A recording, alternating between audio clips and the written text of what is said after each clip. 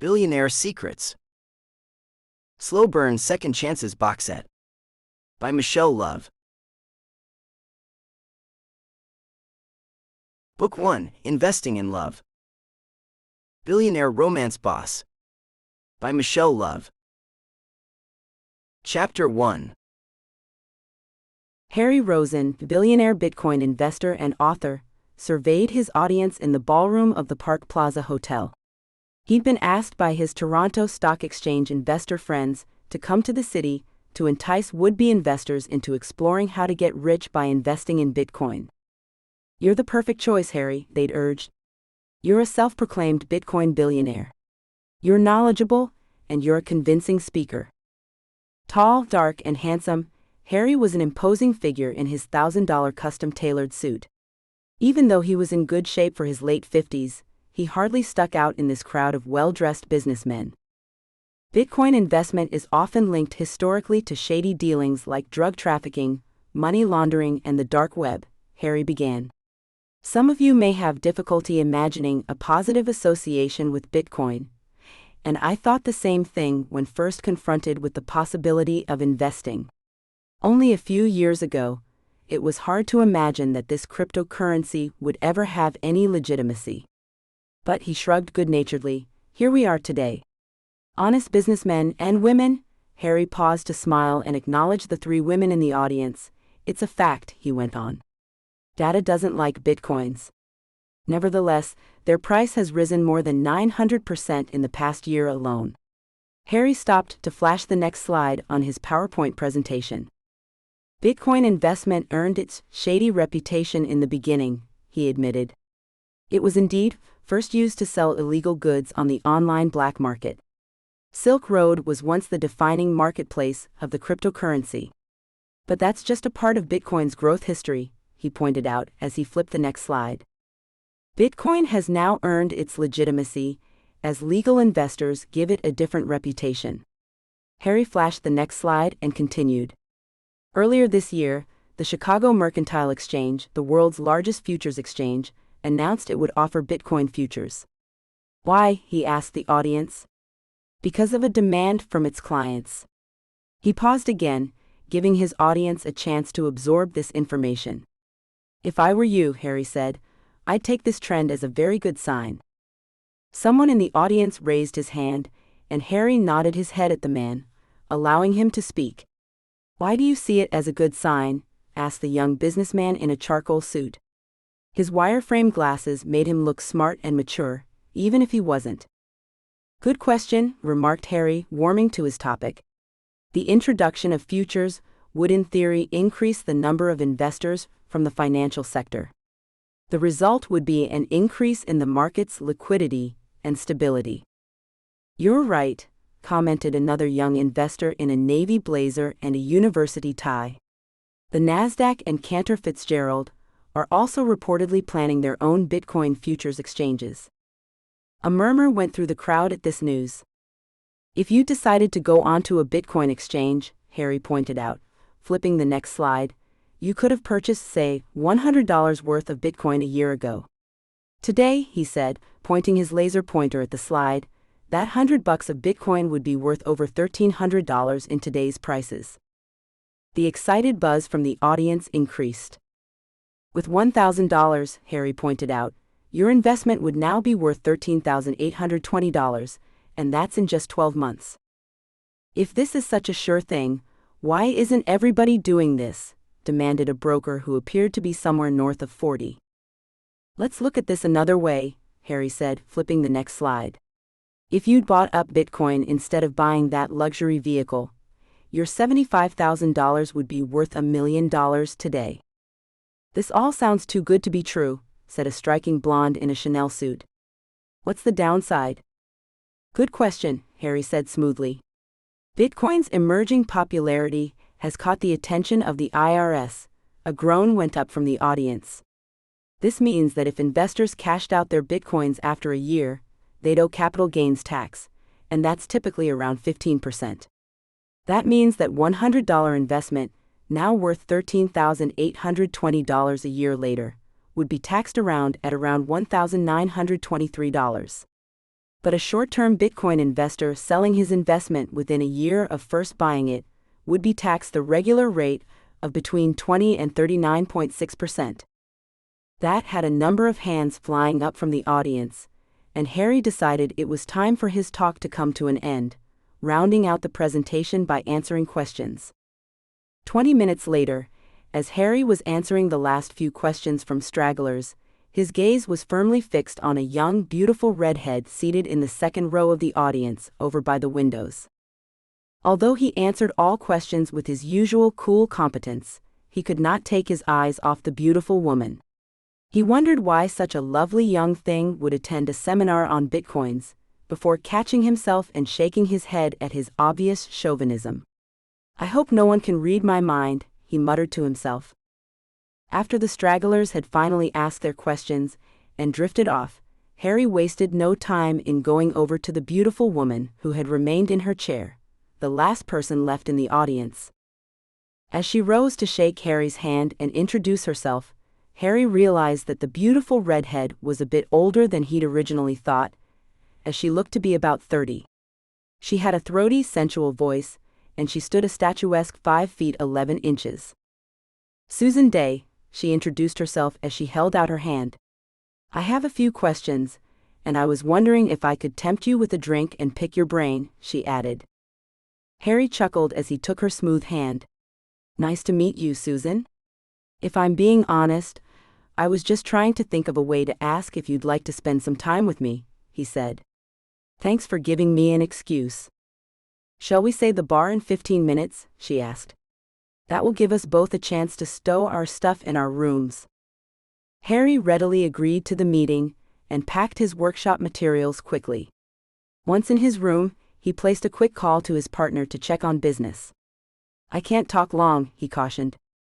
"I have a date with a tall, beautiful woman who could be model but instead seems keen on Bitcoin investment," he explained. "You live a magical life, Harry," his partner Ned moaned. "You're off meeting beautiful women while I'm back in the office, keeping the home fires burning." "Well, we all have our strengths," Harry commented dryly, though he truly commiserated. "Apparently," commented his partner. "Reel in that investment money, Harry. I hope I'm not being too forward or rude, but I can't imagine financial investment as being the #1 career choice for a young woman like you," Harry ventured 15 minutes later, as he sipped from his drink at the bar. "Ah, I've been found out," Susan said with a good-natured smile, showing that she was just fine with this topic of discussion. "I used to be a model," Susan told Harry, as she slid her seat a little bit closer to him.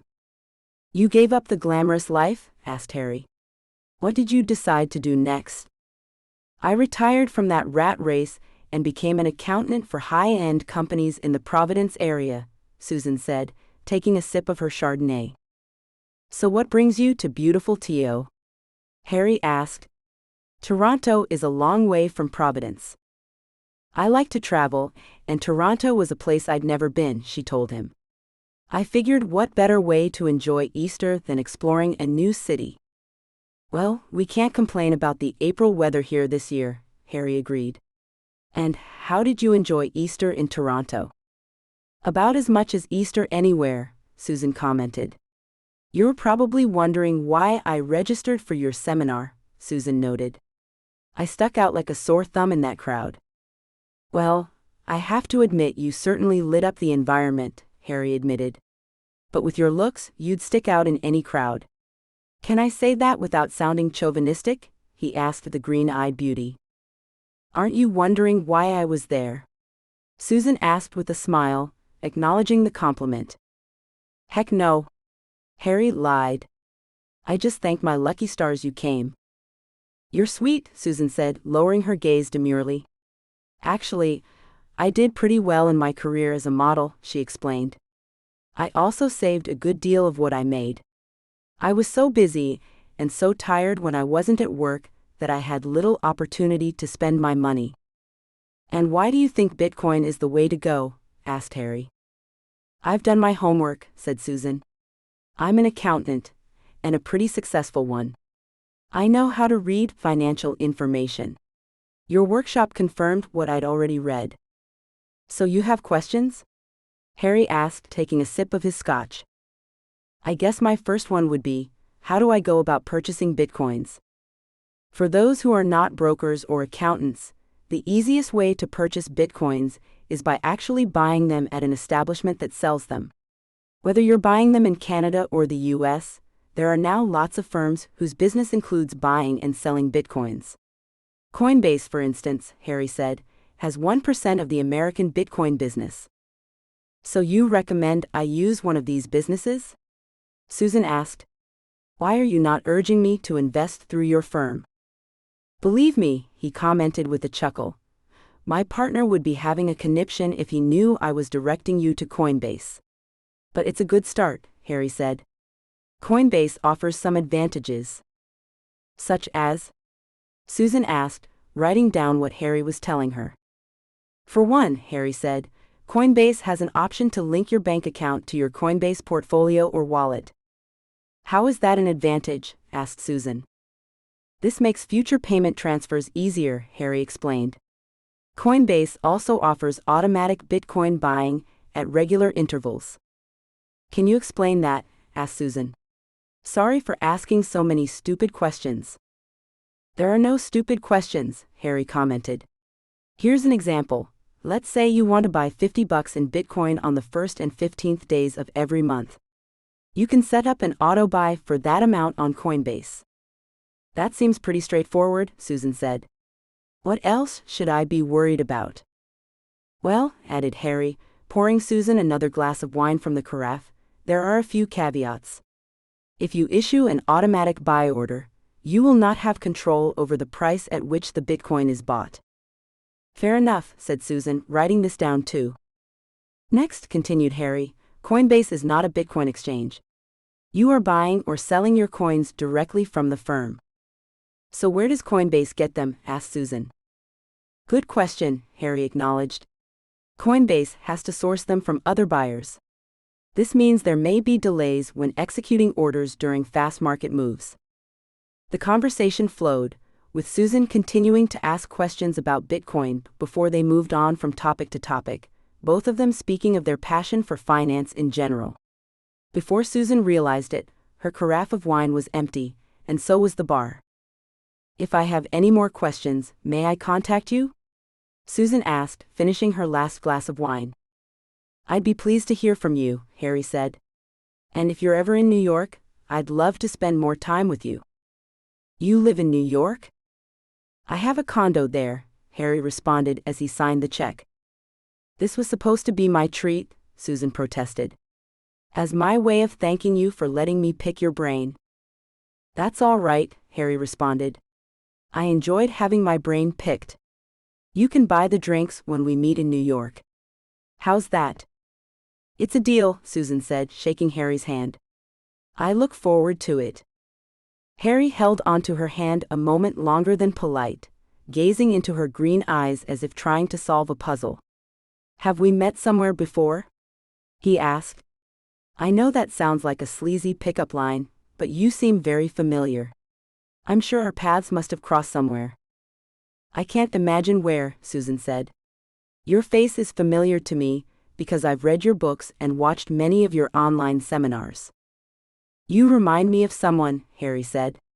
I feel as if I've known you for a long time. I know that sounds like a come-on, but I genuinely feel that way. He stared at Susan with a bemused look on his serious face. Maybe I just have one of those faces, Susan said with a shrug. Believe me, Harry said. You do not have one of those faces. Yours is unique. Thank you, kind sir, Susan purred as they rose from their table. They parted with a handshake at Susan's door. Harry paused. Do you have to hurry off tomorrow, or do you have time to meet for breakfast? He asked. Well, I'm in no hurry to leave for my office, Susan commented. But don't you have work waiting for you? It'll still be there when I arrive, he said. That's why I have a partner. I flit around the continent speaking to adoring fans, and Ned keeps the home fires stoked, he said with a charming grin. We each have our own responsibilities. So how about 7? 7 works fine, Susan said with a nod. But it'll be my treat this time. Until tomorrow then, said Harry. Sweet dreams, he said, giving her a light peck on the cheek. Inside her room, Susan closed her eyes and recalled the woodsy smell of Harry's aftershave and the warm light touch of his lips on her cheek. She picked up the phone and called her sister, Trish. Hey sis. What's up? Trish called out cheerily. The sound of happy voices filled the background. I'm just about to give the kiddos their bath and tuck them into bed, she added. Can I call you back in an hour? Oh my gosh. Susan apologized. I didn't look at the time. Let me call you back in an hour. It's a deal, Trish said. Come on kids, she said.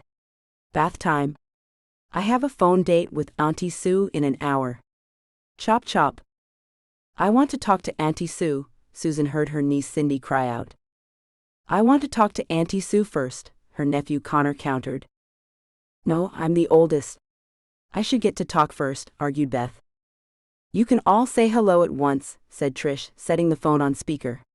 All together now. 3, 2, 1, she counted down. Hello, Auntie Susan, they yelled. Hello, Beth. Hello, Connor. Hello, Cindy, Susan replied. I can't wait to see you. I've got presents for you from Toronto.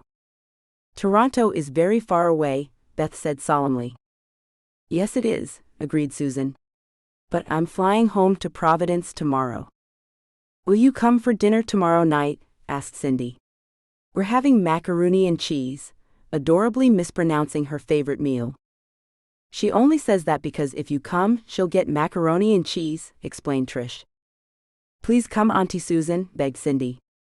If your mom is making her famous macaroni and cheese, how can I resist? Susan said, laughing. Talk to you in an hour, sis, Trish said. Say goodbye, kids. Goodbye, Auntie Susan, the three chimed in unison. So, how was the seminar? Trish asked an hour later when Susan called her back. Interesting, Susan replied as she took a sip of her wine. Informative and interesting, she repeated. Okay, who is he? Trish asked. Who? Susan inquired. The guy you met in Toronto. He's not one of those stuffy accountants, is he? What makes you think I met someone? Susan asked evasively. Come on. Trish said. I know you. Spill it. Who is he? After the seminar, I had drinks with the presenter. The money guy? Trish asked. He's old enough to be your father, Susan. Goodness knows it would be no surprise if you had daddy issues, but for heaven's sake. I don't have daddy issues, sister dear, Susan said. His name is Harry Rosen and he's interesting. Interesting as in you want to date him? Or interesting as in you want a quick roll? Asked Trish. That's pretty personal, even for you. Susan said. Hey Trish Sue. You called me, remember? What did you want to talk about? Easter Sunday in Toronto? No. I suppose not, Susan sighed. Although Easter brunch at the Four Seasons was memorable. And? Trish prodded. There's something about this guy that I find compelling, Susan admitted. You mean besides his slim good looks, that wavy hair and those billions in Bitcoin? Trish asked. Those are all part of a pretty attractive package, Susan agreed. How do you know so much about him anyway? I read, Trish said. I find it especially interesting when my little sister travels hundreds of miles to attend a seminar on Bitcoin, whatever they are.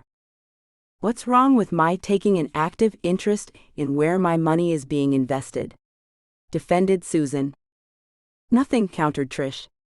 It's the presenter's identity I find interesting. What do you mean? Asked Susan. Just remember, I'm 10 years older, said Trish.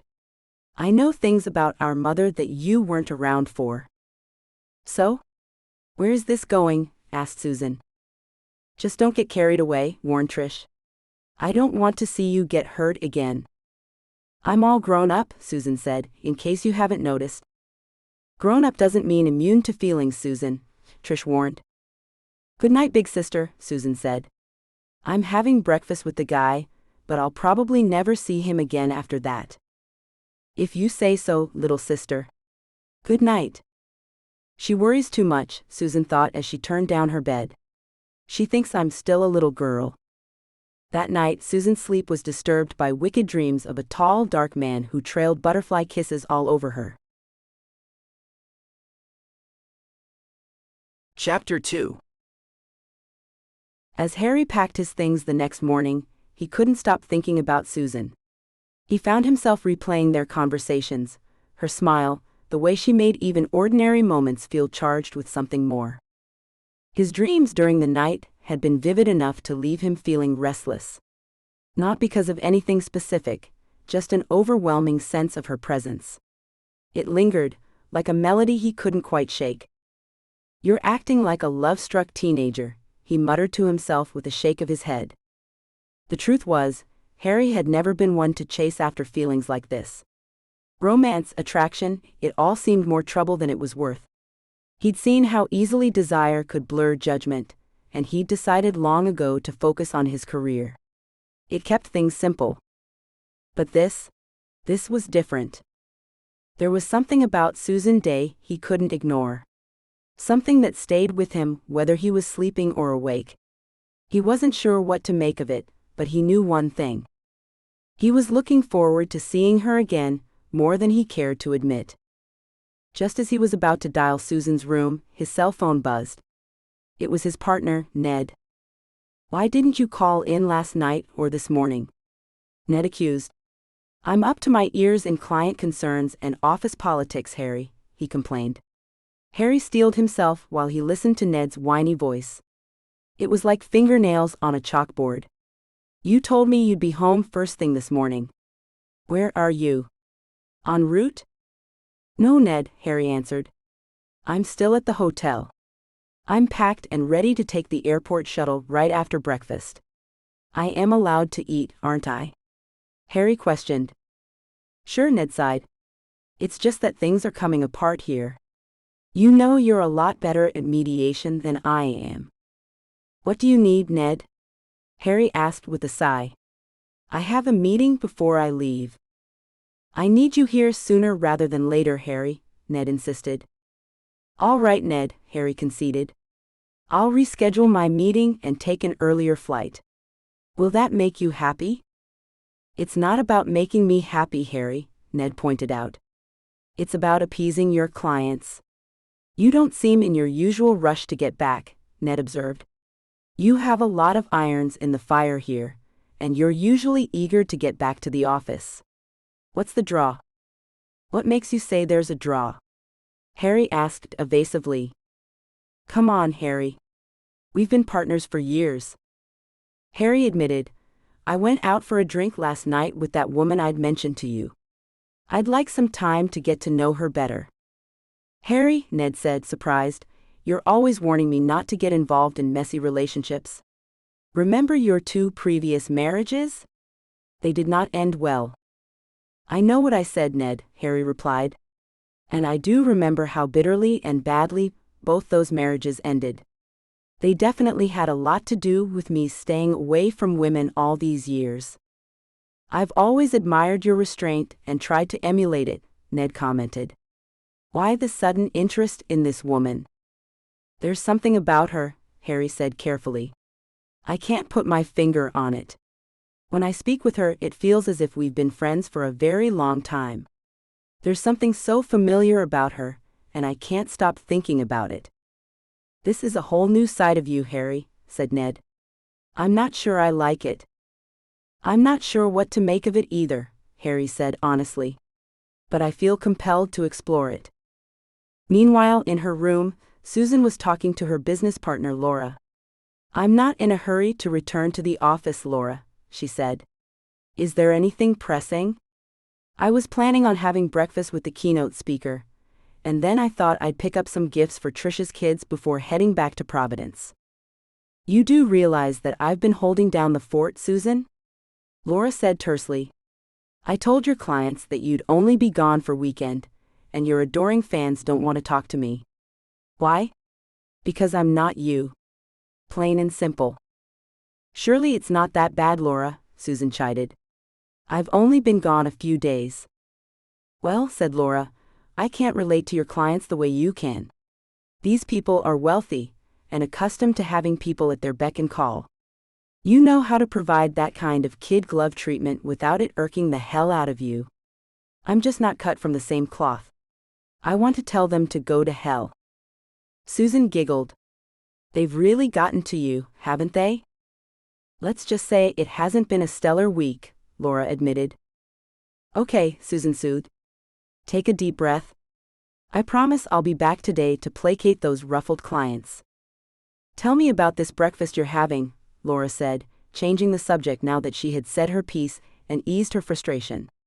Is it personal or professional? If he's the keynote speaker, isn't he way older than you? I saw his picture on the conference flyer. He's got to be in his 60s, Susan. I'm concerned about the age difference. Whoa, it's not like I'm going to marry this guy, we're only having breakfast. You sound just like my sister, Susan quipped, deflecting Laura's concerns. And despite what you and Trish may think, I'm all grown up. Besides, Harry has been nothing but a gentleman. And he's only his 50s, by the way. Just be cautious, Susan, Laura warned. Those May to December relationships seldom end well. You've been reading too many trashy romances, Laura, Susan admonished. I'll see you back at the office this afternoon. Try not to antagonize any more of my clients. A light knock came at the door just as she ended the call. Susan opened it to discover her breakfast companion, casually dressed and pulling it off. Harry's eye lit up as his gaze swept over her pantsuit and stiletto heels. Harry stammered in awe of her sleek appearance. Wow. I mean, am I allowed to say you look amazing? Why, yes you are, said Susan. And thank you, she added with a cheeky curtsy. Harry continued to stare like a starstruck schoolboy. He gasped. Your phone was busy when I tried to call, so I decided to come and knock you up. Knock on your door. I can't believe I just said that, he groaned. Are you sure you still want to have breakfast with me? Or should I just quit while I'm behind? Of course I still do, announced Susan, giggling. I delight in your discomfiture. Over breakfast they discussed their jobs. I got a call from my partner, wondering why I wasn't in the office since the presentation ended yesterday, said Harry. It seems some of my clients are not happy with my absence. Susan laughed. I got the same call from my partner, she admitted. It seems we are not replaceable. There's some satisfaction in that, I guess. It's a good feeling, isn't it? Harry said, chuckling. Keeps our partners humble. I wish my other relationships were as successful, Susan commented ruefully. Seems I'm more effective in the boardroom than the bedroom. She clapped her hand over her mouth. I can't believe I just said that. It's the mimosas, Harry pointed out with a laugh, feeling much more comfortable now that they'd both had a verbal blunder. I have to admit, I am the same way in my personal life. But you're a hunk. Susan blurted. How can women not find you attractive?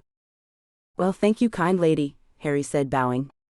I think you are incredibly beautiful too. Then why are we single? Susan asked. Bad choices? Harry guessed. Bad timing, he added. Here's to bad choices and bad timing, Susan said, raising her champagne flute. And here's to mimosas for breakfast, Harry added. And here's to our partners, Susan giggled. May they continue to find us irreplaceable. And here's to dinner in New York this Friday. Harry added, taking a swing and hoping it'd land. Will you be my weekend guest? I'll send my plane to pick you up. As Susan caught a cab to take her to Pearson International Airport, and eventually back to her office in Providence, she thought about Harry.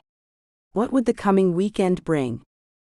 She couldn't resist accepting Harry's invitation over breakfast, but she was a mix of emotions, excitement, nerves, and even a little caution. It wasn't like her to drop her plans and skip out of town for a first date with a man she'd just met, and she couldn't help but wonder if they were maybe moving a little too fast. She called Laura from the airport while waiting for her plane. I'm waiting for them to call my flight, she told her partner. When will you land? Laura asked. I'll send a car. Well, aren't you being accommodating? Susan commented. We've got a critical case waiting, Susan, Laura said. I need you back here ASAP. One of our clients is being audited, and he's freaking out. I need you to pour oil on the waters. I'll come straight to the office, Laura, Susan promised. That's just what I needed to hear, Laura said with a sigh. So, how was your breakfast meeting? Laura asked, sounding much calmer. We talked about everything from business to family, Susan said. He's a great listener. I'll bet that's not what his ex-wives would say, Laura scoffed. Those marriages were growing experiences, Laura, Susan defended. No one has a clean slate. There are no children, and he was right up front about his previous relationships. Does he know what an innocent you are? Laura asked. I've dated. Susan argued.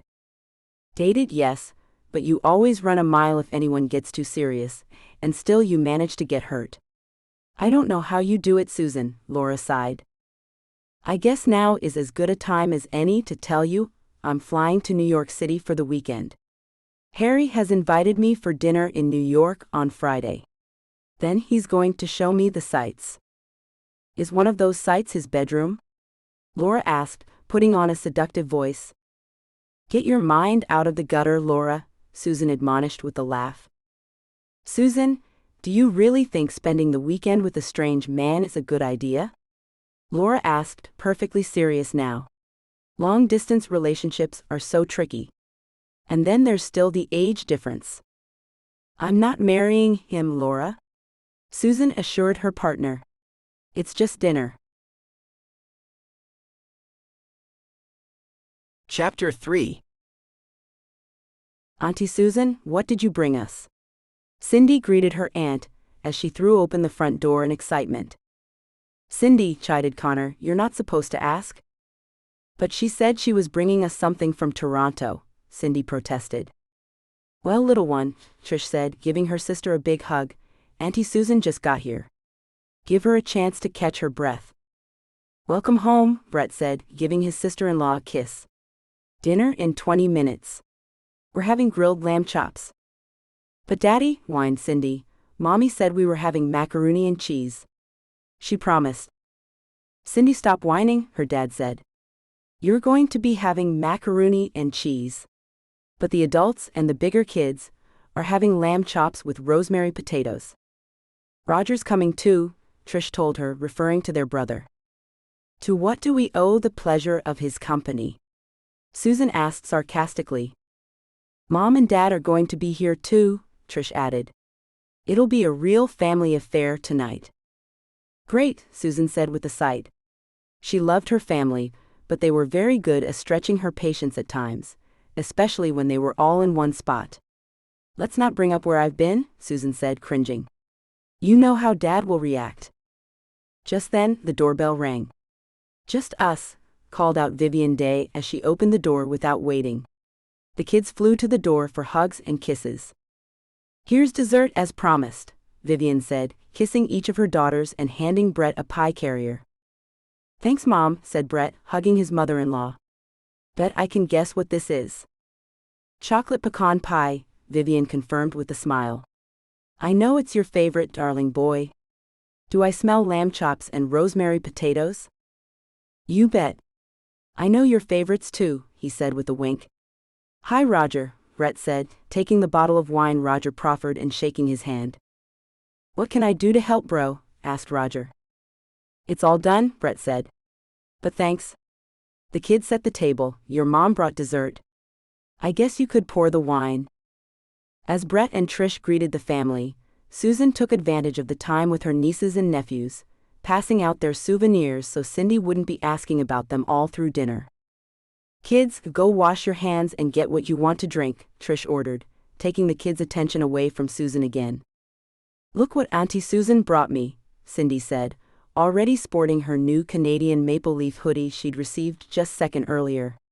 I'm going to wear it to school tomorrow. She brought us each one, Connor added. And we each got a jigsaw puzzle of the CN Tower.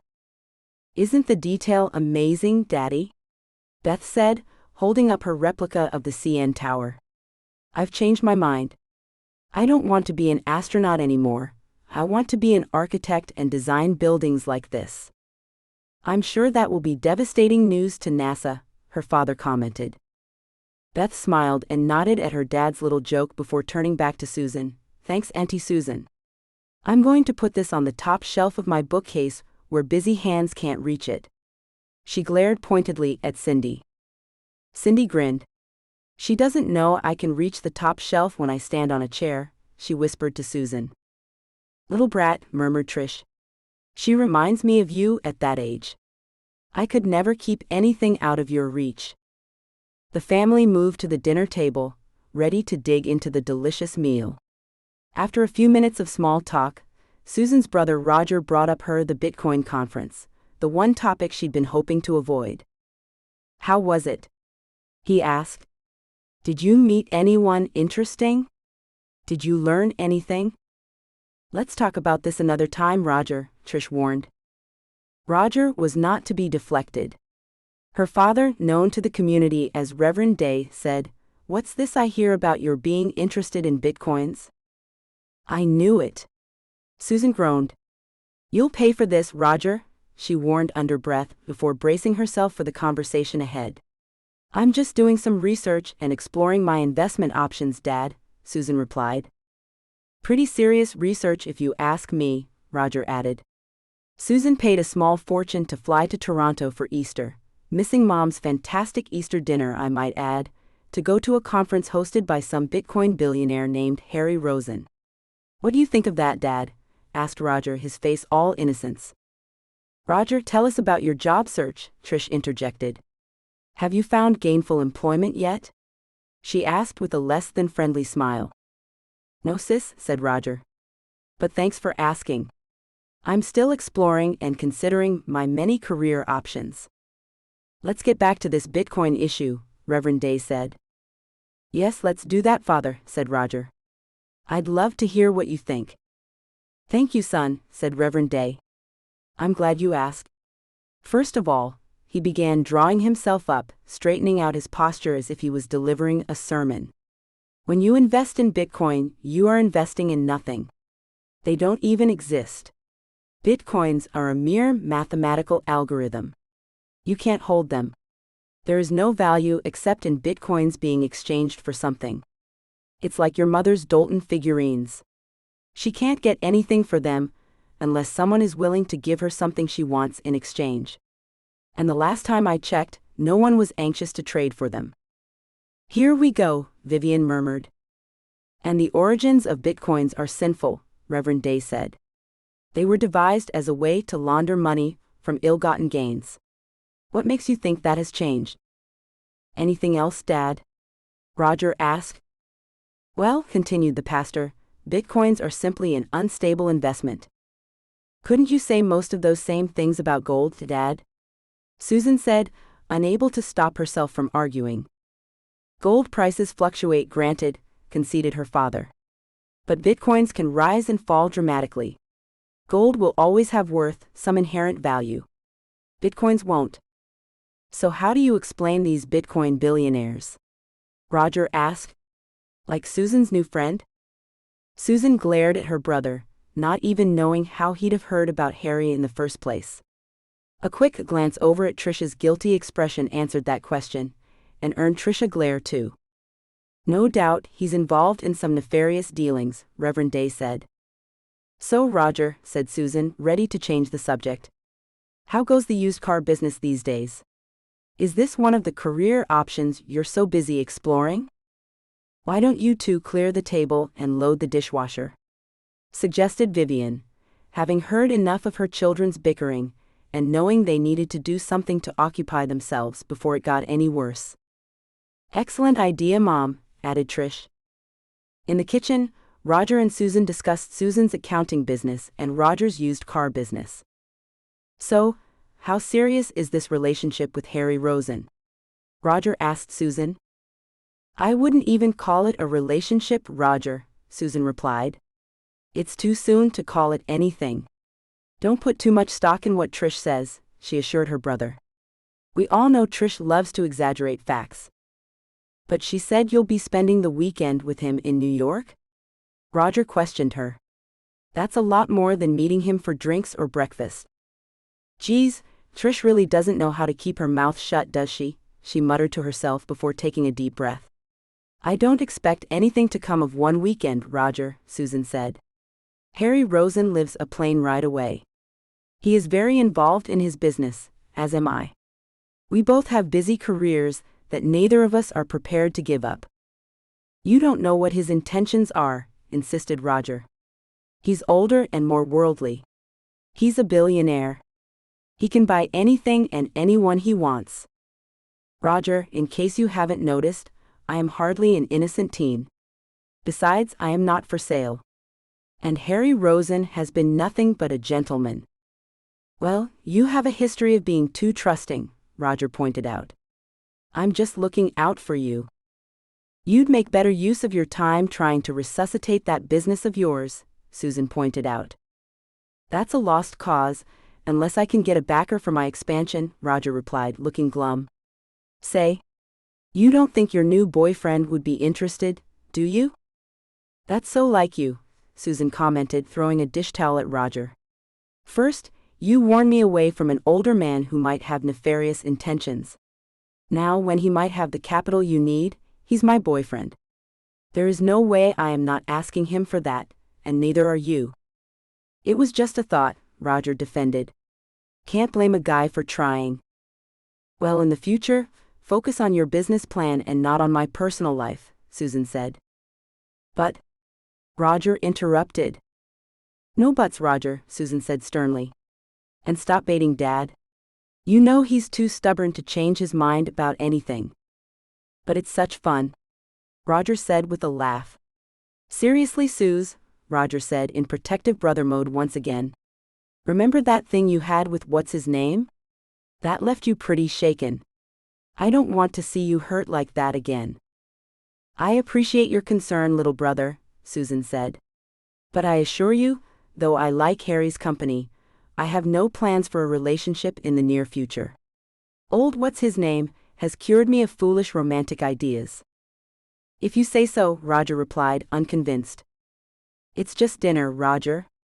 Hardly a proposal, she said. Can't a woman go on a date without everyone acting like she's got a ring on her finger? Chapter 4. Harry and Susan agreed to meet for dinner at Gramercy Tavern on Friday night. Harry was already there, looking dapper in a tailored charcoal gray tweed suit that set off his natural good looks. He glanced up appreciatively as Susan followed the maitre d' across the already filled room. She looked lovely in a pale aqua pantsuit that complemented her fiery hair. Every eye in the place followed her, as Harry rose from the coveted center table to kiss her cheek. Conversation was light, as they enjoyed the wine Harry had waiting at the table. They told each other how their week had been, and Susan even told Harry about her dinner with her nosy relatives. The waiter appeared as Susan was regaling Harry with stories about how her partner hated to babysit her clients. I honestly think that if I left her in charge for a month, she'd have alienated all my clients, Susan said. I've spent the week smoothing ruffled feathers, hers and the clients', she admitted. Then why are you partners? Harry asked, refilling Susan's wine glass. For the same reason you put up with the theatrics of your over-concerned partner, I'll bet, Susan pointed out. Both our partners excel at skills we don't have, or haven't the time to hone. Point taken, Harry agreed. It's nice having someone to talk to who understands this. Mr. Rosen, the waiter said. He was standing at a polite distance, far enough away that he wasn't likely to overhear their conversation. The chef wanted me to tell you that he would prepare Chateaubriand for two, if you and the lady wish. What do you think? Harry asked Susan. It sounds lovely, Susan agreed. Before our dinner arrives, Harry said, and so you can tell your fussing relatives back home that this is indeed a business meeting, I'd like to seek your expertise. When Susan cocked a quizzical brow, Harry continued, I have an interest in acquiring a Providence property. Could you help me with that? I have some clients in real estate, Susan said. Why don't I see what they can come up with this week? That sounds great. Then we could meet for dinner next Friday in Providence to discuss? Harry asked. I'm sure that can be arranged, agreed Susan. Will you be staying for the weekend? If you're going to travel all that way, you might as well make it a trip. Susan looked up shyly, hoping she wasn't being too forward with the invitation. I can make reservations at a bed and breakfast, and try my best to keep your presence in Providence a secret from my family. I'd love to meet your family, Susan, Harry said. The mighty Reverend Day will bombard you with sermons on the evils of bitcoins, Susan warned laughingly. It's one of his latest tirades. I think I can hold my own on that topic. Harry replied with a charming smile. Susan couldn't help but smile back, realizing that she was starting to become dangerously attached to that smile. My brother will try to get you to invest in his failing used car business, added Susan. Anything else I should know? Asked Harry, enjoying this back and forth as much as Susan appeared to be. He couldn't shake the sense of familiarity he always felt with her. It just seemed natural to learn everything he could about her family, even at such an early point in their friendship. And my mother and my sister will want to know what your intentions are. They seem to be under the misapprehension that I'm still 16. So that's it? Asked Harry. Oh, and my nieces Beth and Cindy, and my nephew Connor will want to know what you've brought them from New York. That's an easy one, Harry said. Give me their ages and interests. My secretary loves shopping for kids. He handed her a paper, and Susan wrote down the information as the waiter came by to pick up the check. This has been a lovely evening, Susan said, rising from her chair. Thank you, she said when Harry helped her with her coat and tipped the coat check girl on their way out. I've booked a room at a quaint little boutique hotel, Harry said. You can call your anxious family from there to allay their fears that I've stolen you back to my place and am keeping you captive. My driver will drop you there and make sure you get settled in. And I know I promised to show you the sights of the Big Apple this weekend, so I'll join you for breakfast at 7. He kissed her outside the door of the restaurant, as the same sleek Lincoln in which she'd arrived pulled up to whisk her away to the hotel. Sweet dreams, Harry said, closing the door. More like steamy, sweaty dreams, Susan thought. She was finding the debonair billionaire increasingly hard to resist. On the ride to the hotel, Susan called her partner Laura to check in. Where are you? Laura asked. In Harry Rosen's town car being driven to the boutique hotel where I'm staying, Susan told her. So how did things go? Where did you eat? What did you have? Why are you calling me? She asked in rapid-fire succession. Fine. Gramercy Tavern. Chateaubriand. Because I want you to arrange for our realtor clients to put together what they've got in the way of office space for a client for next weekend.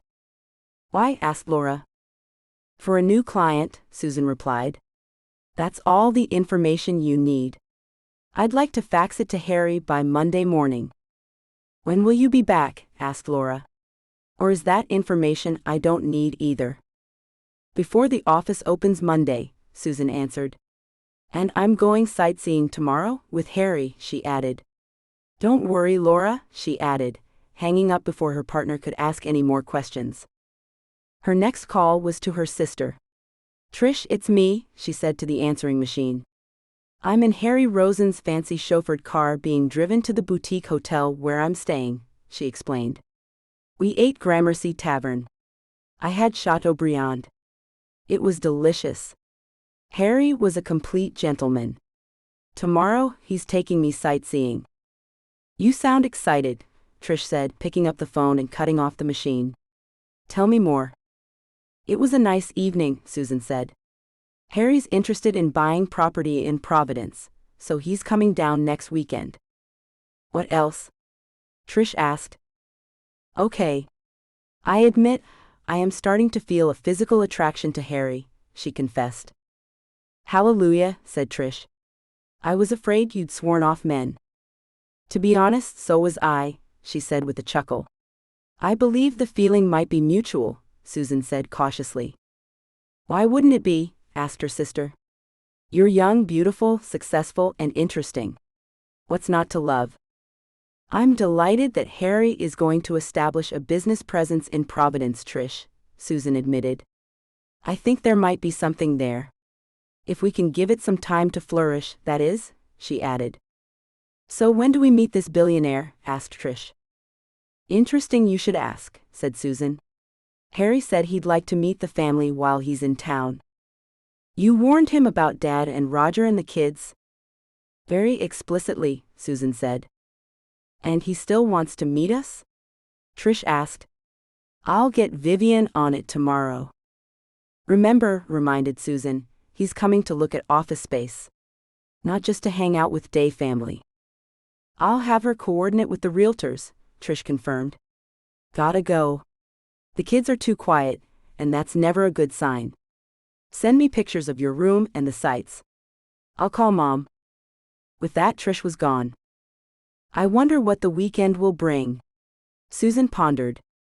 Will Harry be turned off by my pontificating father, or my brother hitting him up for a loan? Will my mother and my sister be as charmed by Harry as I am? Chapter 5. That night, Susan dreamed Harry had come back to the hotel with her, warm, steady, and close. In the dream, he reached for her hand, kissed her forehead gently, and held her in the quiet glow of lamplight. His lips brushed hers softly, like the lightest promise, before he pulled her close. She felt her heart flutter as he pressed a tender kiss to her temple, her breath catching in that suspended, beautiful moment of connection. Then her phone rang, pulling her from the dream. Good morning, Miss Day. This is Cecily, at the front desk. You asked for a 6 a.m. wake-up call.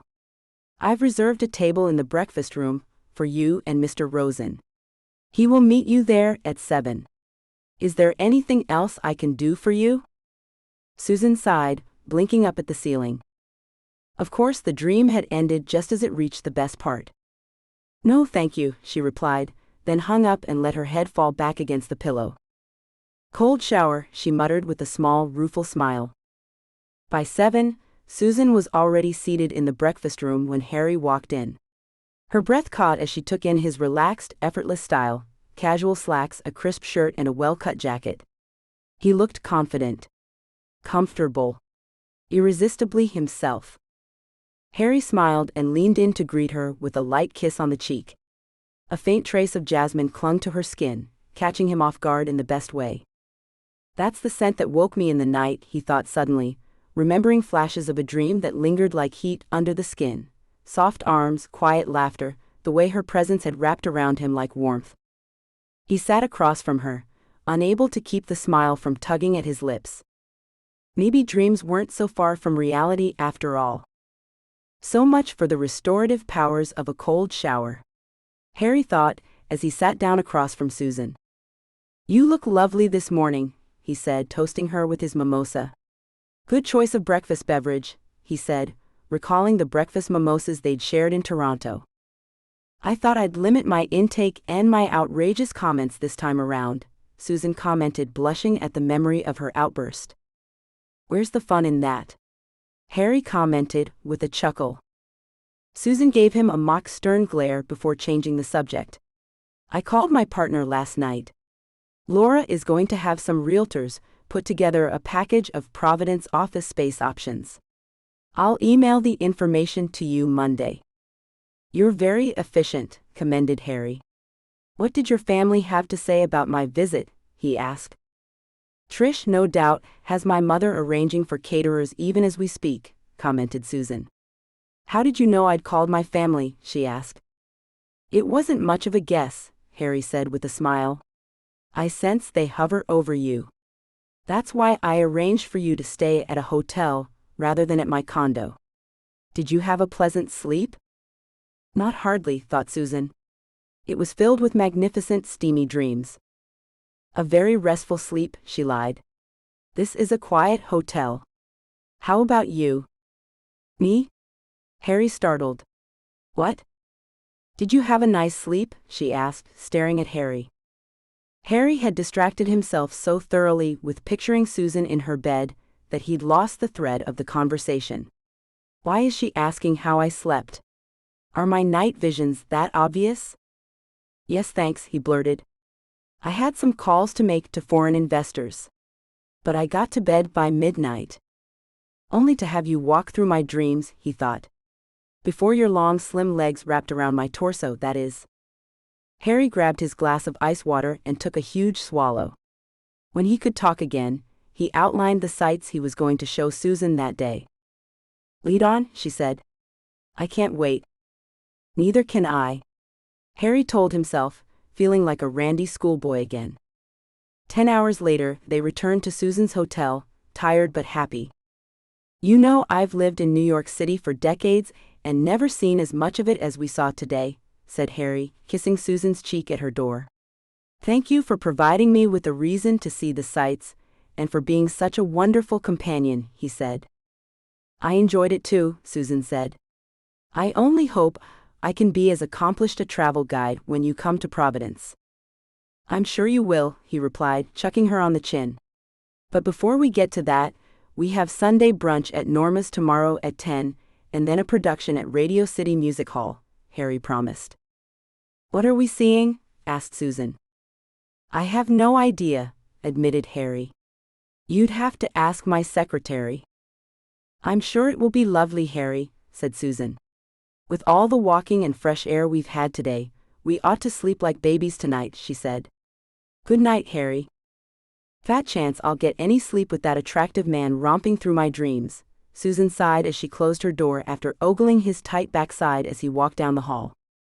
As if I'll get much sleep thinking about her beautiful body, Harry muttered from the back seat of his chauffeur-driven Lincoln. Chapter 6. Why does he want an office here in Providence? Laura asked suspiciously the following Monday, as soon as Susan walked in the door of their office. Are you the attraction? I can't see any other reason why he'd want to set up offices for his Bitcoin brokerage in Providence. I'm not sure, Laura, answered Susan. I didn't ask. Why don't you ask him when he gets here? I, for one, am looking forward to meeting Harry and helping close a deal that will net a huge commission for one of our clients. Susan kept walking past Laura as she headed to her own corner office, shutting the door before settling in at her desk.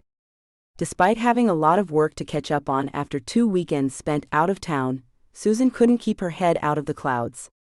She was too caught up in thoughts of Harry. Her final day in New York had been a dream.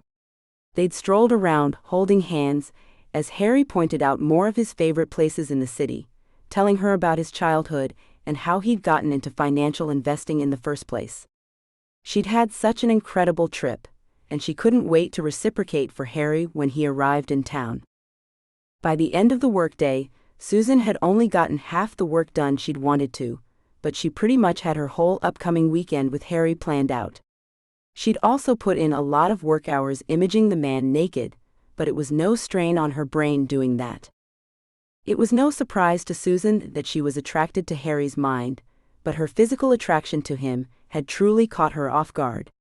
Sure, he looked a lot younger than his 50-something years, but still, Susan had never felt this kind of attraction for any man his age, or any man, period.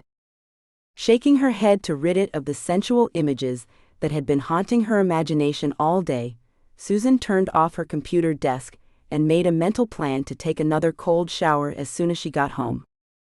I've looked over the properties you sent me, said Harry when he called Susan later that Monday evening. But I have one request. I want you to tour the properties with me. I can do that, Susan agreed. Do you want me to set up a schedule? That would be great, Harry said. That way our property tour won't conflict with your family dinner. I'm trying to forget about that family dinner, Susan groaned. Come on. It'll be fun, encouraged Harry. What could go wrong? I don't even know where to start, Susan said with an exaggerated sigh. By the way, my partner wants to know why you're setting up a business location in Providence, Susan said. Does she? And are you curious too? Harry asked her. Not me, Susan responded. I'm just glad you're considering it. I'm going to be honest, Susan, said Harry. I have a keen interest in you, and setting up a satellite office in Providence seemed like a convenient way to be able to spend more time with you. So you don't really want office space in Providence? It was just an excuse, asked Susan. Not an excuse, countered Harry. Yes, my first motive is to get to know you better. I want us to spend time together, to see if we have a future. But I am also serious about setting up an office there. If it weren't for you, I might have chosen a different city. But I do want an office in Rhode Island. Well, I look forward to showing you around Providence then, Susan said, a private little smile overtaking her face. And I look forward to spending time with you and to meeting your family. God help you. Susan laughed. See you Friday night, Harry said. Good night. Sweet dreams. I'm sure they will be, and maybe a little spicy too, Susan thought. Welcome to Providence, Susan said with a big grin as she greeted Harry at TF Green Airport. Because Harry had had a glitch in a client's investment, he had been forced to delay his arrival in Providence. The good news was that he wasn't leaving until Monday morning, despite his partner's whining. I've made lunch reservations at Café Nuovo first. Then we can look at some downtown properties, Susan explained as she led them out of the airport and into her car. Shortly after that, they were seated at the outdoor piazza at Café Nuovo, where they could watch the gondolas on the river. After they'd both ordered, they sipped on their wine and caught each other up on their week. My mother is delighted you're not going back until Monday. She's pulling out all the stops for her Sunday dinner. I'm just as delighted, I can guarantee it. Let's discuss things I should avoid discussing, Harry said. Forewarned is forearmed. I don't want to raise any red flags. Every family has its challenges, Susan began. Religion and politics are verboten in my family. Also avoid any requests to discuss investments. You'll no doubt be asked about our relationship and your intentions. And what should I tell them? Roger asked. Tell them the truth, Susan said. There is no relationship. We're just getting to know one another. All right, commented Harry. If you say so. What else do you want to know? Susan asked. What else should I know? My mother adores roses. And she's a hopeless romantic, so she's already imagining all sorts of scenarios that involve garden weddings with her grandchildren as darling attendants. Not an unpleasant image, Harry commented. Don't encourage her, Susan warned playfully, arching her eyebrow and trying to look stern. When they finished their meal, Susan drove to the first realtor's office, where Harry took the virtual tour of a dozen office spaces and decided on the ones he wanted to look at. That evening, tired from their afternoon tours, Susan and Harry had a light dinner at his hotel. Then she said her goodbyes and promised to meet him the next morning for breakfast. Her phone was ringing when she got in the door of her condo. It was Roger. Hello, Roger, Susan said. What do you want? Can't I just call to see how my favorite sister's doing? Asked Roger. You never call me, Susan pointed out. This wouldn't happen to have anything to do with the fact that Harry Rosen is in town, would it? Is this the weekend he's here? Asked Roger, oozing innocence. I'd forgotten. I've been so busy talking to my backers about a new location for my used car business. You are not asking Harry to back your business. No. I am not, Roger promised. But I did do you a favor. What's that? Susan asked. I convinced our father that it would be tacky for a host to raise the question of investing with a guest. If he manages to follow your advice, then I am forever in your debt, little brother, Susan admitted. Consider it done, sis, Roger said. See you at dinner tomorrow night. You're to bring the entertainment. Thanks a lot, Susan said, hanging up. She was not looking forward to family dinner. Chapter 7. These are for you, Harry said, proffering a dozen lavender roses, staring into Vivian Day's lovely lavender eyes. How did I know to choose lavender? Harry wondered. Vivian reached out to take the roses. Her lovely face, so like her daughter's, wore a puzzled expression. Susan said they were your favorites. Thank you very much for inviting me to dinner. Living alone, I don't get too many home-cooked meals, Harry added. Vivian thanked him for the roses and walked off to the kitchen. Susan introduced Harry to her other family members and then excused herself to help her mother. I'll take good care of Harry, Roger promised with a wink. How did you meet that man? Vivian asked her daughter as they put the finishing touches on the main course and tossed the salad. He was the keynote speaker at the conference I attended, explained Susan. He's been very successful investing in Bitcoin. Some people in the finance industry call him the Bitcoin billionaire. I always knew that boy would do well, Vivian murmured. What did you say, Mom? Asked Susan, unable to decipher a word her mother had said. Nothing, dear, said Vivian. I'm just going over my dinner list. Dinner looks amazing, Mom, Susan said as she picked up the first dish to carry out to the table. When they sat down to dinner, Roger announced, raising his glass, Harry and I have an exciting announcement. We've made a deal for my new business division to supply a fleet for Harry's business. While everyone else was congratulating the two and toasting their new venture, Susan stared at them suspiciously, trying her hardest not to glare at her brother. She was concerned that Harry had agreed to the deal with Roger, only because of things she'd shared about Roger's flagging business. That is so like Roger, she thought in annoyance. On the one hand, he expresses concern that my relationship with Harry is moving too fast. Then he goes ahead and engages Roger in a business deal that'll cement a relationship he says he is worried about. Other than that unexpected announcement, Susan couldn't have been happier with how the dinner progressed. Her nosy family managed not to be too invasive, and Harry was his usual charming self. Everything went just right. While Susan and her mother were putting things away in the kitchen after dinner, Vivian commented, Your young man seems very single-minded. He's not young and he's not my man, Susan corrected. As a matter of fact, it looks like he's more Roger's man than mine at this point. She set a plate down a little harder than she'd intended. I meant no harm with my comment, Vivian said, picking up the plate and putting it away carefully. I'm a little concerned that this deal Roger and your Harry, have cooked up might put too much pressure on you. I appreciate your concern, Mom, Susan assured her. But the fact is, I am a big girl, and I'm not about to be talked into anything I don't want to do. Of course you are, dear, said Vivian. On the way back to his hotel, Harry noticed that Susan was very quiet. His efforts to get conversation started about her family and about the dinner didn't even elicit a response. Finally he said, Okay. You're upset about something. Do you mind sharing what it is? I told you not to let my brother get you involved in his business. He promised me he would not ask you for money.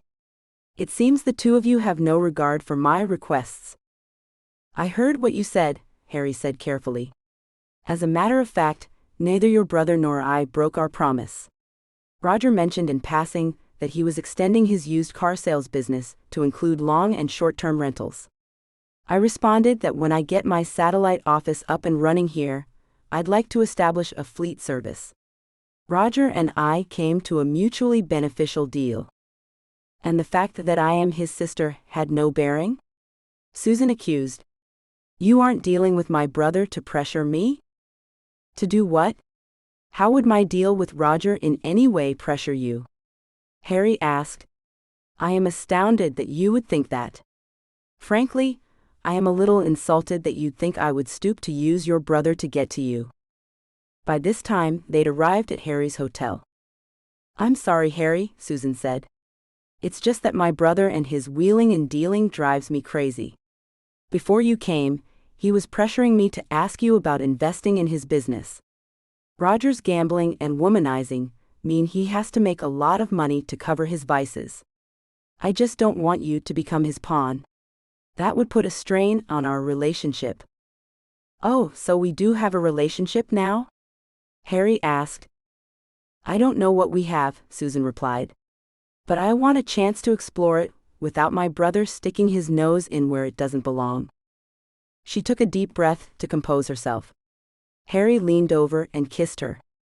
Why did you do that? She asked. Because I like you and I want to explore this, whatever we have. And you're cute when you're angry. Okay. My temper tantrum was childish, I admit, said Susan. At least I didn't stamp my feet or scream. No, you didn't, Harry said, kissing her again. Now, are you up for a nightcap? I think we've both had enough dramatics for one day, Harry, Susan said. Let's say goodnight, and agree to take some time to assess where we're going. Okay, Harry nodded his head as he leaned forward, running his thumb across her lower lip, clearly reluctant to be parting ways. I'll see you for breakfast tomorrow morning at 7, Harry said. Sweet dreams, he added, giving her a kiss on each cheek and one on her nose. His lips felt just like those butterfly kisses in my dreams, Susan thought as she drove home. I'm in for another sleepless night, she told herself. Sure enough, Susan tossed and turned all night, unable to settle. Sleep came in fragments, and when it did, it brought dreams she couldn't quite explain, filled with flickers of Harry's presence, his warm smile, the way his touch had lingered in her memory. In one dream, she found herself standing at the foot of a grand four-poster bed, dressed in dramatic black, her posture commanding and sure. The room felt surreal, more like a scene from an old movie than anything grounded in real life. You're my prisoner, she said, her voice calm but firm. Harry looked at her with wide eyes, confusion and amusement dancing in his expression. He was caught, bound not by ropes but by something far stronger, the tension between them, the pull neither of them had quite dared to face. The dream dissolved before she could make sense of it. She woke tangled in her sheets, her heart racing and her thoughts foggy. With a groan, Susan turned over and stared at the ceiling. What in the world was her subconscious trying to tell her? The sharp crack of the whip and Harry's yelp of surprise brought Susan upright in her bed. Her arm knocked the glass of ice water off her night table. Ice cubes crackled across the floor. Sweat ran off Susan's body. I've got to stop having these dreams. Susan groaned. Across town someone else was being plagued by unsettling dreams. As Harry thrashed on his bed, sheets trapping his sweaty body, a vision of two women came to him, one with flaming red hair and sea-green eyes, the other with violet eyes the color of the sheer gown she wore. Both whispered soothing words. In his dream, Harry morphed from an adult to a young boy and back again. This has got to stop, sighed Harry. I can't go on like this. Thanks for the tour and for dinner, Harry said at breakfast the next morning. I've narrowed my choices to one, and I've made an offer on it. That's good news, Susan said, stifling a yawn. Sorry. I didn't get much sleep last night. I'm sorry to hear that, said Harry. I asked a lot from you this weekend. I didn't sleep well either. Did our argument keep you up? Susan asked. Honestly, Harry said. My dreams were filled with two lovely ladies. One had fiery red hair and green eyes. The other was a vision in violet. What do you think that means? Asked Susan. I feel a connection with you and your mother, Harry admitted. I don't know what it means. But there's something there. It's going to haunt me until I figure it out. Let's take our time doing that, Susan suggested. Chapter 8. As the weeks progressed, Susan and Harry began to realize how hard a long-distance relationship truly was. I feel as if we never see one another, Harry texted Susan.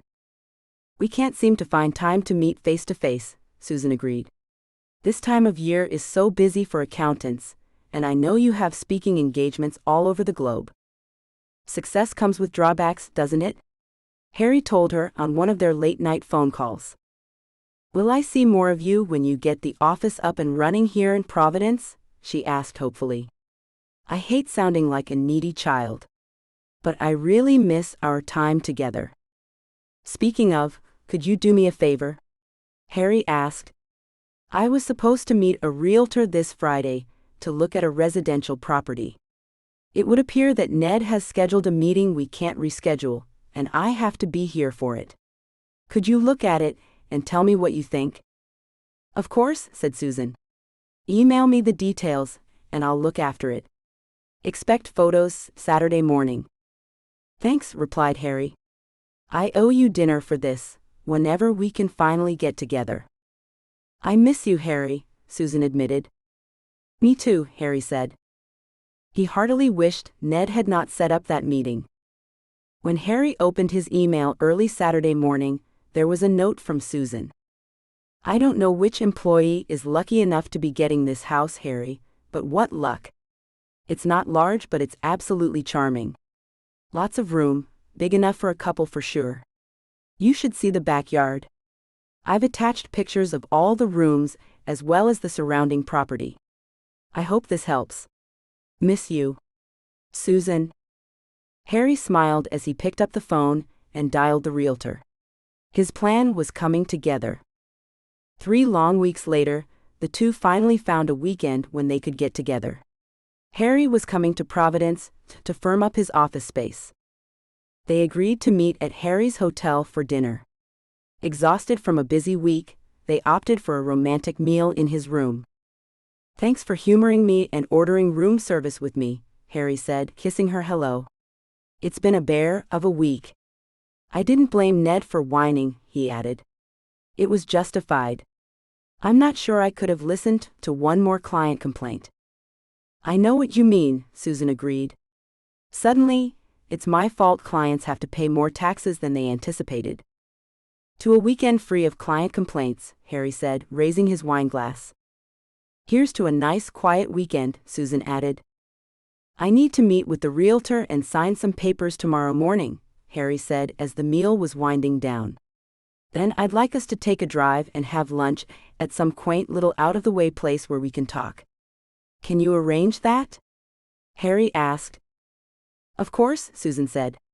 "We've both got early morning appointments tomorrow, so let's call it a night. When and where should I meet you tomorrow?" Susan asked. "How about here at 11? Harry asked. "Perfect," said Susan. "Good night, Harry. Sleep well." "Fat chance," Harry muttered to himself as Susan left the hotel, his eyes trained on her luscious tanned slim legs as she walked away. Precisely at 11, Susan knocked on Harry's door. "How was your morning?" she asked him. "Perfect," Harry replied, hugging her. "I am ready for a celebratory lunch. Then I have something to show you." "I'm curious," Susan said. "Do I get a hint?" "Not a one," said Harry. "You'll have to wait." They dined on Nantucket Bay scallops and charred Spanish octopus at Gracie's. The service was quietly competent, and the meal was leisurely enough for them to have ample time to talk. "I've missed this," Susan said as Harry refilled her wine glass.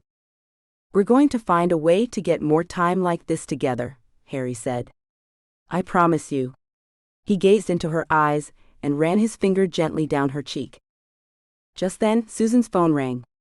"I have to take this," she said after glancing quickly at the screen.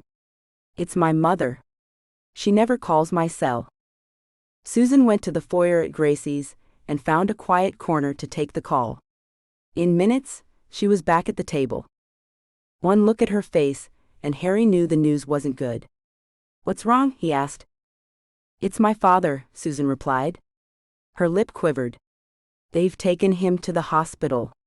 They think it's his heart." "Let's go," Harry said, signaling the waiter for the check. "I'll drive." On the way to the hospital, Susan filled Harry in on the argument she and Roger had had with their dad the night before over investments. "We should never have gotten into a discussion with him," she said, drying her eyes. "He always gets so worked up about these things." "Don't blame yourself," Harry said. "Your dad is capable of getting pretty worked up about issues without your help, it seems. Does he have a history of heart problems?" "Not that we know of," answered Susan. "But he'd never tell us if he did." When they got to the hospital, Roger was pacing. Vivian sat as still as a statue. Susan swept in and hugged her mother. "Thanks for bringing her, Harry," Vivian said. I was worried about her driving. What can I do to help, Vivian? Harry asked, kissing her cheek.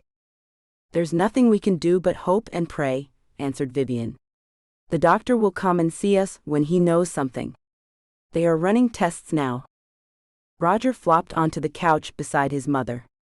This is all my fault, he said, running his fingers through his curly red hair. If I hadn't told him about my business concerns, he wouldn't have gotten so worked up. Honey, said Vivian, patting her son's back. This is nobody's fault but mine. I should have insisted he reschedule his physical when he canceled it for a Bible study meeting. Just then, Dr. Martin approached the group.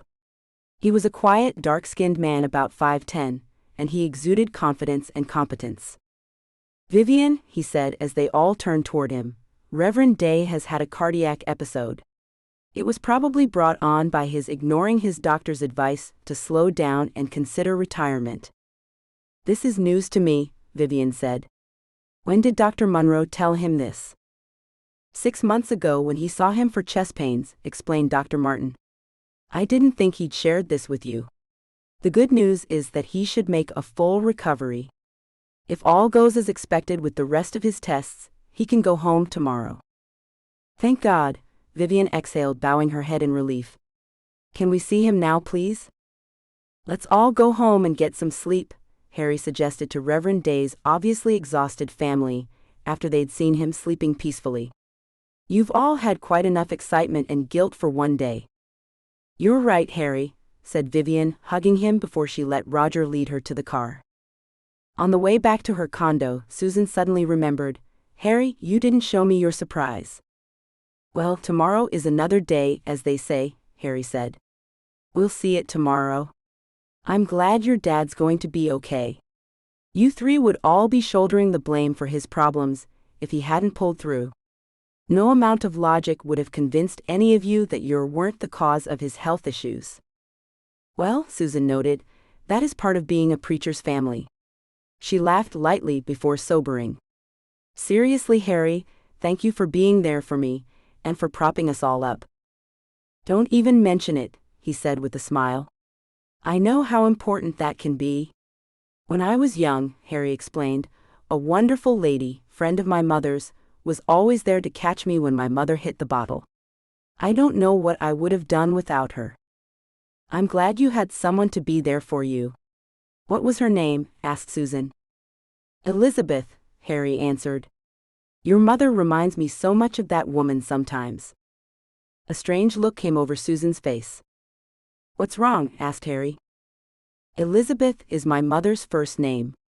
There were so many girls with that name in her class at university that she decided to go by her middle name. That's quite a coincidence, Harry mused. They drove silently the rest of the trip, both lost in thoughts of the emotional day they'd just had. So when am I going to see your surprise? Susan asked later, after Harry had agreed to stay at her condo for a nightcap. First thing tomorrow morning, Harry promised. Why don't you stay here tonight so we get an early start? Susan asked with a yawn.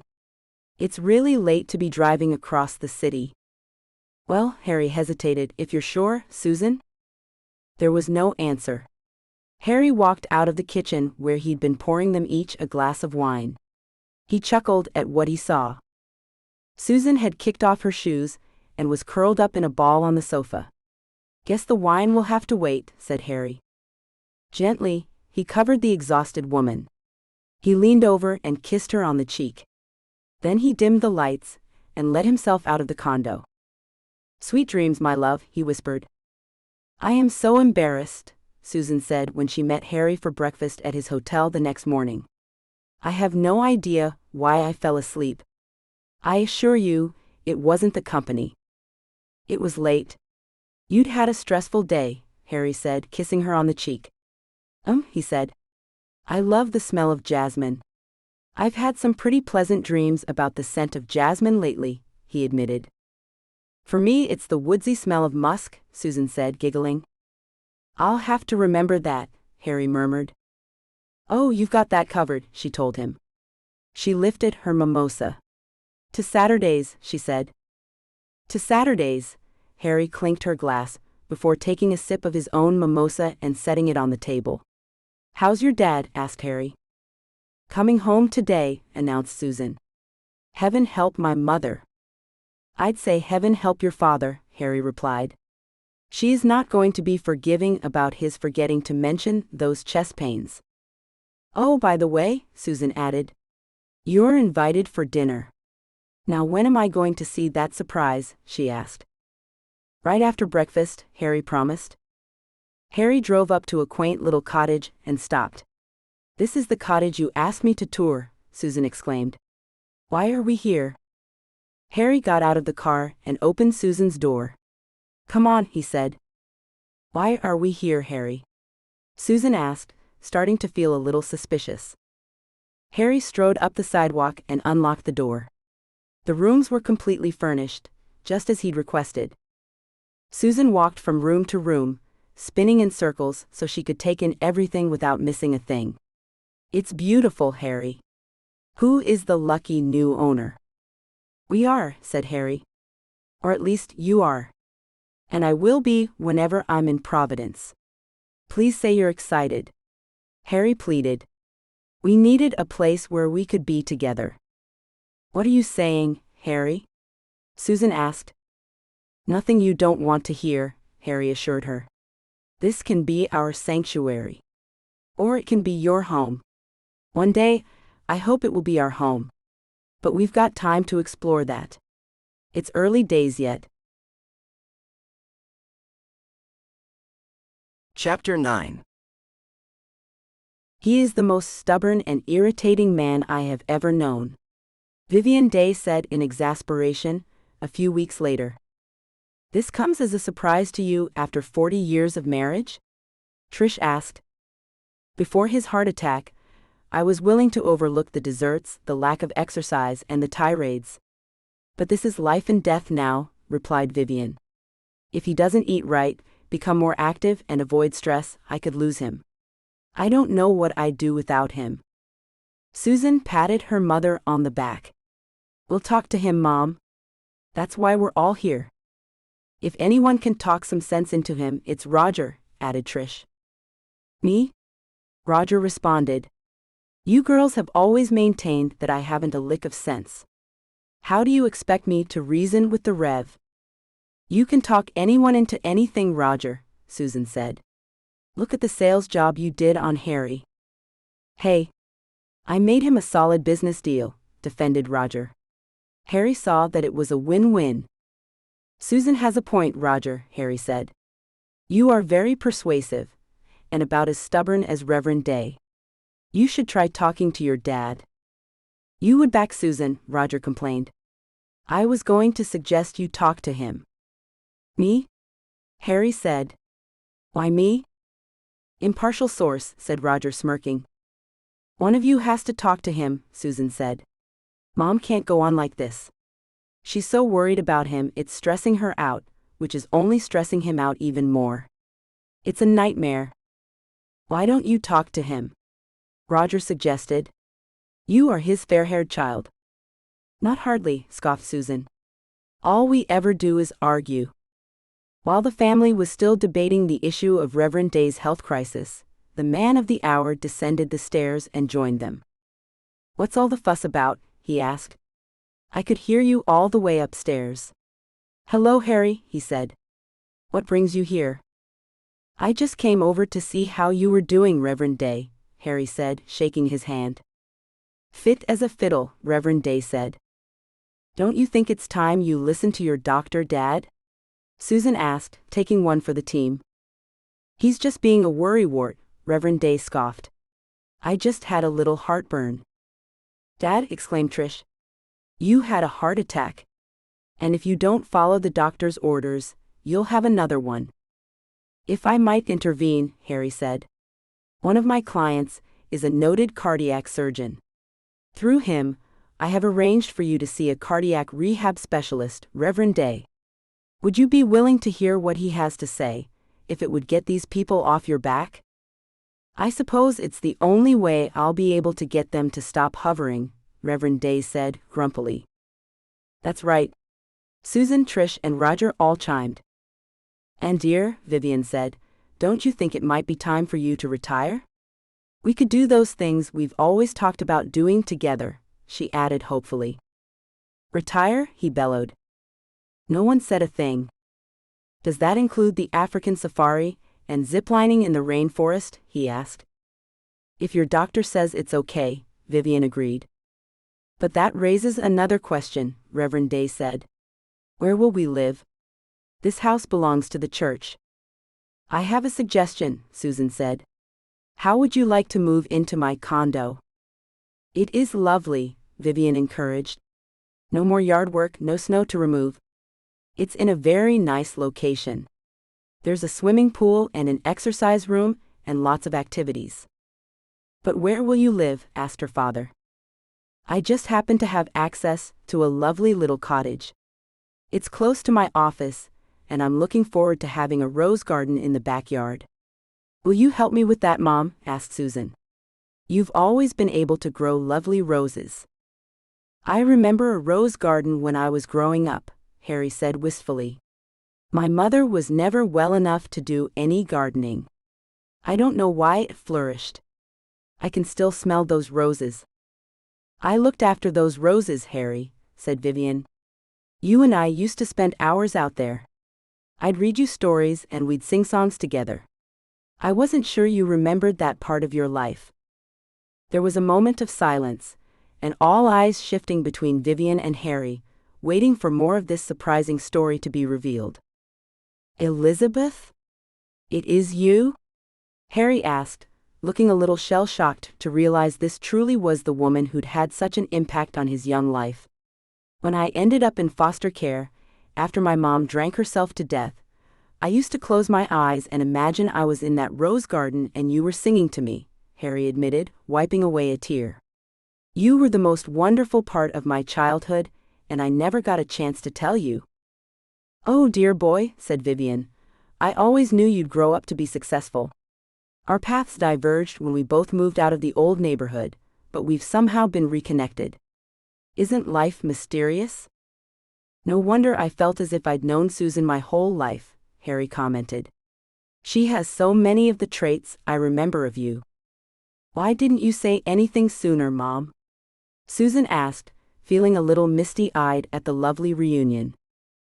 Oh, well, I didn't want to get in the way of whatever was happening between the two of you, Vivian replied with a big smile, looking between Harry and her daughter. It's just wonderful the way life works out sometimes, she concluded, clearly pleased that the boy she'd looked after as a young woman had grown up to mean so much to her daughter. If I'm to retire, Reverend Day pointed out, changing the subject, we're really going to have to watch our spending. Not as much as you think, Dad, said Susan. Harry and I have been looking into it. Just listen to what he has to say. Sir, Harry began carefully, if you allow me to, I'd be pleased to manage your retirement fund. I can assure you that you will have enough to live on in retirement, and to do all those things you want to do. I have a retirement fund? Reverend Day asked. Yes, Dad, said Susan with a laugh. You've been a minister with the Methodist Church for 40 years. You've built up a healthy retirement fund. If it's properly managed, it will be more than enough to make sure you and Mom are comfortable. Well, Harry, said Reverend Day. Thanks for the offer. Perhaps I have misjudged you, young man. Just see that you don't invest any of my retirement money in bitcoins. No problem, sir. I will abide by your wishes.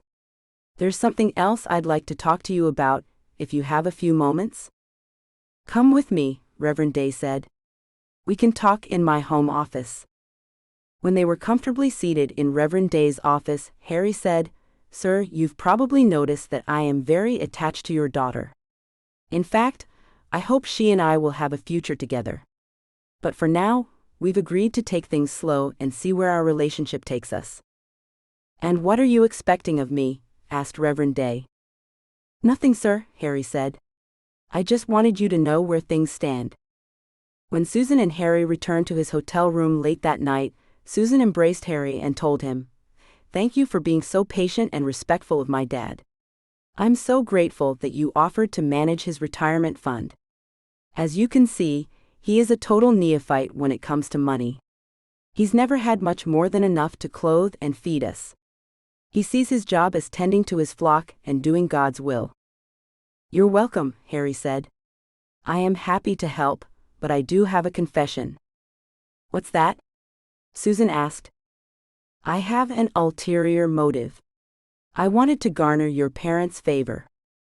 Why? Asked Susan. In case I am, one day, lucky enough to ask for your hand in marriage, Harry admitted. I know, too soon. But I just wanted to be totally honest. I know you've been hurt by a previous relationship. I get that you're leery of getting involved again.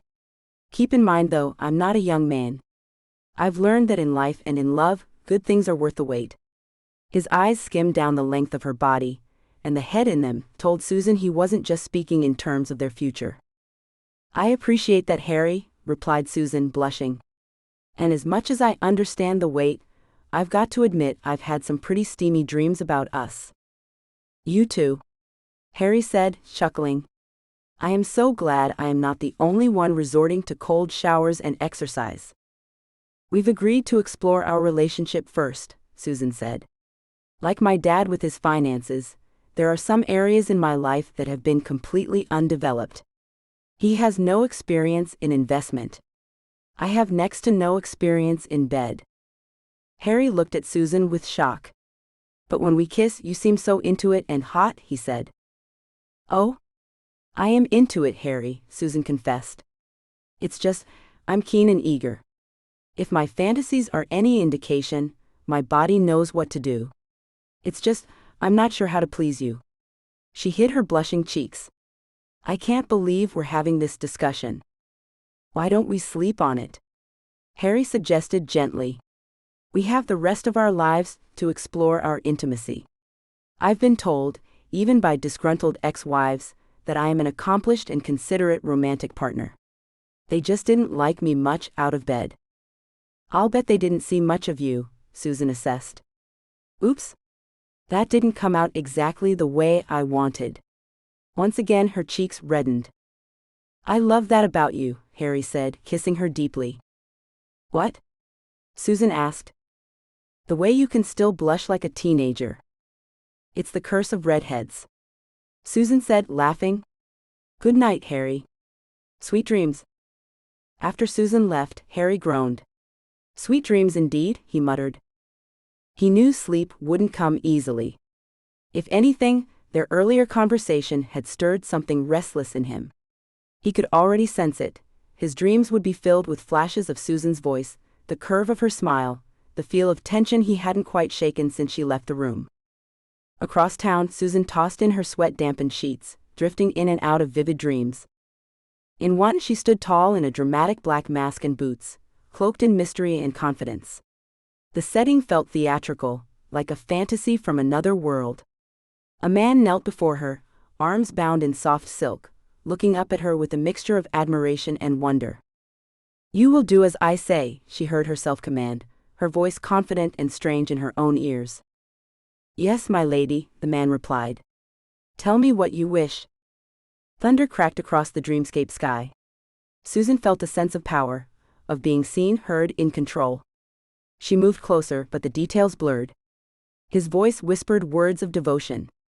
Her own heart raced in response. The dream shifted, fluid and disjointed, and she found herself reaching for something she couldn't quite touch.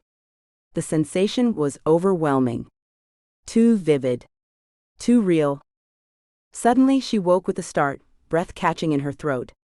Her nightgown was twisted, her sheets tangled beneath her. Sweat clung to her skin, her heart pounding in her chest. She sat up slowly, blinking in the dim morning light. Had it all been a dream? She pressed a hand to her stomach, still feeling the echo of something intense and unspoken. Whatever it wasn't going away anytime soon. Enough of this, she muttered, stuffing the tangled bedding into the washing machine with more force than necessary. The icy needles of the shower stole her breath, and for a moment, helped her forget the dream that had left her so flustered. But as she ran the washcloth over her skin, a faint soreness made her pause. She frowned. She'd been asleep, alone, completely alone. So why did she feel like she'd just run a marathon in her sleep? Her mind flashed to college conversations she'd always tuned out, lighthearted jokes from her friends about strange sleep habits, stress dreams, even wild sleepwalking episodes. At the time, she'd rolled her eyes. But now? Now she wasn't so sure. Maybe it wasn't just the dream. Maybe it was her imagination, so vivid, so intense, that her body hadn't known the difference. She blinked at the thought. "Holy cow," she whispered. "Where did that even come from?" Shivering in the cool morning air, she padded to the closet and pulled out her soft robe, wrapping it tightly around herself as if it might help her make sense of the night. Chapter 10. Sunday dinners were no longer a dreaded obligation. With Harry there, and her dad's resignation already submitted, there was a new, hopeful atmosphere at the Day dining room table. Reverend Day had accepted Harry's offer to invest his retirement fund. It turned out the fund was even greater than they'd anticipated, as his contract contained a retirement gratuity, which was 10% of his yearly salary. As the church elders explained it, the fund was originally intended to hire occasional ministers to replace Reverend Day if he was sick or went on a sabbatical. In the 40 years he'd been preaching there, he'd never asked for time off. Moreover, the children learned that most of the furniture in the house had belonged to Vivian's parents. There were valuable antiques, which they offered Susan and Harry for their new home, as Susan's condo was already furnished. "But you've got memories tied up in those lovely old pieces," Susan protested. "Don't you want to keep at least one special antique?" Vivian laughed and kissed her husband's cheek. "This is the only special antique I intend to keep," she announced, patting the Reverend's hand. Susan, Roger, and Harry exchanged amused looks. Since Reverend Day's announcement that he'd be leaving his ministry, the elder Days had become like teenagers. It seemed the weight of his responsibility had been lifted, and they'd gotten a fresh lease on life. "How is the new business going, Roger?" Susan asked. "Glad you brought that up, Suze," Roger answered. "My fleet line now has 5 clients, thanks to Harry's ringing endorsement. I'm thinking of selling off the used car business and focusing only on fleet and short-term rentals." Susan looked closely at her brother. He seemed more mature, more focused, and yes, more optimistic. "You'll be surprised, and I hope pleased, to learn that I've been attending Gamblers Anonymous meetings for the past 2 months, Roger announced proudly. Everyone congratulated Roger and raised their glasses in a toast to his success. "I've got some more good news," Harry added. "The Providence office will be up and running by the end of the month." "Will you be spending much time here, Harry?" asked Vivian. "At least 2 days a week," Harry answered. "I am choosing Mondays and Fridays, so I have the weekend with Susan," he added. "And I couldn't be happier, Mom," announced Susan. "Harry and I have been spending significant time together, getting to know one another, before we take the next step. Neither of us wants a repeat of our past relationships," Harry said. "Sounds pretty sensible to me," Reverend Day pronounced. "I have another issue to bring up." "Oh, Dad," exclaimed Susan. "Is it your heart? I know you've been overdoing it, tying up loose ends, and getting things ready for your successor." "My heart is just fine, little girl," scoffed Reverend Day.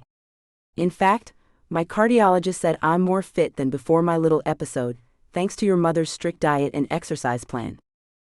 "So what is it then?" Roger asked. "Well, it seems the congregation can't let me go without a send-off," Reverend Day confessed.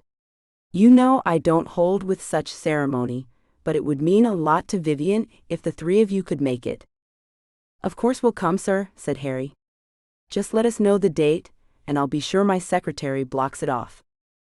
"Harry, while you're traveling back and forth between New York City and Providence," commented Vivian, "you know there's always a spare bedroom here and in the condo with your name on it." "Thank you, Vivian," said Harry. "You've always been there for me. When I was a little kid, I used to hope there'd been a mistake and someone would discover that you were actually my mother. Your love meant so much to me. It got me through some very tough times."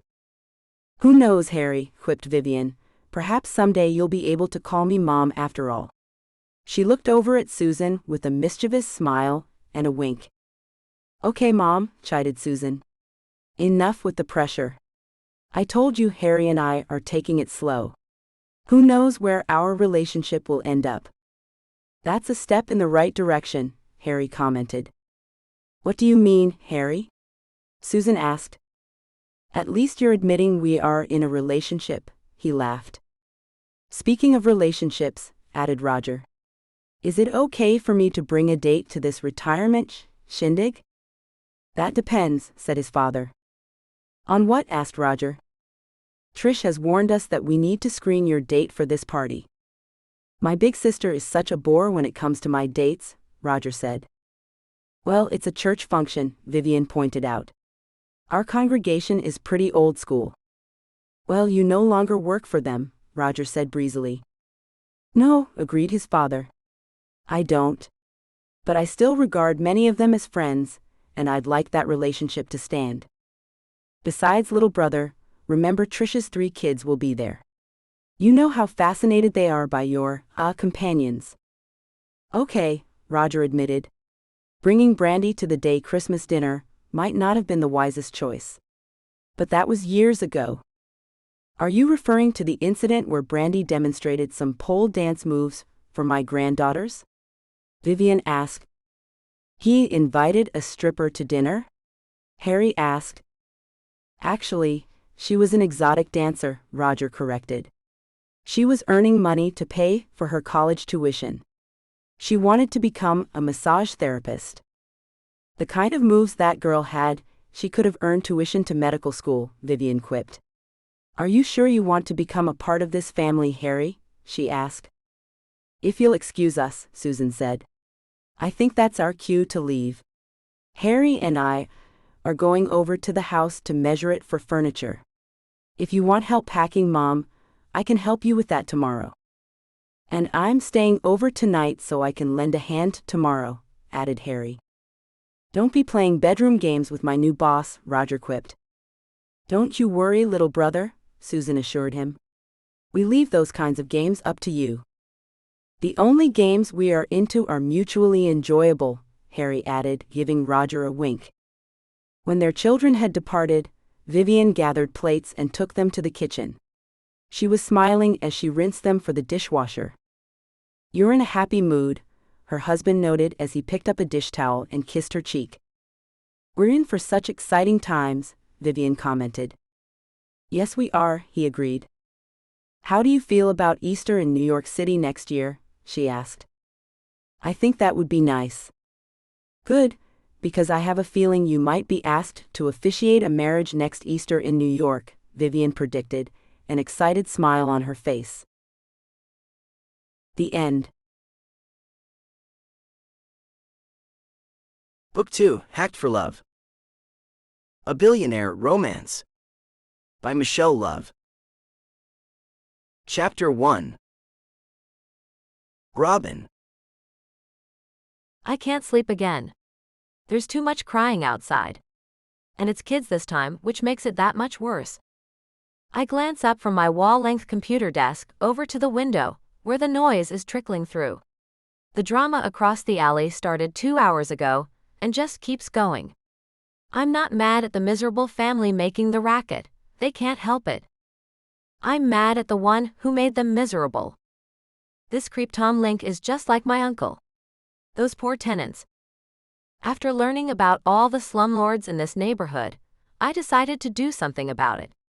I've started buying up the buildings around here, fixing them up and making sure the rent's fair, the hot water runs, and the lights don't flicker every time someone runs a space heater.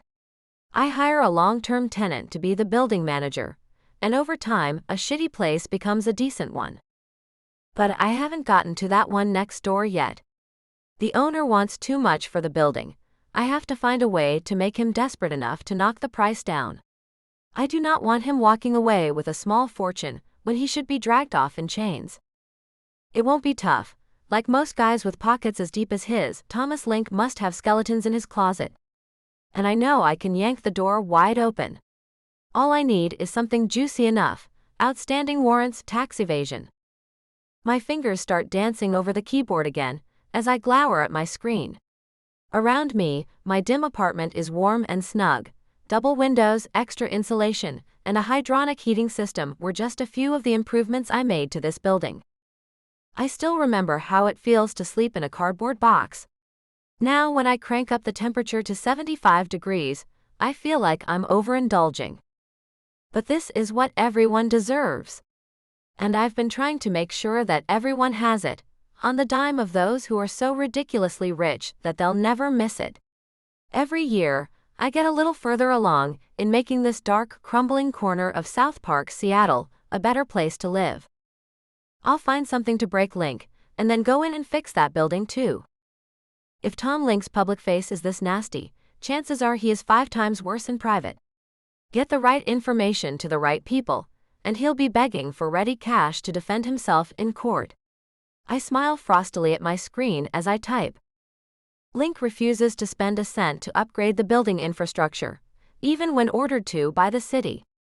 Right now, their free heat, an ancient set of radiators that I can usually hear banging away from my bedroom, isn't working.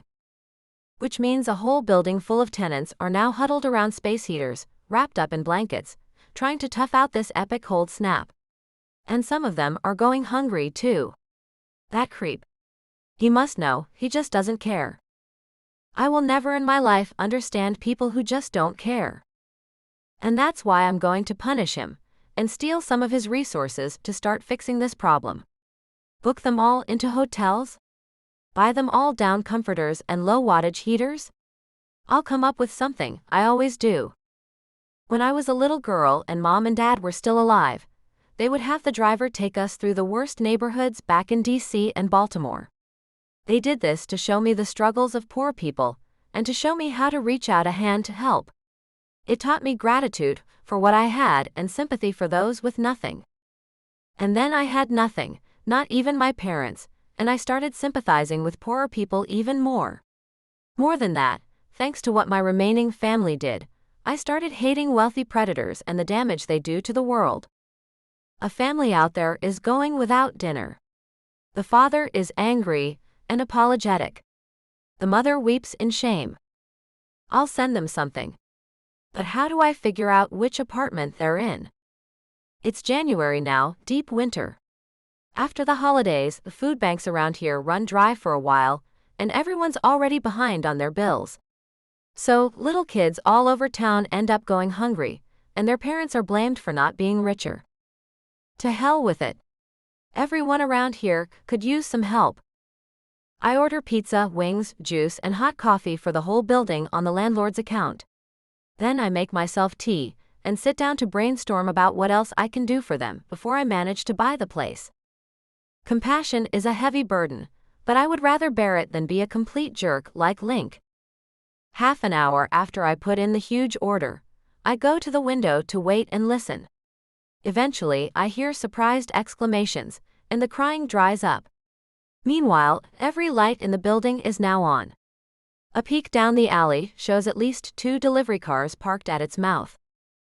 The misery is gone, replaced by a contented silence as little tummies are filled. For a while after that, even in the middle of this winter, I actually feel all right. It's one of the rules I live by. If you want the world to be a better place, go out and do something about it. If the law won't let you, figure out a way. Break the law, rob from the rich, save a life. Save 50. Whenever I help someone using money some rich guy won't miss, I know I'm on the right track because afterward I can sleep. In the morning, the world seems less crappy for a while, and I can live with myself better too. Money alone could never do that for me. My parents understood that, and so do I. The loneliness? Well, that's another thing. I've spent a lot of time in isolation, even after I was off the streets. There's something about being a street kid that makes it hard to connect with people again when the opportunity comes back. That's me now. I watch over people. I don't make friends with them. I hear talking and laughter over across the alley now. Someone's faintly playing classic rock. A kid giggles. I let out a soft sigh of relief and sit back in my desk chair, which creaks a little stiffly. I still don't feel the least bit sleepy, and I find my eyes drifting over to a folder at the top of my computer desktop. I've still got that cold feeling in the pit of my stomach that tells me I'm still a little upset, and that even if I could sleep, I won't rest. I'll spend the rest of the night reliving the winter I spent on the streets of Baltimore, with the organ music from my parents' double funeral still echoing in my head. The folder is labeled "A Fistful of Bitcoin," referencing one of my favorite movies, and the currency involved in the heist. The plan within will be the biggest, most daring, and most life-saving operation that I have ever come up with, if I actually go through with it. I have a database of 20,000 people in the greater Seattle area, whose lives could be completely turned around with a windfall of just $50,000. Medical bills, college debt, back mortgages, credit cards, fines, homelessness, each one of them is struggling with something. I can help them all, as long as I'm willing to risk making some truly dangerous enemies. If I go through with it, it will all start with a massive Bitcoin heist against 3 very deserving targets. Bitcoin. I chose this because it's the currency I've started doing all my transactions with, so I know the ins and outs of the system, and because most of my targets do not even know if they own a lot of it. As for the one target who does know, his security is good, but it's not as good as he thinks it is. There are 8 traditional billionaires in the greater Seattle area, famous, well-known captains of industry. There are 3 Bitcoin billionaires who made their fortunes recently by investing in Bitcoin cryptocurrency right before its enormous rise in value. 2 of these men could probably buy up most of the rest, but only because they each run a piece of the local underworld. Every last one of them, like my uncle, like Link, like so many others, is an unethical, lying, cash-grubbing piece of work. Between them, they have bought their way out of so many criminal charges and massive fines that I hate thinking about it. Even Drake Steele, one of the Bitcoin billionaires, and a guy heavily into funding local small businesses, has a history of doing large-scale money laundering for a certain someone starting a decade back. Drake is the second target I picked for my heist. He is one of 3 men presumed to be criminal, each likely to have a territorial beef with the others, and each likely to be led to suspect one another for the cryptocurrency theft I'm making off with. While they're bickering, I can make sure their money gets quietly sent where it will do the most good. The whole plan relies on them blaming each other for the theft. Each one has decent security on their Bitcoin wallets and other online repositories. Steele's security has given me some problems, but I've dipped into them for unnoticeable amounts multiple times.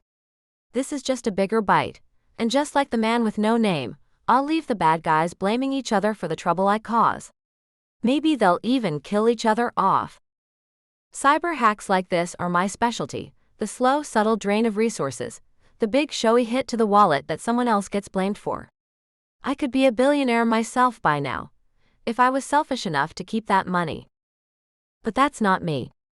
My wealth redistribution is a straight-up public service, and often in amounts that billionaires would still consider negligible. They're not my only targets either.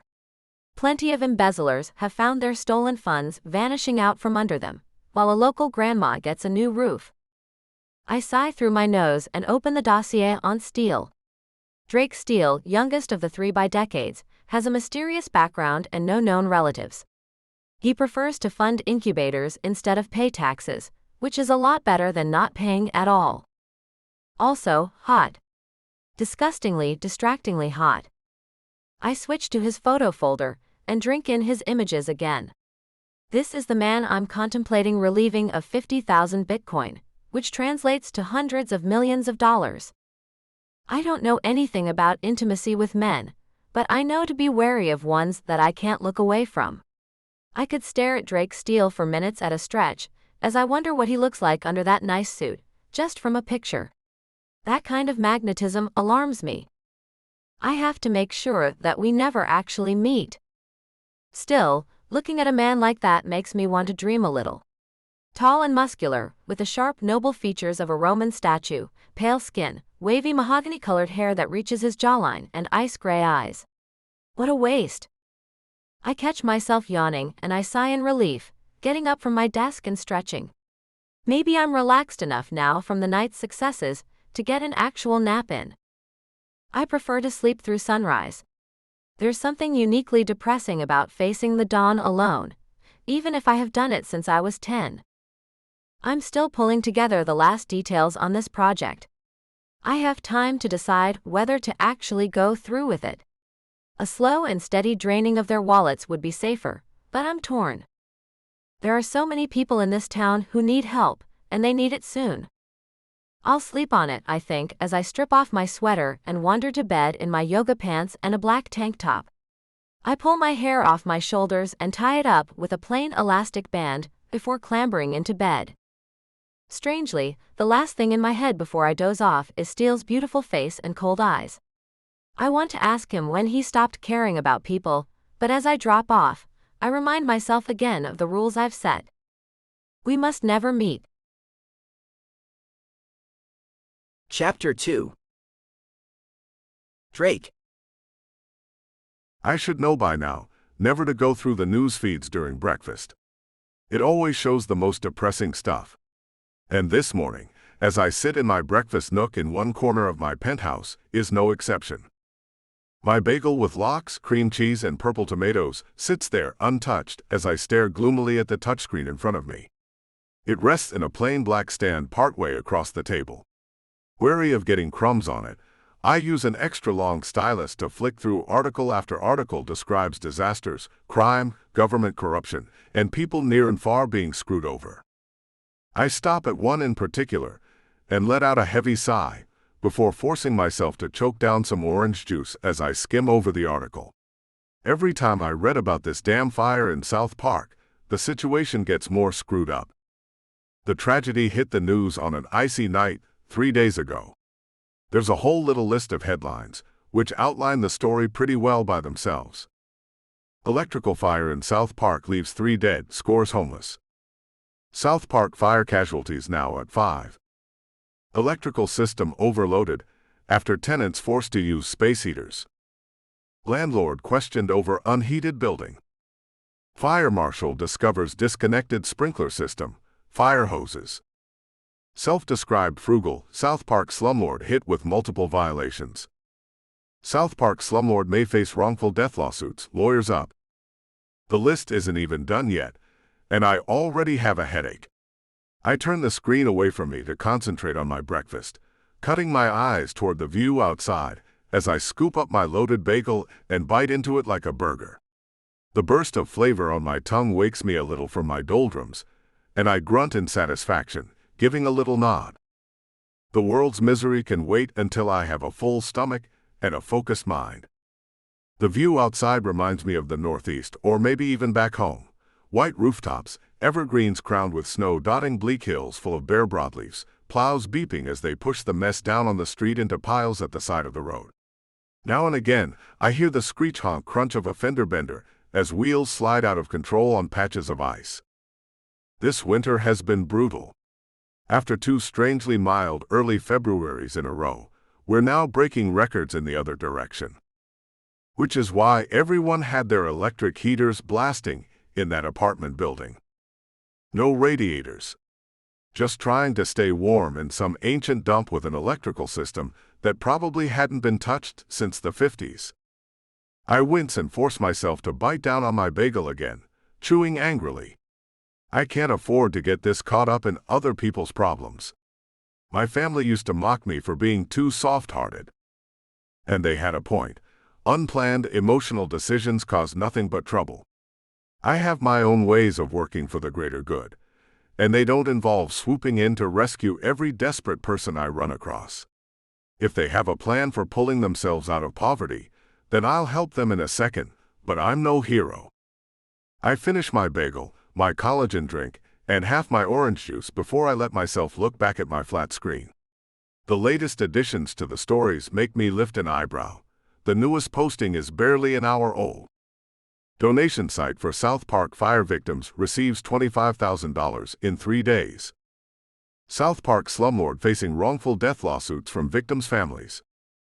South Park slumlord attacks fire marshal during questioning, jailed. I sit back, a faint smile of relief on my face. Good. A bit of a happy ending. These people don't need my help now. Someone else took care of it. My phone rings suddenly as I'm downing the last of my orange juice. I tense slightly, realizing it's the front desk. I'm not expecting any visitors for hours. I scoop it up and connect the call. This had better be good, Grayson. I grumble at the building security supervisor. I'm sorry, sir, he replies in a slightly strained voice. But Miss Sadiq and Mr. Castleton are here together to see you. They say it's urgent. My eyebrows climb. My head of IT and head of security showing up for an emergency face-to-face.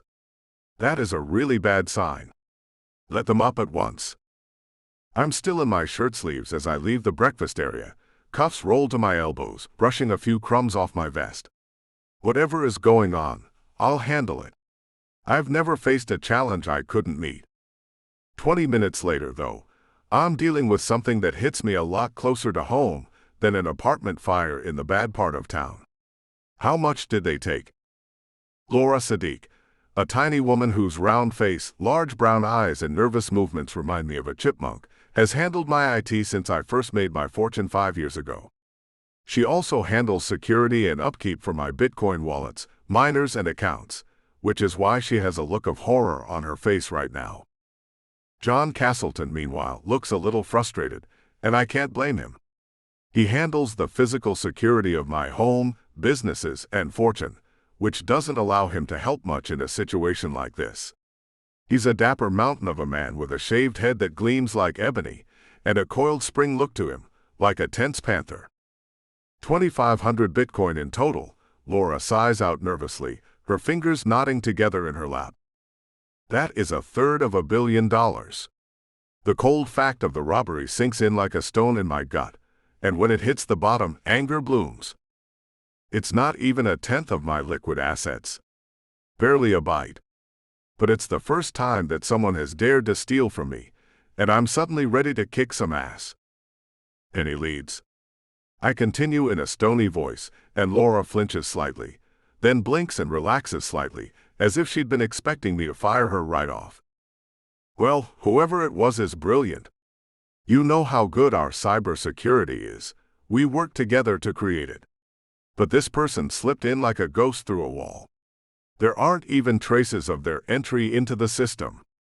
She relaxes slightly as she sees me calm a little. How the hell did someone blow past all our hard work like it was nothing? It hurts my pride to think that there's someone out there better at hacking than I am. But then again, I haven't been in the game for years, except to protect my own systems with Laura's help. I have no idea. I have half our team trying to find the security breach, while the rest tries to find and track any transaction confirmations for those particular bitcoins in the blockchain. Finding out where the money went and tracking it through the block records will help us figure out who took it. John sits forward. Sorry for being out of my depth, but could someone translate that for me? I nod curtly. Bitcoin have a decentralized database called the blockchain, which records every transaction that a specific Bitcoin goes through. It makes it easier to trace them and harder to duplicate them. That catches his interest. So all we have to do is trace who uses them next. Theoretically, Laura says honestly enough. There are ways around the blockchain, and Bitcoin can be converted into other currency. Once that happens, tracking it becomes problematic. But not impossible, John replies. No, I reply in that same firm tone. Absolutely not impossible, not for us. I look between the two of them. Here's the deal. I want to know where my money went and who had their hands on it. John, once we find out who is behind this, I trust you to retrieve this person so that he and I can have a little chat. They both nod, and I stand to see them out. Let's get it done. Someone is going to pay for this. Chapter 3. Robin. It's been 3 days since I've slept. 3 days since screams woke me, and I came out to see the neighboring building on fire. It was worse than I thought, no sprinkler system and walls full of dry rot. The place went up like a torch. So now there's no building to buy. My tenants and I were pulling people out of that smoky mess well before the fire department rolled up. I opened up my lobby to give everyone a warm place to gather and wait for ambulances. I put the people with no place to go up in hotels, paying for it with stolen funds from Link's accounts again. Because to heck with him, this mess is his fault. Except for the part where I could have just given him what he wanted. The choice I made, to make sure he wouldn't benefit too much from the sale of the building, instead of prioritizing the safety of his tenants, will haunt me for the rest of my life. I spent the first day moving whoever I could from the burned building into vacancies across my properties, arranging victim assistance and contacting insurance companies, trying to drown the guilt and horror in action. These people needed help, and I was determined to show up for them. And then I found out about the lives that were lost. I should have just agreed to his terms and taken over sooner. I've been a wreck since then. I've been working myself to the bone. Too much work, too little rest, food, or time away from the keyboard. I know I've gotten obsessive and that I'm hurting myself. But I can't stop. That was the state I was in when I finally set the fistful of Bitcoin's heist in motion before dawn today. Choosing to do it at that moment probably wasn't my best decision either. I was way too unfocused and emotional. I still feel that way now, even after running errands for this mission all day. But when I started, I was downright distraught. I definitely wasn't thinking of the danger to me. I'm still not. But as I doze off in my chair in front of my main computer screen, I can't shake a nagging worry that I might have created more problems than solutions with my heist. It's crazy. I've spent weeks covering every angle on this plan, thinking through every weakness, but my gut doesn't know that. My instincts are used to a world where unfair horror, tragedy, and betrayal can drop on your head at any moment. I don't trust this success. I've already started buying some necessities for a few of the people on my list. Time to start getting people their money and killing their debts now, before the hunt for me can even begin. I'm still hoping that any potential search for me will be futile, and will lead all three men to the wrong conclusions and to each other, instead. If they find me, it won't be until it's too late. They are going to help these innocent people survive, whether they want to or not. And then if I die, I die. First though, I need to check on how well the fund for my neighbors is doing. I log on to the donation site I set up and check, and lean back suddenly, my eyes going wide. What the hell? There's $250,000 just chilling in the account. It was $30,000 earlier today. Impressive enough, but this is amazing. I quickly check the donor list, and end up even more shocked and confused. Drake Steele, $200,000, donated an hour ago. No way. A man like him can afford to drop $200,000 on pretty much anything, just for fun. I know that both the fire and all the scandals I have unleashed on Link as punishment have been all over the news. Did it actually make Steele feel bad? Even if it's just a coincidence that he chose to donate to the one fund that I set up. Steele supports businesses, not people. He's got no public record of being charitable outside of his incubators, and though those are helpful, they are largely a tax dodge. Unless, of course, my research on him is incomplete. Flawed. Have I missed something? Did he find me out that fast, and is this his way of telling me? Or does this guy have a secret life, doing the kinds of things my parents used to do? I suddenly feel sick. Drake Steele got his start as a money launderer for unknown interests. He was a dirtbag with all sorts of whispers about his past. But is he a dirtbag now? Maybe he didn't just get better at covering his tracks, as I had assumed, but actually changed. If that's true, then he's the only billionaire I have ever seen who has managed to reform himself instead of getting more corrupt over time. And if that's the case, then I may have just made him some deadly enemies that he doesn't deserve. I sit back in my chair, huffing softly, my blood gone cold. Should I send him a warning? It means giving away the scheme to one of my targets.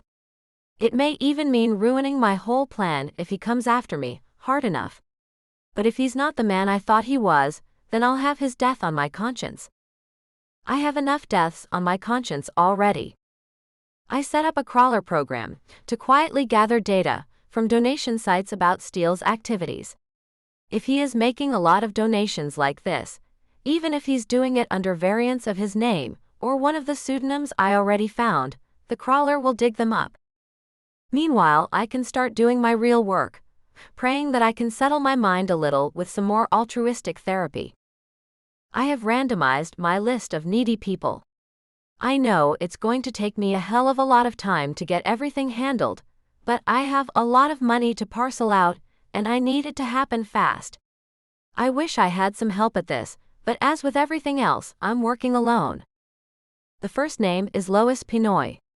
She's a hospital nurse who has ended up on disability leave because of tendon issues in her arm, caused by turning patients twice her size for years. Widowed mom of 3.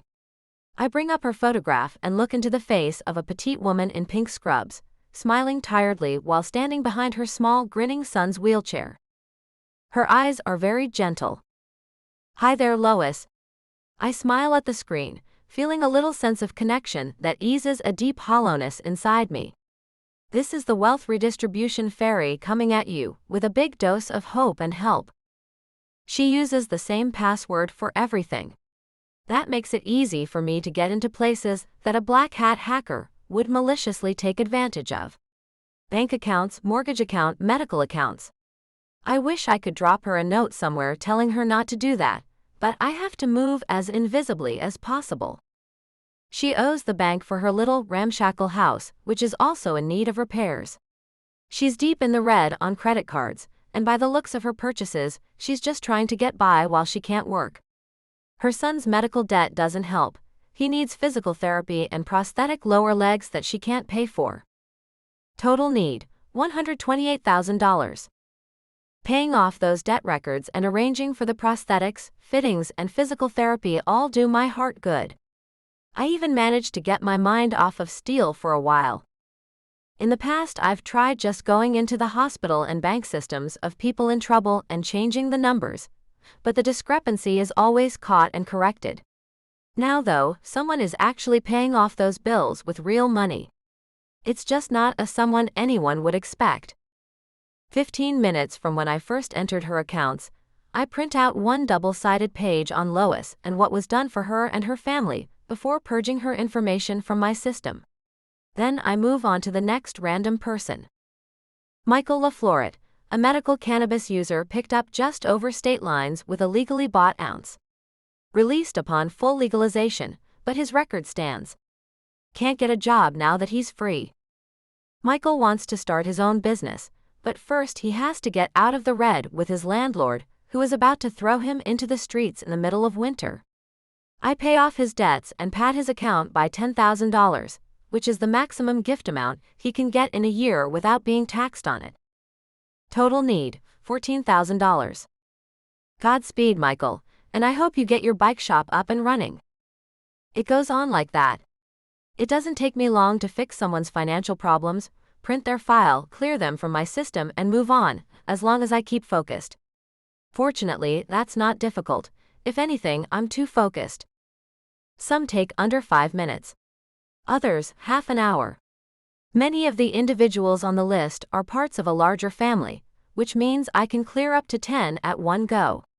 Others are alone, which is the source of some of their problems. I can sympathize. It's going to take months to go through all this, even if I devote 12 to 15 hours a day to it. I may get caught before it's done or even killed. But I won't give up until I'm done. They'll have to drag me away from my list and what I'm trying to do. This is giving me life even as it gives them life. For once, I matter. I'm not just my uncle's throwaway girl. I'm important to these people, and what I do matters, even if nobody ever knows my name. I save 100 people in a few hours, and then I start sending out emails about the fire fund's success to my former neighbors. They need to start getting their money and supplies, too. It's getting light outside, and my head is throbbing before I finally sit back and stretch, yawning hard. I think I might actually be able to get some sleep now. But as I look up at the folder in the corner of my screen, I know I have something to check on first.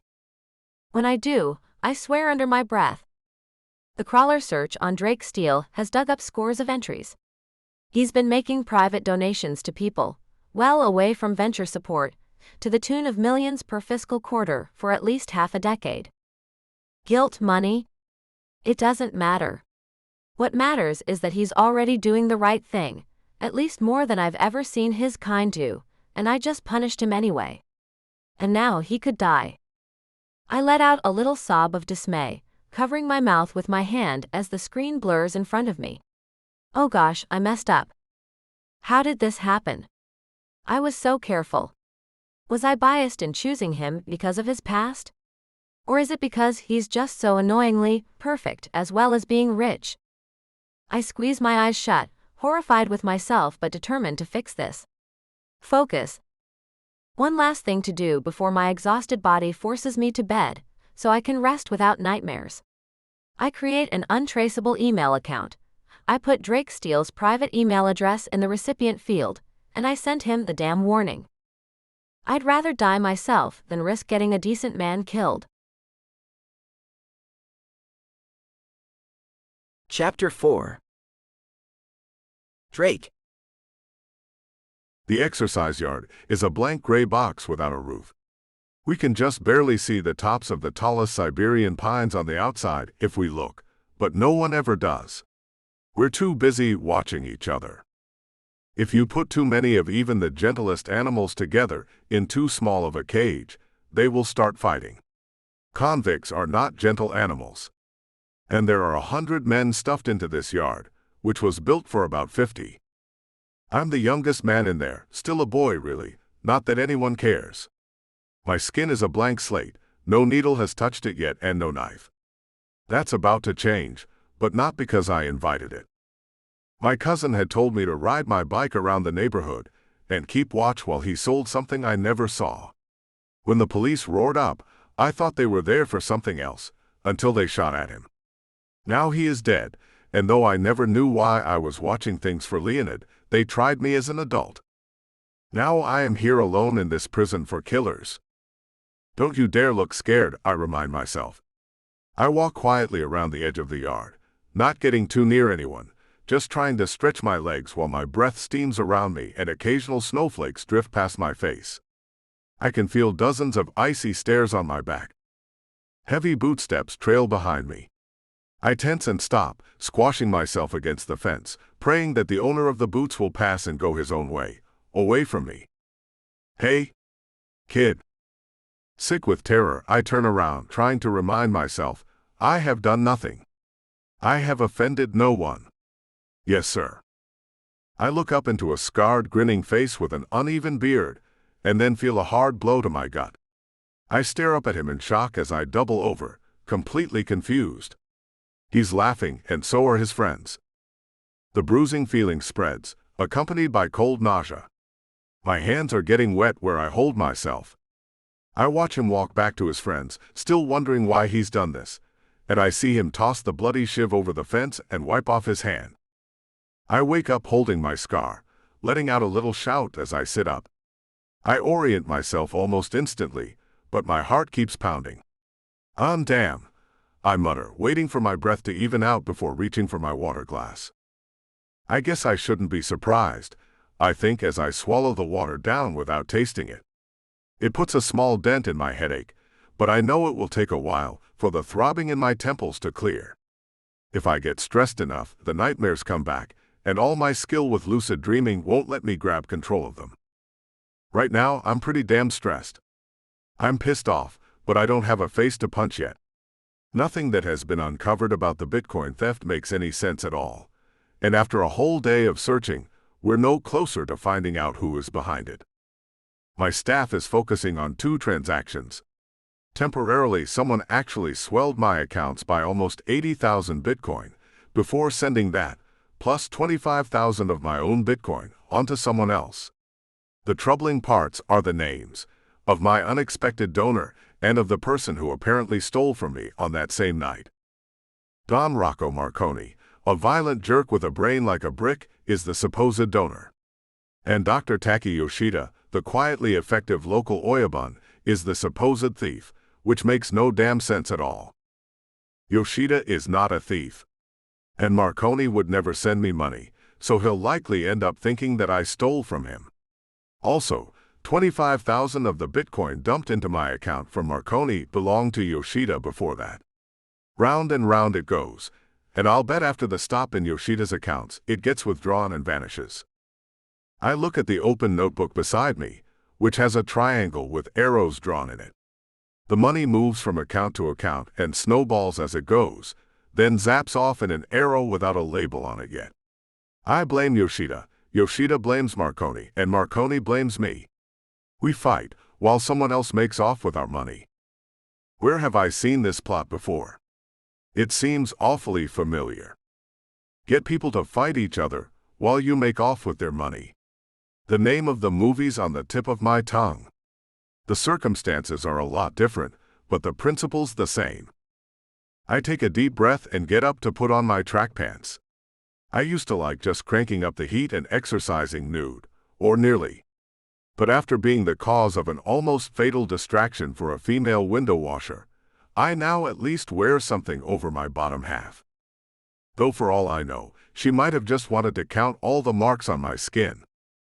To gain the favor of a bratva, you must do many things. The Brotherhood of Thieves has no tolerance for cowards, for betrayers, for those who take from them and give back nothing. I was 16 when I got my first tattoo, even before the stitches in my belly were taken out. I looked down at the formerly black and white design wrapped over my bicep, a rose coiled around a dagger. Its original outline had been gouged into my skin with home-mixed ink on the tip of a needle that had been fastened to an electric shaver. It had taken 20 hours in 2 long, painful sessions. I was told that if I cried, they would kill me instead of taking me underwing. My eyes stayed bone dry, though I almost bit through my lip. They were impressed. Then they found out that I have a natural talent for math, computers, and money, and they were even more impressed. They put me to work as soon as I was processed out, which took 4 years, even though my conviction was eventually thrown out. I never went back to prison after that. My new family instead sent me away from Russia and to the States to handle a local bratva leader's money. I trained my mind as brutally as I had my body, getting rid of my Muscovite accent and learning everything I could about computers and finance. The whole time, I put aside what they paid me as often as I could, looking for something to invest in that would free me from them. That's where my seed money came from. I'm not proud of it, but a man has to survive, and I had no control over my fate until I repaid my debt to them. I warm up with some yoga in my home gym, which takes up a quarter of my penthouse's lower floor, and then hop on the elliptical for some cardio. The walls of the gym are mirrored so I can check my form. Sometimes the tall tattooed brute in the mirror startles me a little. He doesn't seem like me. He's not the man my employees know, but then again, none of them have seen me under my suit. I remember defending my brothers with a shiv in the prison yard, and I remember paying for my freedom by laundering massive amounts of cash for the bratva. But just like everything else that happened to me, from the day the Moscow police picked me up until I started my new life half a decade ago, none of it seems like my life. It was more like an act one had to carry on at until I had earned my way out and I could live again. So half the time when I look in those mirrors, I expect to see that skinny, hungry, oblivious kid who didn't even have the sense to ride away when the police pulled into his neighborhood. I'm burning up the miles on my elliptical, arms and legs pumping, a sheen of sweat rising on my skin. I have more scars now than tattoos, the stiff, leathery patches of skin growing thinner and smoother after years of treatment, but still pulling in spots as my muscles strain. The belly wound. Defensive scars on the outsides of my arms. A slash across my back. And the patches where, by request, I removed some of the tattoos that signified my membership and rank in the bratva. You don't just get to buy your way out, even though I handed over to them the first billion that I ever made. The cross on my chest they'd wanted taken off the old-fashioned way, with the rough side of a brick. I stood there and scraped it off myself as they held a funeral for me, knowing that if I failed to sever ties correctly, then I would fill the coffin they had brought. The bow tie with the dollar sign across my collarbones is gone now, too. The flesh is still a little raw. That one, like the stars on my shoulders, they let me remove normally. The rose and knife, the dove with the olive branch over my heart, and the snarling skull on my shoulder I'd had colored by a professional once the others were all gone. Now they remind me of my past, without looking too much like prison tattoos. As unreal as that time feels, I must never forget it. I've changed my life. Hell, I've even changed my name, but I will never allow myself to forget how I got to where I am. My cell phone chirps at me, Laura. I connect the video call, before going back to puffing away. Good morning. What have you got for me? Our thief is spending and trading at least some of the stolen Bitcoin off the blockchain. Her announcement is an exasperated sigh, sounding just a touch tinny because she's put me on speakerphone. In English. John grumbles in the background and I snort. You can take Bitcoin and load them onto a hard drive, a thumb drive or other device, and trade or spend them offline at a lot of brick-and-mortar stores these days, especially in major urban centers. If you do that, those Bitcoins stay out of the system until the store spends them again, at which point they re-enter the blockchain and their movements start being recorded again. It's called a cold wallet purchase. So it's like walking around with cash. Until that money gets put back into someone else's account, the banking system doesn't recognize it. John nods slowly, brows drawn together. I hear Laura sipping tea. MMHMM. That is what I have been monitoring for, the moment any of our missing Bitcoin pop up again. This is starting to sound hopeful. And some of them have. I ask in a controlled tone. Laura sounds excited, despite her obvious exhaustion. Yes, as of 15 minutes ago. And right here in Seattle, too. Who would do this? I mutter. I didn't leave behind enemies in the Bratva, or much of anywhere as far as I know. So why is this happening? I've been going through a list of potential suspects with John over breakfast, Laura says a little distractedly as she types. None of them have enough interest in technology to pull this off, or would even know who to hire to pull this off. They're having breakfast together. I dismiss the thought with a little shake of my head. Forget that. Maybe we should stop focusing on who I might have pissed off and look instead at how the money is being used. You think that maybe the thief's got a cause in mind? John muses. If whoever is behind this is taking this big a risk by spending any of the money this soon, there has to be some urgency behind it. More typing, and then Laura gasps slightly as I keep marching away on my elliptical. What is it? I puff, muscle straining. The stripe of scar tissue across my back pulls again as I swing my arms. I ignore it. A child's bedroom set, Laura murmurs. A wheelchair. Building supplies. I slow down. That doesn't make any sense. I know, Laura says quietly. But there it is. You think our thief's stealing to support his family? John sounds dubious. Not to the tune of over $1 billion, I drawl. But now I'm intrigued. Keep digging, I instruct Laura. I want to know as much as possible on how this money is being spent. I'll devote all my time to it, she promises. Wait a second. Brick and mortar. You say our thief is going to local stores to buy big-ticket items? They have to be delivered somewhere, don't they? John sounds excited suddenly. That is true, Laura muses. I'll get that information, and I'll see if I can find any security footage from the times of purchase. If none of the recipients have any leads back to our hacker, maybe we can catch their face on camera. It's definite progress. Feeling optimistic, I open my mouth to give the go-ahead, just as my phone beeps at me. Someone has sent an email to my work account. Okay, do it, I say distractedly, bringing up my mail app. Then I pause for a long time, staring at my phone, my legs swinging to a stop. It's from an unfamiliar email address, obviously a throwaway. I open it and blink several times as I read the few lines. I'll call you as soon as we have something more, Laura is promising, but I barely hear her. Of course, I manage, and the call disconnects as I read the anonymous email again. Dr. Yoshida did not steal from you. Do not confront him. Don Rocco Marconi thinks that you stole from him. Be careful. You were targeted by mistake. Is this a leak from one of my thief's associates, or an attack of conscience by the thief himself? I start working out again, my mind racing as I mull over how and if I should answer the strange message. Chapter 5. Robin. Only once the warning is out to Drake Steele can I finally sleep. I don't feel relief as I drift off, only a sort of deep resignation. I may very well have just signed my death warrant, literally dying by my principles. At least I'll die with a clean conscience. The rain taps against the thin wood, barely 2 inches from the top of my head. The refrigerator crate I found in the alley has leaks. I've lined it with cardboard, but that's starting to get soaked through. I hide inside, walled up and shivering, praying that none of the drunks will find me before I can steal a few hours of sleep. They had good fun chasing me down the alley a couple of nights ago.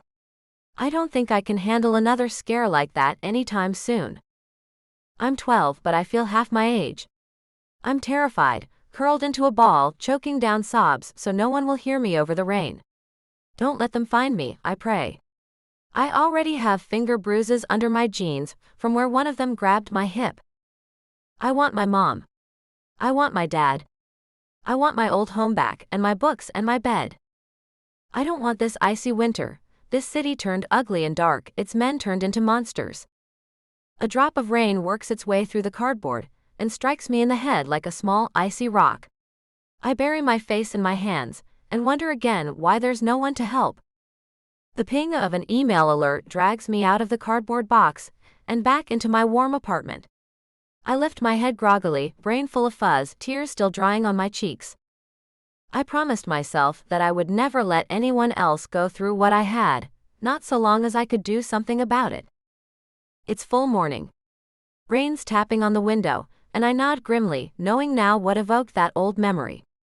I'm not angry, rain means it's above freezing again. For once, I'm reluctant to crawl out of bed and scrape myself together to get back to work at my desk. I haven't slept enough. I've been through hell, and I don't know when I'll be able to get myself back to sleep again if I get up now. I squint my eyes against the thin sunlight, pulling deeper under the covers. Whatever the message is, it can wait. I'm still lying there with my eyes open several minutes later, and I finally sigh and get up. Damn it! The loneliness from the dream, the fear and despair, are still nibbling on the bottom of my heart as I head for the bathroom. Maybe I should get a pet or something. After showering and dressing in black jeans and a gray wool sweater, I force myself to eat something before my trip back into cyberspace. I'll need a walk eventually, some kind of real exercise. On top of everything else going on, I'm starting to feel cooped up. For now, a couple of hard-boiled eggs, a bowl of quick oatmeal with apple slices, and a banana will have to do. I swallow my usual fistful of vitamins and supplements before cleaning up my tiny kitchen and heading over to see what's going on online. I open the window that pinged me and freeze. Oh no. No. What is he doing? I should have just closed the damned email account an hour after I sent the message. Drake Steele just wrote me back unexpectedly, and for a solid minute I just stare at the message indicator without opening it. Then I close my eyes and click on it. I have to force them open, and I force them to look at my screen. Thank you for the warning. I can only guess that you had an attack of conscience. I would like my money back, and I would like an explanation. I can't catch my breath. My ears are ringing suddenly with my earlier warning to myself. Do not interact. It's too dangerous, but on the other hand, if I just robbed someone who's relatively innocent, he at least deserves an explanation. Doesn't he? I sent him back a short note, knowing that the mail server I'm using can't be traced back to me.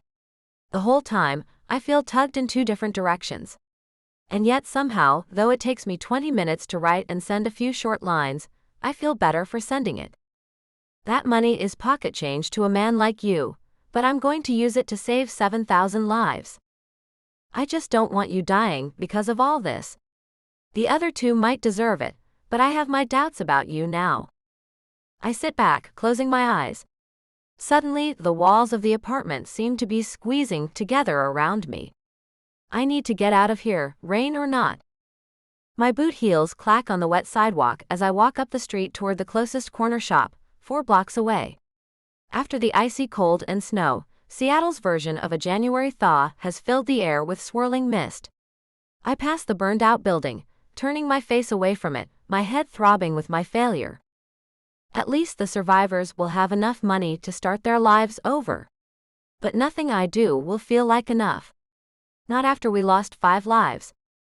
I try to block those thoughts and think of Drake Steele instead. I can't get him out of my head. His good looks, his self-assurance, how fast he caught on to who sent him that message, his audacity in writing me back and expecting an answer. And then I went and gave him one, just like he wanted. What the hell is wrong with me? This man is dangerous. I can feel it in my bones. He's already gotten me to do things against my better judgment. He's trouble. He'd be trouble, even if he didn't mean to be. Why is he having this much of an effect on me? I'm actually getting a little scared now, the fear seeping past my exhausted resignation. Whatever happens, I have to stay focused on helping those people. Nothing is more important than that. The corner store shares the first floor of a nice old building, with a coffee shop on one side and a used bookshop on the other. Inside is a typical Seattle compromise, one wall full of produce and healthy snacks, the other wall full of salt, sugar, and grease. The chubby little Persian guy behind the counter is listening patiently to a customer's request for more varieties of tofu. He gives me a resigned little smile, and we nod at each other as I walk in. He sees me every couple of days, and always seems a little relieved at the sight of a customer who won't twitter odd requests at him in too rapid English. I get a big bottle of pre-mixed nutritional shake, a thick organic glop of an unpleasant mossy color thanks to lots of spirulina. I know I don't eat or sleep enough, so hopefully choices like this will help make up the difference. I pay the cashier an exact change, and he smiles as we exchange well wishes, and I walk back out. I think he believes I'm much younger than I am. He's asked me more than once where my mother is. I think he'd cringe if I told him the truth. My body must crave something in the shake, because the smell when I open it has me gulping it down greedily even as I make my way back down the street. If Drake wants his money back, then he can go directly and ask for it back from each person I've helped, and preferably face to face. But even though I talk tough in my head as I march back to my apartment, my resolve crumbles when I sit down at my screen and see he's written back. Again. You fascinate me. If you tell me about these 7,000 people you're saving with my money, I'll let you keep it all with no further trouble. There's just one catch. I want to hear it from you in person, and I want you to bring some form of documentation on these guerrilla charity acts of yours that I can verify. I push away from my desk so suddenly that I almost knock my chair over. Oh no. No, that is a bad idea. And probably a trap. I write him back. I'll give you all pertinent details on how the money was used, but I don't meet. It's a matter of personal safety. I switch windows resolutely, and force myself to go back to solving people's problems with that stolen money. Candace Whitman, hospital bills $48,000. The Rodriguez family, overdue mortgage $40,000. Purple Heart recipient Aisha Michaels, vet bills for her service dog, changes to her house to accommodate her new disabilities $37,000. It only takes an average year's pay to change someone's life forever.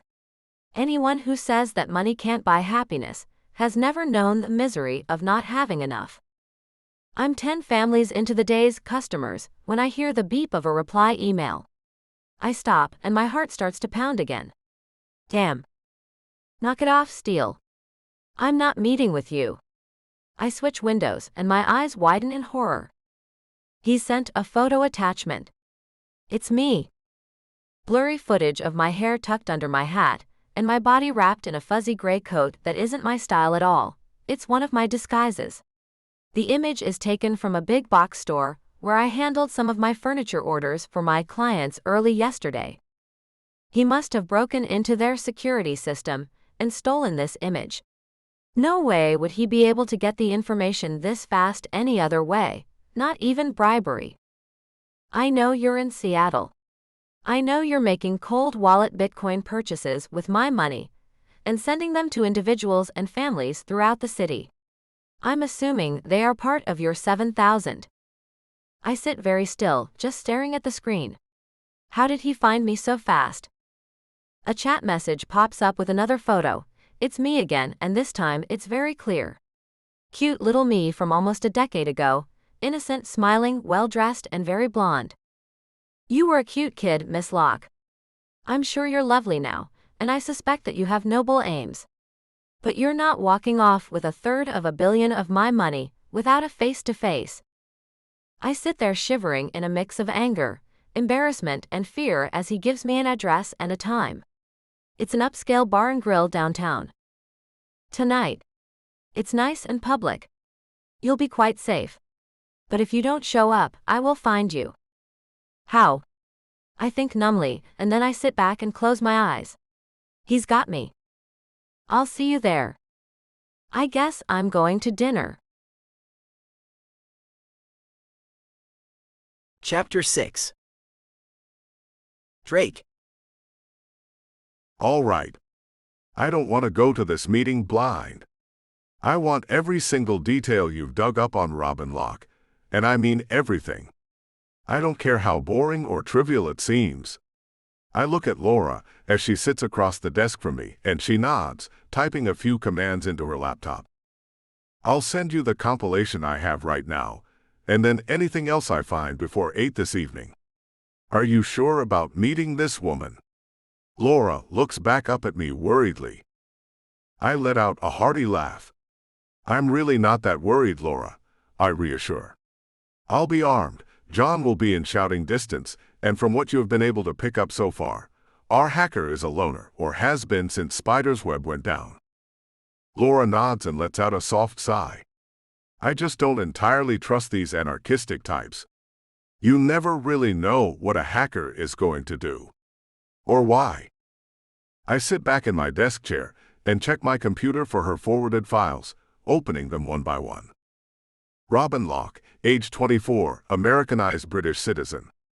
Born in Washington, D.C. on March 8, 1994, to a British diplomat and his wife.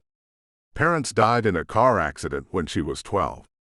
Custody was granted to Wentworth Locke, her paternal uncle, and all property was transferred into his name. So why wasn't she brought back to Britain? Or did her uncle come here? Briefly, Laura replies, and there's such a strangely grim tone to her voice that I immediately start reading again. She's filled in the notes with more information as she collects it. There's a lot more detail now. Wentworth Locke sold all U.S. properties held by the family, liquidated all assets, and took a private plane back to London 3 months after his brother's death. It was presumed that Robin went with him. But Robin's paperwork for British repatriation was never submitted, she was never admitted to school, and she has no medical records in Britain. My eyes widen. This part is new, and it makes our little anarchist's rage make sudden, terrible sense. Am I reading here that the man left her behind on the streets? There's little, if any, evidence that she spent any time in London. That winter, she was admitted to DC's public hospital with severe pneumonia, malnutrition, and exposure. Laura winces as she sees my face. He robbed her. He robbed her and dumped her. I blink slowly, staring at the lines of text in front of me. Riches to rags, a talented young girl from a wealthy family, dumped and pretty much left to die. No wonder she has a vendetta against the rich. And that has me wondering about her pledge to save thousands of lives with her stolen money. She likes movies, apparently. A fistful of dollars, Robin Hood. Of course, the second one would stick with her, given the name her parents gave her. And of course, after what she's been through, that story's morals would have stuck too. Every last one of the donations we traced went to a family or individual facing homelessness or destitution, right? I asked thoughtfully. That's right. If she disposed of the rest the same way, she's basically practicing some kind of guerrilla charity. Laura sounds baffled, but I just smile because that's exactly what it is. My little movie buff. Steal from the rich, give to the poor. It's starting to get hard to stay mad at her. I'm still planning to turn this situation to my advantage, but perhaps she can be part of that, in a non-antagonistic way. Of course, if she decides to betray me again, I won't have a choice but to shut her down completely. But I really hope it doesn't come to that. Any further hospitalizations, applications for benefits, anything? I keep skimming forward through the text, but I'm not finding much. There's a gap here of about 10 years. Laura looks up from her screen. We're suspecting that she erased some of her own history. Maybe a juvenile criminal record, maybe a foster parent she doesn't want connected to her. I'm really not sure. Locke was briefly under investigation as part of an underground Seattle hacking ring known as Spider's Web. It was disbanded in 2011 after the ringleader was accidentally killed in a police raid. This part I've read through already, but the addendum beneath surprises me and makes me smirk at the same time. Almost immediately after the raid, the nudes exchange scandal struck Seattle PD, leading to the discipline of over a dozen officers. That was followed by the release of several suppressed and very incriminating dashcam tapes, resulting in 4 officers being fired, 2 jailed. This was followed by... Wow! So she was behind the great SPD storm of 2011. She must have really loved this Spider guy. Maybe he and his friends took her in off the streets? Maybe so. Laura taps her lower lip with the tip of her stylus. If she had the skill to do these sorts of hacks 7 years ago, I feel a little better about her slipping past all our security. She looks at me and then blushes. I'm sorry. I shouldn't. No, you're right. The kid's a rock star when it comes to hacking. But what she doesn't have is a team, like you, me, and the IT boys. Apparently, she is pretty used to being part of one. I'm wondering if she misses it. I scratch my chin, scrolling down further. No current, clear photos of her. There isn't a single current image of her anywhere online, except for what we pulled off those security camera images. And even with enhancements, she was covering her hair and eyes. Only the facial recognition AI was able to get a lock on her, and even then, I had to expand the age parameters before I got a real hit. All right, have the AI spit out an aged-up image of those photos of her at 12. I want some clue of who I'm looking for when I walk into that restaurant. Otherwise, I'm at a real disadvantage. I scroll to the bottom. Robin Locke has been slowly building a small fortune in real estate purchases in South Park.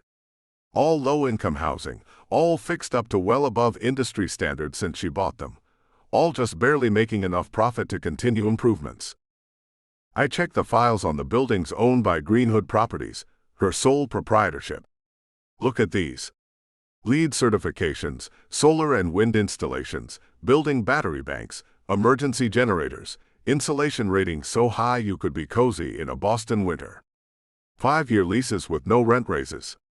She isn't profiting off these tenants, she's protecting them. Laura is typing away as I mull over the documents. Done. Just give it a few moments. I need to ask, what are you planning to do once you've made contact? She sounds a little concerned. I look up at her, the last of my anger having ebbed away somewhere between learning about Miss Locke's past and looking over those building improvements. She's made a mess. She needs to work with us to clean it up. If she's cooperative, performs well, and can sufficiently justify this noble cause she robbed me for, I'll want to take advantage of her strengths. Once the danger of having gangsters banging down my door has passed, I'm giving serious thought to offering her a place on our team. She tenses slightly. She's still blaming herself for the breach, and is clearly worried about being replaced because of her failure. It's an industry standard for the IT head to take the fall for a breach. But I don't operate that way, and we designed those systems together. I'm just as much at fault as her. No, actually, charitable giving. At her surprised look, I flash a grin. If she's not just some jerk who's fortifying her conscience with a little financial kindness, if this really is her mission. I pause, considering the documents in front of me. My anger at this woman's invasion of my life has been replaced by fascination and deep curiosity. Perhaps it is because I understand something of the lonely terror and helpless rage that her younger self must have felt, the same that I once felt as a young boy before I got stronger. Robin's also right. Those 25,000 bitcoins were chump change for me. My investments alone will make that money back for me in less than 6 months. It all hinges on what happens when we meet. But I'll give her a chance. One chance. I chuckle, with a bravado I don't entirely feel. If she's so keen on spending my money saving people's lives and homes, maybe I'll keep her busy doing just that. Laura actually smiles a little. I know she's struggling to hide her relief.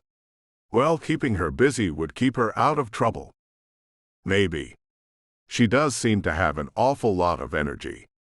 And drive. This is the kind of person who takes out their anger at the world by making it a better place.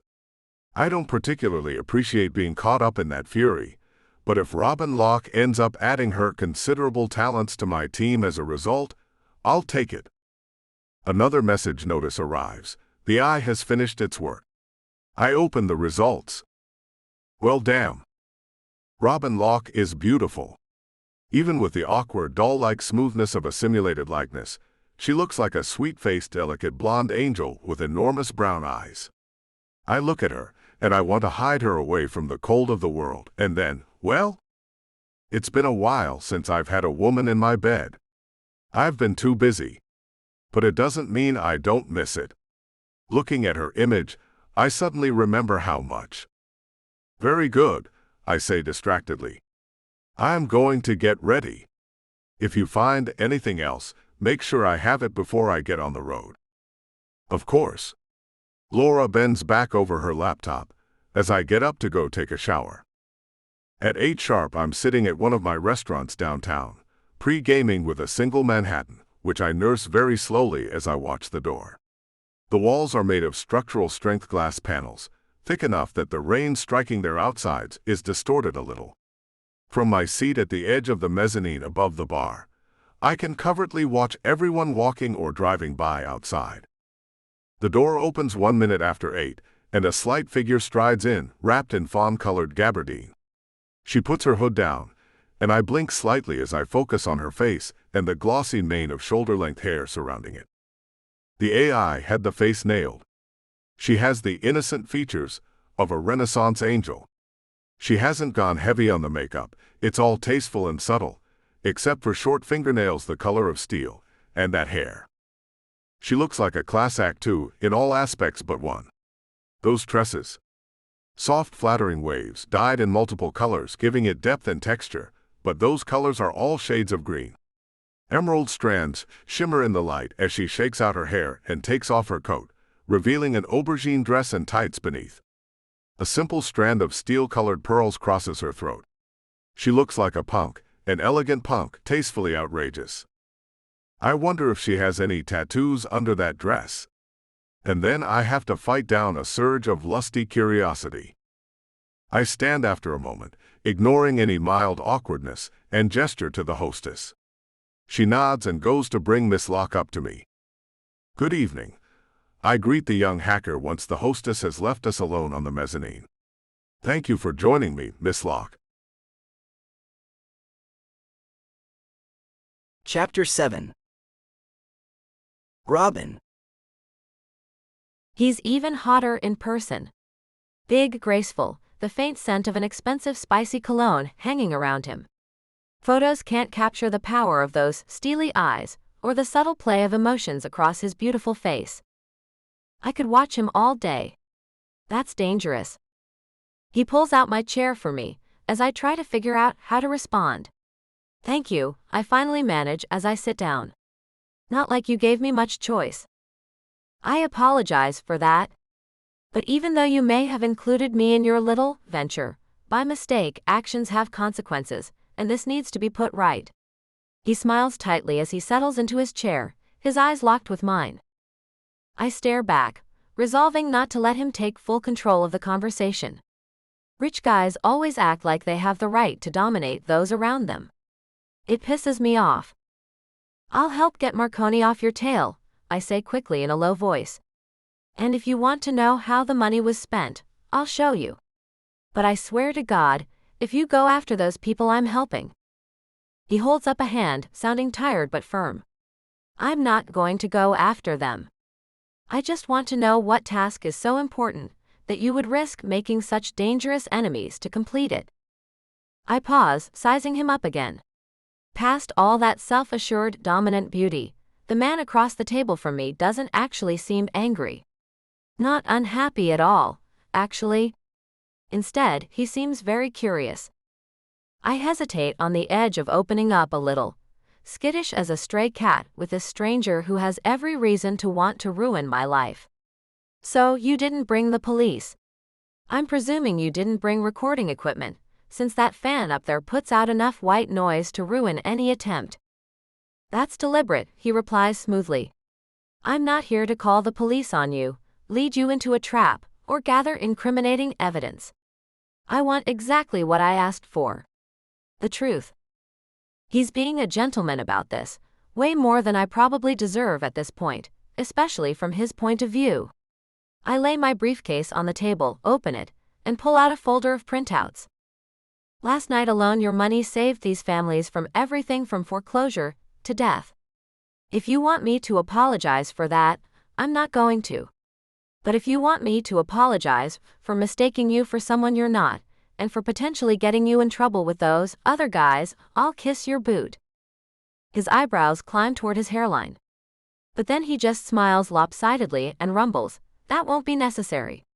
But given your vehement free-spiritedness, I'll take the apology with the gravity you intended. Good. If I didn't feel like crap about catching you up in this, we wouldn't be talking. I slide the folders over to him. I've redacted all contact information and social security numbers. He could probably still find them, but it won't be by my hand. The whole idea is to make those who don't give a damn pay their share anyway, and save people who don't have a chance otherwise. But you're already paying yours. I should have caught that. I can't stand sloppy work. I know that the mess with the apartment next door knocked my emotions off the rails and is half to blame for my rash decision, but it's more than that. I was just looking for rich guys who ticked enough boxes on my evil list to justify stealing from. Hell, I vetted my recipients more closely than I did my donors. You're blushing, he comments without looking up from the profiles he's slowly paging through. There is the tiniest note of teasing in his voice. La. Damn. How does he do that, without even really trying? I'm blushing even harder now, and I can't stop. I stare down at the tabletop, my face burning. Look, I'm just bothered that this happened. Let's not make a big deal over some dilated capillaries. Oh, I'm not, but apparently you are. His lips curve in a faint, lopsided smile before he goes back to reading. Why not pick targets halfway across the world, or give to people well away from where you are, to keep anyone from connecting you to this location? It's a fair question. I can't tell him how little I actually care about my own outcome in this, as long as I finish the job, so instead I simply say, this is my community. And their needs are more important than my safety. And so apparently is my safety, he murmurs, sounding even more intrigued. You're poised to die for your ideals, aren't you? Rather than risk an innocent man getting killed? I snort.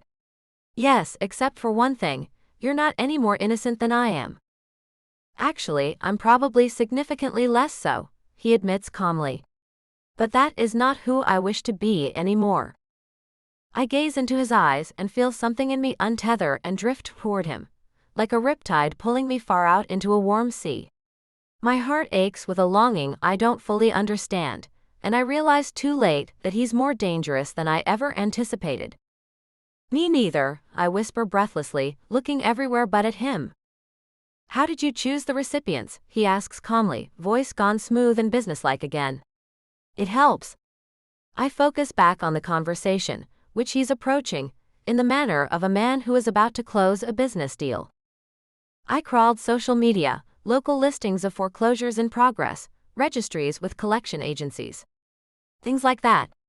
I'm playing it casual. The same data collection AI I coded to gather dirt on Washington's billionaires also sniffed out the suffering and at-risk among the locals with little effort. In fact, narrowing the number of recipients down to 20,000 had left me with a lingering stomachache for weeks. It was like doing triage in a trauma hospital. Basically, I picked people who would be completely sunk if I didn't step in.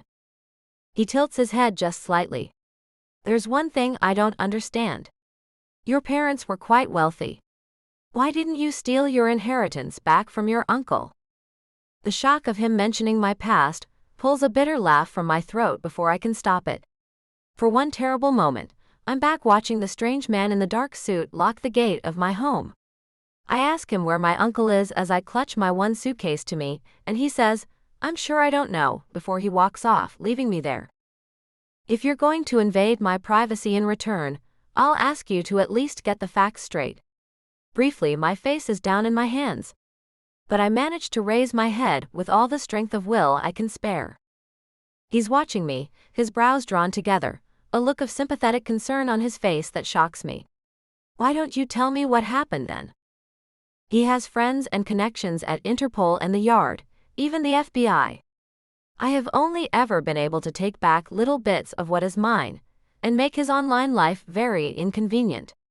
I've never really been able to avenge myself. I rub my face, not wanting him to see the threatening tears. You don't show weakness. If you do, people pounce. I berate myself internally until I can compose myself. I'm assuming you've at least gotten some form of poetic revenge? He asks a bit urgently, just a little edge of anger to his tone. I stare at him. That makes it even worse. The man is empathizing. Or he's putting on such a good act that I can't tell the difference. The former is unimaginable. The latter frightens me so much, I can only hope it isn't true. What do you care? I challenge in a low, pointed voice. He seems to snap out of some kind of reverie, and his smile becomes wry. I guess that was a touch personal. I just don't like the idea of the creep getting away with it. Oh, he isn't getting away with it. He's just not aware of that. I don't divulge the details, and that only seems to intrigue him further. It's true though. In the last 5 years, my uncle's wife left him over gambling debts that didn't exist. He lost any chance at a political life after his abandonment of me became very public, and he doesn't know at all where some of his money is disappearing to. He's developed a drinking problem, which makes it even harder to keep track of things. And yet, of course, it's not enough. It's never enough. So this is what you do. You set the rich and wicked against each other or punish them individually, siphoning off their money, and keep those who have no chance otherwise from falling completely into the dark. His tone is too warm. My heart starts pounding. I look out the glass wall at the traffic splashing past and swallow hard. There's a certain emptiness that you feel when you realize that no one in the world gives a damn about you or what happens to you, and that most of the people who could do something about it are only out for themselves. He speaks up in a low, solemn tone, and all but finishes my thought as I slowly turn my gaze back to him. Suddenly you must live or die by your own strength and wits, and maybe any allies you can make along the way. You must learn to be tough, even if you're terrified. And the whole time, the one scrap of humanity that you manage to hold onto, your conscience, your principles, pains you daily and may one day will get you killed. I swallow, my mouth painfully dry. How do you know that? I lived it too. Now it's his turn to look away, and I realize he's got his own reservations about trusting me, though he's trying to reach past them. Or he could be playing me for a fool. I have no way of knowing. I can only trust him, or not. Is that why you are more interested in finding out how the money's being used than revenge? That's part of it. The other part is that since we're apparently going to be working together for a bit to rectify this situation, I want to see how you handle your rescues. He's turned back into the smooth businessman again, and I'm both relieved and disappointed. What's your interest? I'm suddenly uncertain where he's going with this. He keeps surprising me. I'm not sure whether I like it or not. I just wish I didn't feel warm all over every time his lips curve into a smile. I want you, he says, and the 3 words ring right through me, sending a jolt down to the pit of my stomach. What? He goes on in an amused tone. I do a lot of my own charity work, quietly, so I'm not constantly being hit up for donations. I wouldn't condone breaking into people's bank accounts so that you can settle their financial affairs for them, but I have to admit, I'm impressed with your work thus far. Impressed? I'm still wary. I'm not used to being flattered, and my cheeks are prickling again. Why? You're organized and thorough. Maybe not thorough enough, or else we wouldn't be here, but I suspect that that's a direct result of constantly biting off more than you can chew. He holds up the sheaf of printouts. Your plan is ambitious, but I doubt you can accomplish it all alone in anything like a timely manner. I hitch in a breath. I'm prepared to put in as long as it takes. Yes, and I'm sure you're quick as well as thorough. However, even if you spend as little as 20 minutes on each family or individual, you can't clear more than a dozen or so people an hour. That's 120 people in a 10-hour shift. How many people are on your list? Trust him. For now. 20,000. He lets out a low whistle. That will take you 167 days to complete, if you work every day. You say that these people need help now. I would like to make you a deal. What deal? I don't know if my alarms are ringing more because he's expecting so much trust from me, or because I suddenly want to give it so very badly. I've ached for someone out there, a man especially, to understand me, truly understand me, the way Spider and the boys did before the cops scattered my makeshift hacker family to the winds. I've dreamed about it for a long time.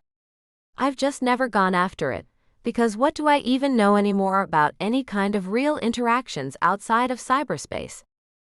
But suddenly, here is this stunningly gorgeous man that I shouldn't trust at all, yet who seems to understand me so much. The hostess comes up to check on us, and Drake looks up at her. Menus in 5 minutes, he instructs, and she nods and withdraws. He turns back to me. I enjoy personally intervening in the lives of needy people, in a way similar to your own, which is why I've been quietly sponsoring people on donation sites for years. But as satisfying as it is, I face a similar dilemma to your own. There isn't enough time in the day to help all the people that I'd like to. My eyebrows rise. So what? We work together to get this done? Yes. He leans toward me across the table, his eyes gleaming. I want in on what you're doing. I want to participate. 1/3 of this is coming from my money, after all, and if you agree to my deal, it will be my money exclusively that you'll be distributing from now on. I'm staring at him again. I blink and look away. I'm not following.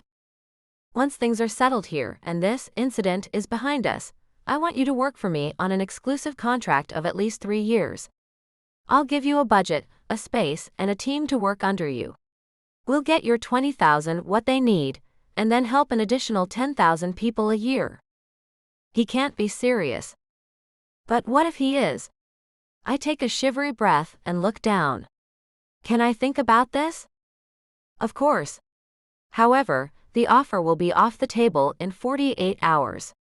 His voice is warm and firm, and for a moment, caught in my storm of emotions, my eyes fix on the curve of his lips as he speaks. I catch myself wondering what they would feel like on my skin and gasp slightly, looking away. Of course. We both order steak and dark beer, and talk more lightly around bites of our meal. So why green, he asks me. It's eye-catching and well-kept, but it's not exactly inconspicuous. I wince slightly, but he's smiling kindly at me with no judgment in his eyes. My stomach tightens, and then I relax my guard a bit more. My natural hair color is too close to my uncle's, I say simply. And I wanted to make a statement. What sort of statement?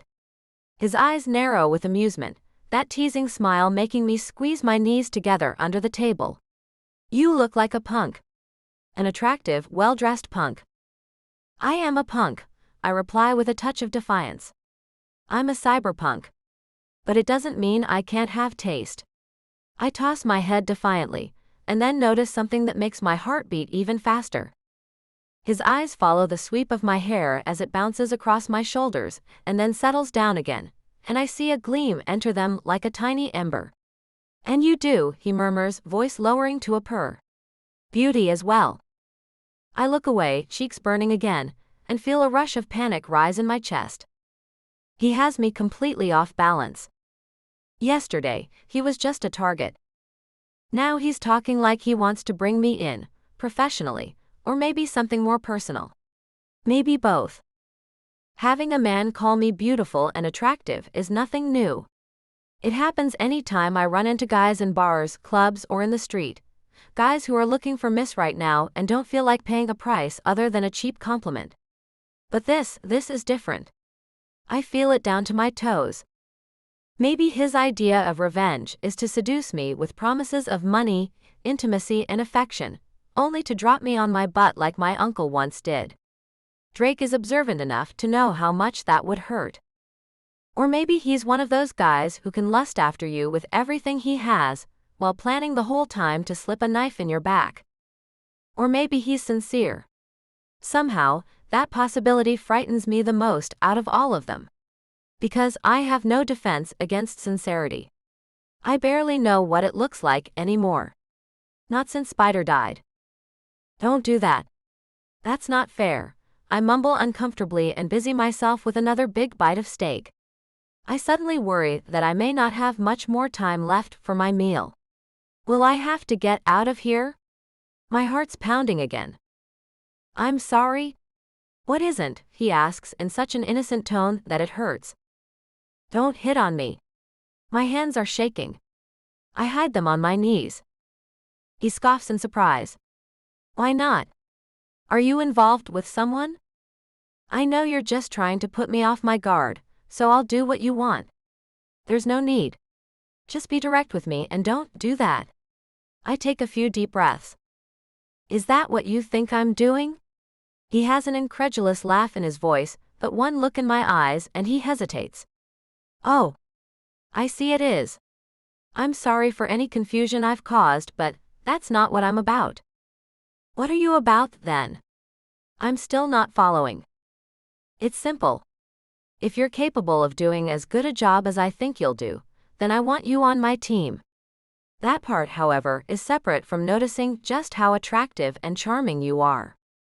He winks, and I feel my breath freeze in my chest as my toes curl. Oh, I mumble and go back to eating mechanically. Oh gosh. Oh crap. What do I do? He watches me for a while, looking even more intrigued than before. You don't really date, do you? He asks finally, and I shake my head. No time. No experience. No trust either. So you're not used to men being attracted to you. He's gazing at me steadily again. Not unless they want to take advantage. You have every reason to want revenge on me. I'm still trying to wrap my head around the idea that you might actually support what I'm doing. That you're not planning to turn on me the moment I let my guard down. He flashes a grin, and I lose my train of thought for a second. Something tells me he'd play along if I veered into flirtation, but that's not where I was going with this. I don't really care what happens to me because of all this, I admit softly. I just don't want anything to happen before I finish my work.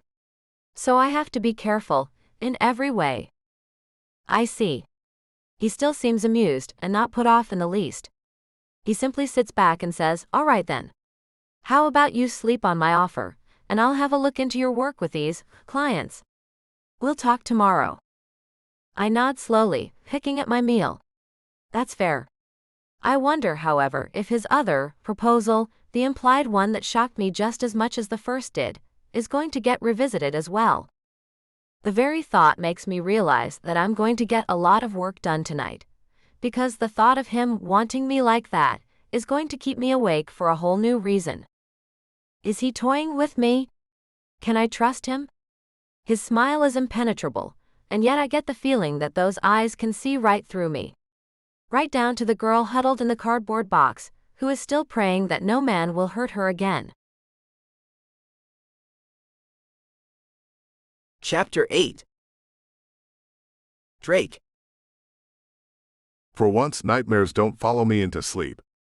Instead, I'm caught in a dream, twisting in the dark, wrapped up in the feeling of her in my arms. It's not frantic or wild, it's overwhelming in a quieter way. A pull I can't resist. We're tangled together in warmth and closeness, breaths uneven, hearts racing like we've waited too long for this moment. She clings to me, her voice barely a whisper in my ear. "Don't go," she says, like she's afraid I'll vanish. And then she's looking up at me, emerald green hair falling softly around her face. There's so much in her eyes, want, fear, something deeper I can't name. Just before the dream pulls me under completely, her head falls back, and I feel like I'm being torn open and put back together all at once. I wake with a start, gasping in the quiet room. The sheets are twisted around me, damp with sweat. My breath comes fast as I try to orient myself, heart pounding like I just lived something real. But I'm alone. Still shaken, I fall back against the mattress, wiping a hand over my face. The dream felt so vivid, so real, too real. And the strange part, it wasn't just about physical closeness. It was about her. Robin. The woman who turned my life upside down the moment she entered it.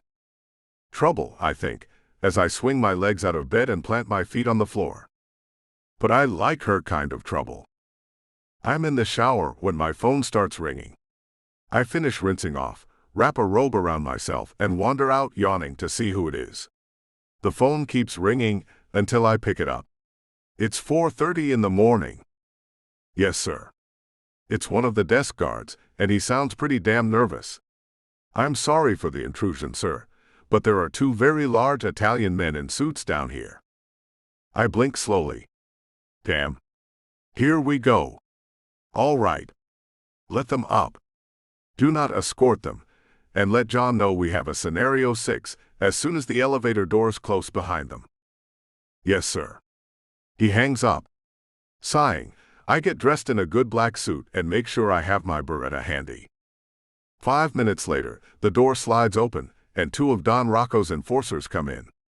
I would know them at once for what they are, from both their enormous size and the way their shoulder holsters show against the jackets of their ill-fitting suits. They pause as they come in, and the larger, older one narrows his small eyes as he looks me over, clearly not expecting to find me sitting calmly alone behind my loft desk. "Help you gentlemen with something?" I ask quietly as I stand. The pistol gleams next to my keyboard. I've made sure they can't see it from their angle. They look at each other, and then walk up to my desk and stand over it, arms folded. I sit back down as they approach, sliding the pistol into my lap. Neither seems to notice. The smaller one, who has a scar cutting into his jowl on one side, steps forward and speaks. "We're here as representatives of Mr. Marconi. I'm sure you're familiar." They sound overly casual. They seem to have forgotten that they're in a highly secured building and have only gotten this far because I allowed it. I am. But Mr. Marconi and I don't have any business dealings, so I'm confused as to why he arranged this sudden early morning visit. I play innocent, just as calm and casual as they. "Oh, I think you know," comes the almost sarcastic reply, and I do my best not to bristle. So much ego in these men, and so little competence to back it up. "Look," I say, gesturing toward the small wet bar I keep by my desk. "Let's pretend for a moment that it's well before dawn. I haven't had sufficient sleep or coffee, and your boss and I have never had a problem before. Oh wait, that's the absolute truth. So please excuse me if I'm hazy about where I stepped on your esteemed boss's toes. He had a bunch of that Bitcoin stuff stolen from him," sighs Scarface. He jerks his head at the bruiser, who goes to fill 2 tumblers halfway with 80-year-old scotch.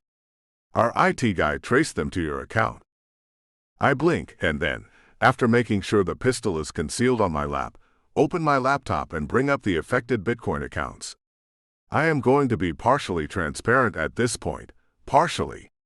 If I'm going to put up a smokescreen, it's going to be so close to the truth that only Robin will be concealed by it. Robin. I'm not sure why I'm protecting her, especially since I know that Marconi is looking for a convenient fall guy. Except that she and I are so alike in so many painful little ways, and she doesn't actually deserve this. I don't imagine that she's gotten much in her life that she actually does deserve. But maybe I can help change that. Bottom line, I like her. I want her talents at my disposal and her dainty little green-haired self in my bed. And none of that is going to happen if I let Marconi have her. I want to show you some information from my Bitcoin accounts from 4 days ago. This is confidential information, so please don't let it go any further than your employer. Of course. They seem confused that I'm treating this with the calm, respectful formality of a business transaction. Maybe even relieved. Both men crowd in behind me, and after setting up a redacting program to scramble my sensitive information, I show the window in question. At a little later than this time 4 days ago, I received an alert from my IT team that my own accounts had been robbed. But right before they were robbed, I got a transfer of Bitcoin from an unknown source. That money was then transferred out of my account within the hour, along with another 25,000 Bitcoin of my own. I show them the transactions. The big one grunts and looks at his senior. The numbers match what the boss said he lost, he rasps. So someone sticks a bunch of our money in your account, and then pulls that and some money of yours out and sends it somewhere else. Do you know where? They go back to their seats, and I feel myself relax slightly. They didn't notice the gun. I hesitate for a split second, realizing that they'll notice if I take too long. They'll trace the other transaction to Yoshida, no matter what I do. But I will not be the one to implicate him. One undeserved enemy is more than enough. We're still determining where the money went from there. But your boss and I could both simply be links in a chain of such transactions. So, whoever this is robbed a bunch of people at once, shuffling money through their accounts as he went. Scarface is smart. Maybe too smart. Handle him carefully. Well, if my theory is correct, then yes. The big one frowns. The boss wants his money and the hand of whoever did this to him. But if this is a frame-up, we'd be bringing him the wrong hand, and the real thief will get off free. Look, gentlemen, I say calmly as I watch the 2 idiots drink down my good scotch like water. In this rainstorm, they're probably going to end up totaling their car if they keep drinking like this. But I'm not here to keep goons from dying of stupidity. Besides what I've just shown you, I have the 2 best reasons in the world to not be your thief. The first part is that I do not want or need Mr. Rocco's money. The second is that I certainly don't want or need Mr. Rocco as an enemy. I wait as the 2 sit back down and confer in Italian. I can understand every word, but I simply sit there pretending to be oblivious. Look, the incoming account numbers match, the amounts match, and the transaction times line up perfectly. I know this Steele guy is supposed to be fearless, but he wouldn't show us something that sensitive unless he truly believed it would get us off his back. Scarface rubs his face and tugs at his collar. His cheeks are flushed now, the scotch is clearly kicking in. The behemoth nods slowly. Look, cousin, we don't get paid to bring trouble to the wrong door. But you know that if we don't find the boss a scapegoat soon, he's probably gonna take this out on us. He's not gonna do that, Joey, we're made men. He'll give us time to find the right guy. But Scarface has his doubts. I can see it in his eyes. But what happens if we can't find the right guy? Scarface cuts his eyes over to me as I smile blandly. Then we give him the convenient guy.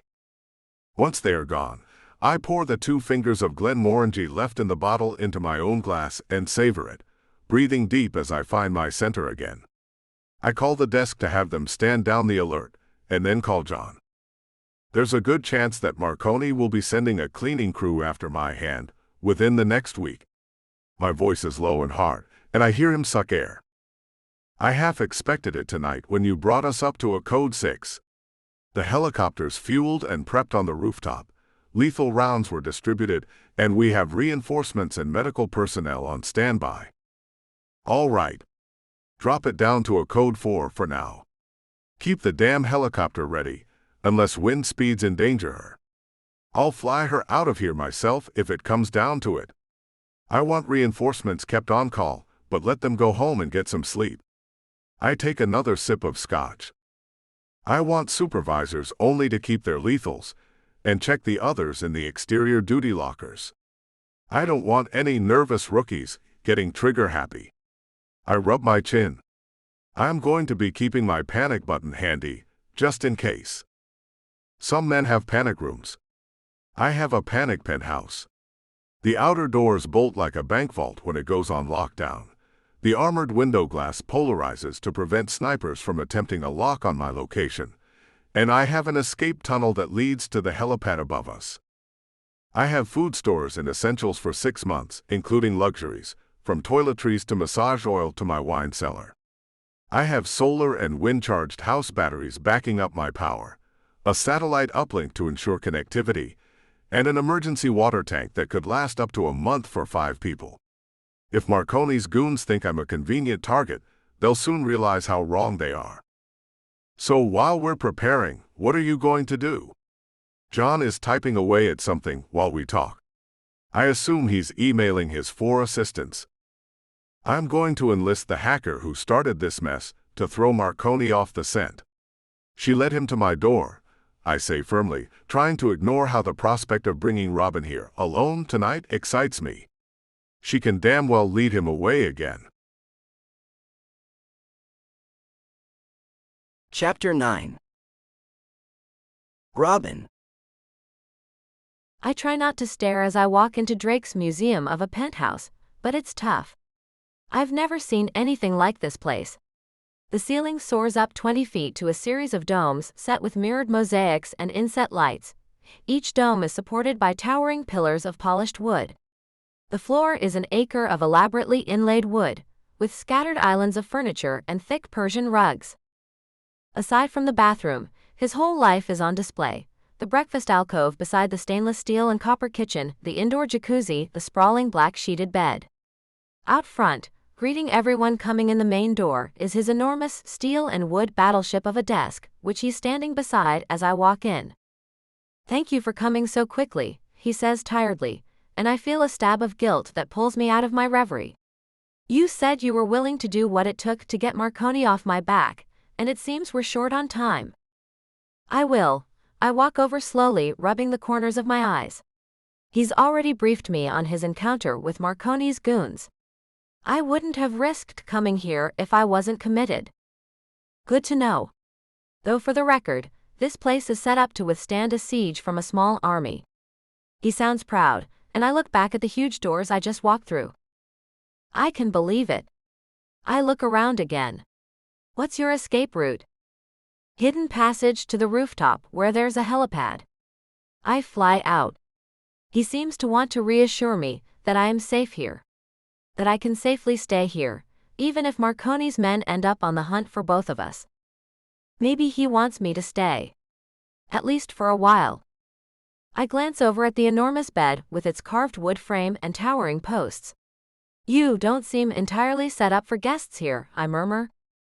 "I've only ever had romantic partners here overnight," he admits, his dark lashes shading his eyes briefly. "But if things don't turn in that direction, I do have a comfortable couch." "I've slept on a lot worse," I say gamely, and he chuckles and shakes his head. "If this hacking job I need you to do on Marconi goes long enough that we need rest, you're taking my bed." His smile broadens, going just a touch sly. "Whether I'm in it as well or not, I'll leave up to you." Both his gallantry and his bald flirtation startle me into silence. My cheeks start prickling again. Damn it. "I'm surprised you're not angry at me," I admit cautiously. I'm still waiting for the hook in all the bait he's waving. the trap behind these strange, perilously distracting good feelings. If you had not come right over to fix this as you promised, then I'd be angry at you. But you did, and here you are. And besides, even if I was angry at you, I know you would do the right thing eventually. He's staring into my eyes. My mouth is so dry.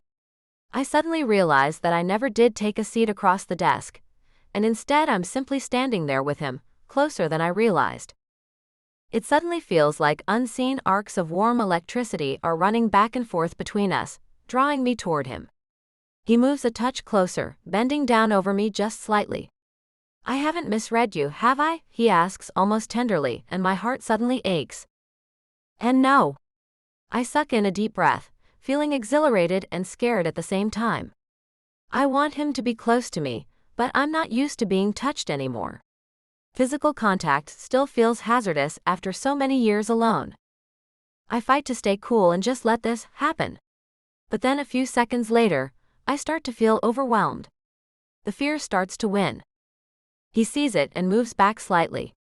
I look shyly over at his computer setup. We should get to work, I say softly. He nods, smiling, and gestures to his chair. I feel like a kid in his enormous brown leather executive's chair. I sink into its deep cushions, its softness easing the aches in my back that I had simply gotten used to having there. So much luxury. It's the one thing I don't like about Drake so far. He loves the finer things so much. I don't know whether he grew up in a family like mine, where a certain amount of opulence was expected. Or maybe he had nothing, and always wanted a luxurious, secure home. But I can't help but look around and think about how that Calder Mobile would fund a shelter for 10 years. That Picasso, 20. Still, I'm the idiot who rides a cheap desk chair all day and has a backache because I didn't get the best, so maybe I'm too austere for my own good. So what's the plan? He looms behind me, one hand spread on his desktop near where I'm using the mouse. I can feel the warmth from his hand on the side of mine. I breathe slowly and lightly, doing my best to hide just how much I like it. Focus. They want a convenient target. What about Yoshida? He's likely to come looking for Marconi anyway. I am cracking my way into Marconi's private accounts again. Not just banks and Bitcoin repositories, but everything. I don't know. I have reservations against supporting any effort against Yoshida that he might trace back to me. Right now, it looks like he robbed me, and I'm not complaining to him. I bite down lightly on my lip, with a mix of frustration and worry. Well, who else can we shift the blame to? What about just spoofing the account? He's moved even closer. If I wasn't interested, if he hadn't clearly figured out that I'm interested, it would feel creepy as hell to have him this close. Convince him that the money is still there, and that its missing status was just a temporary glitch? I lick my lips, flustered and now even more frustrated. I'm sorry, but you're not getting it. It's almost impossible to clone Bitcoin in the way you're asking, unless it's as a temporary measure. I'm not used to working under observation. Between his raw masculine presence and the way he's hovering, it's distracting as hell. If we don't find a fall guy, we need to make them think the authorities are messing with them. I don't want to drag anyone else into this, he insists. I thought you were talented. But you're telling me now that you can't find a way to peacefully resolve this by adjusting numbers in Marconi's accounts? I get up, furious, and turn and step close to confront him.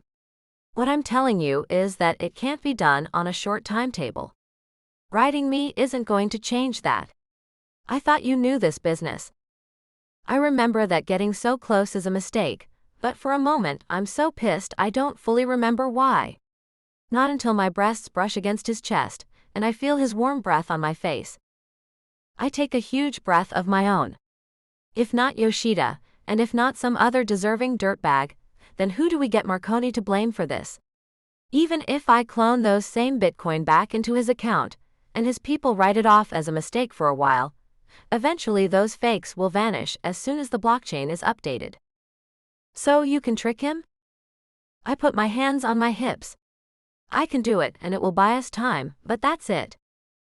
Then do it, he growls, voice husky as his hands brush against the backs of mine. We need to buy time, or we'll never be able to sort this out. Fine, I manage, my heart banging away in my ears again. I settle back down into the seat, my whole body thrumming from the brief contact. My mind is so hazy that I have to catch my breath before I can get back to work. Is he seducing me? I shiver. I'm so scared of being hurt. But would it hurt more than it does now? Could anything be worse than my days alone and my empty nights? Maybe he can make that emptiness go away for a while, instead of hurting me. I set my jaw and force myself to focus. You're not his type. He's a rich man who lives in a palace on top of a skyscraper. You're a green-haired cyberpunk who used to live in a box. It doesn't take too long before I have all of Don Marconi's online life spread out before us. This is it, I say quietly. Every bit of dirty laundry, his medical records, all his accounts. From here, I can do a lot. It's your call. He is behind me now, one hand on my shoulder as we look over what I've found.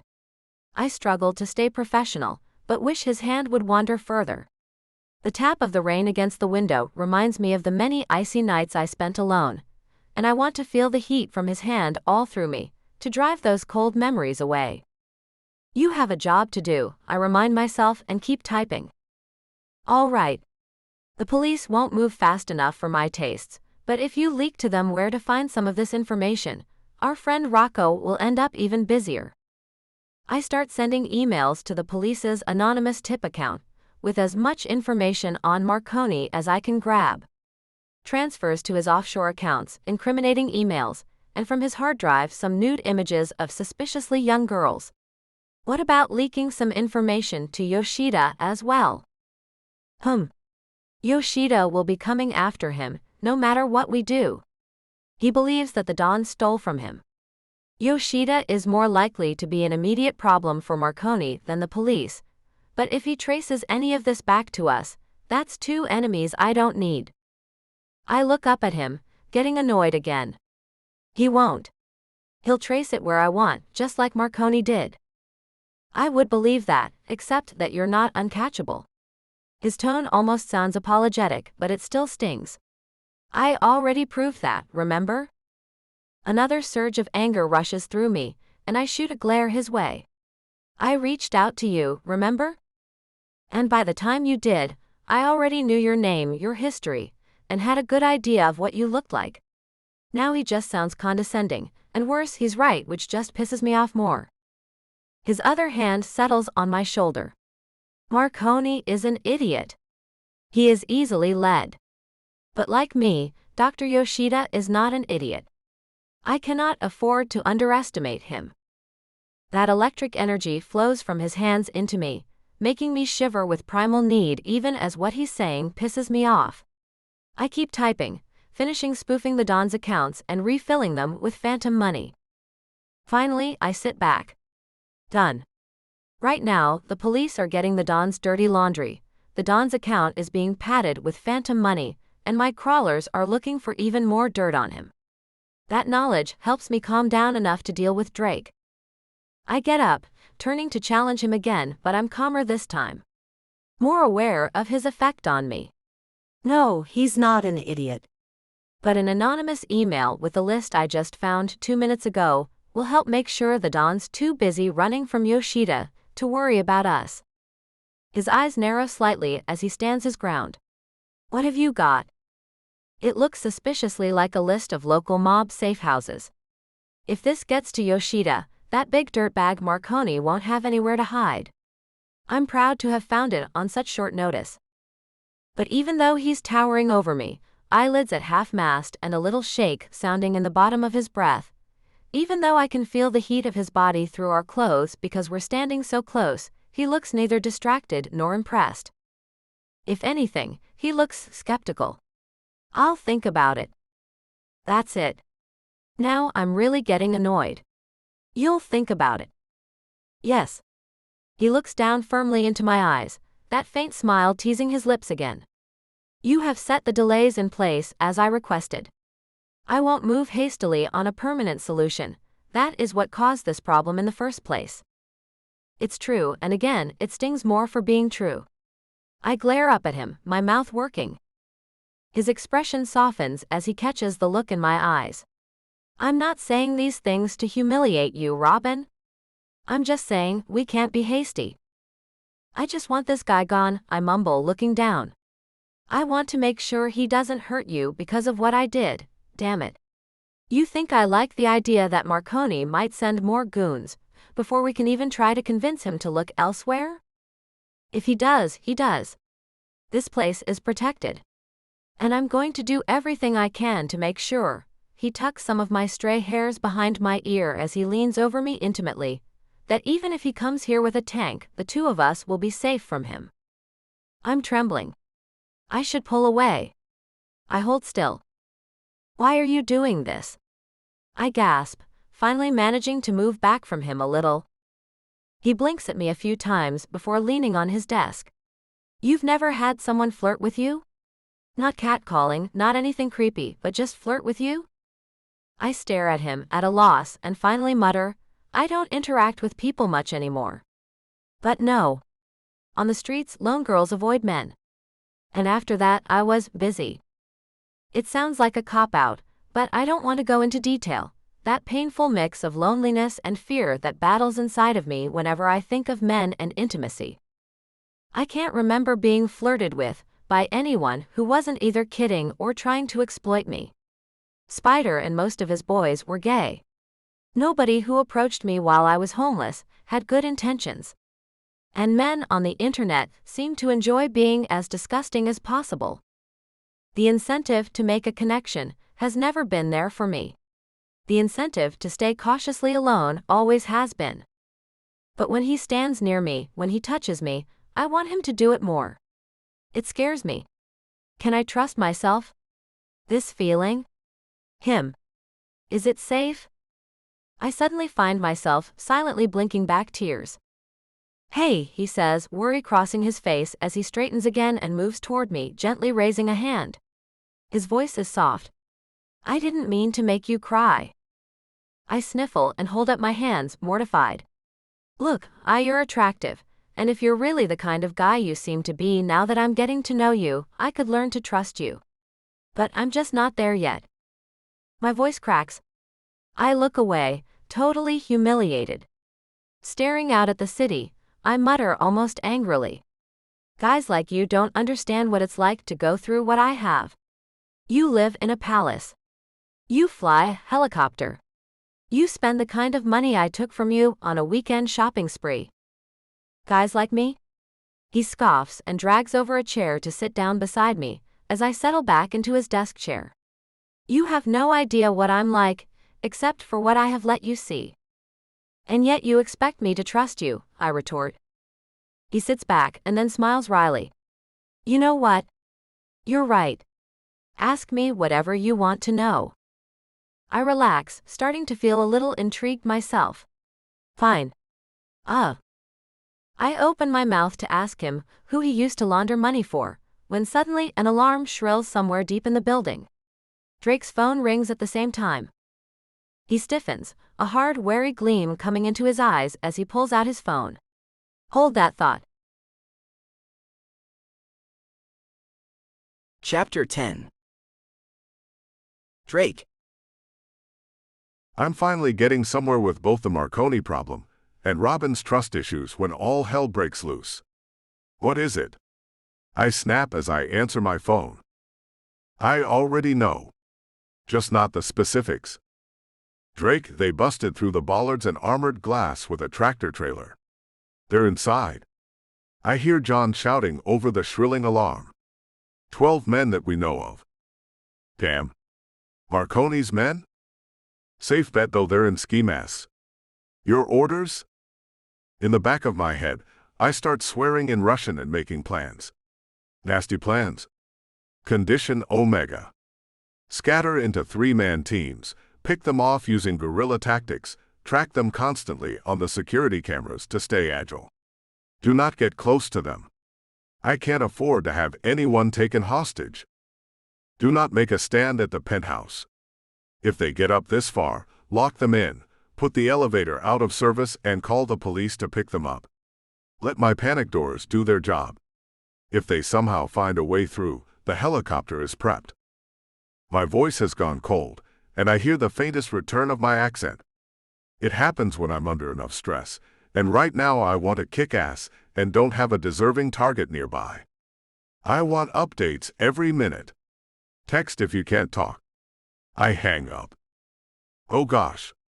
Robin is shivering next to me, her lovely face showing the terror of a trapped animal. One glance at the haunted, familiar look of despair in her eyes, and my rage gets shoved aside by something far more urgent. I can't stand seeing it. It stuns me that she's gotten under my skin this much already, but I go with it. I turn to her and hug her gently, cradling her head in my palm as I draw her against my chest. It's okay. Stay calm.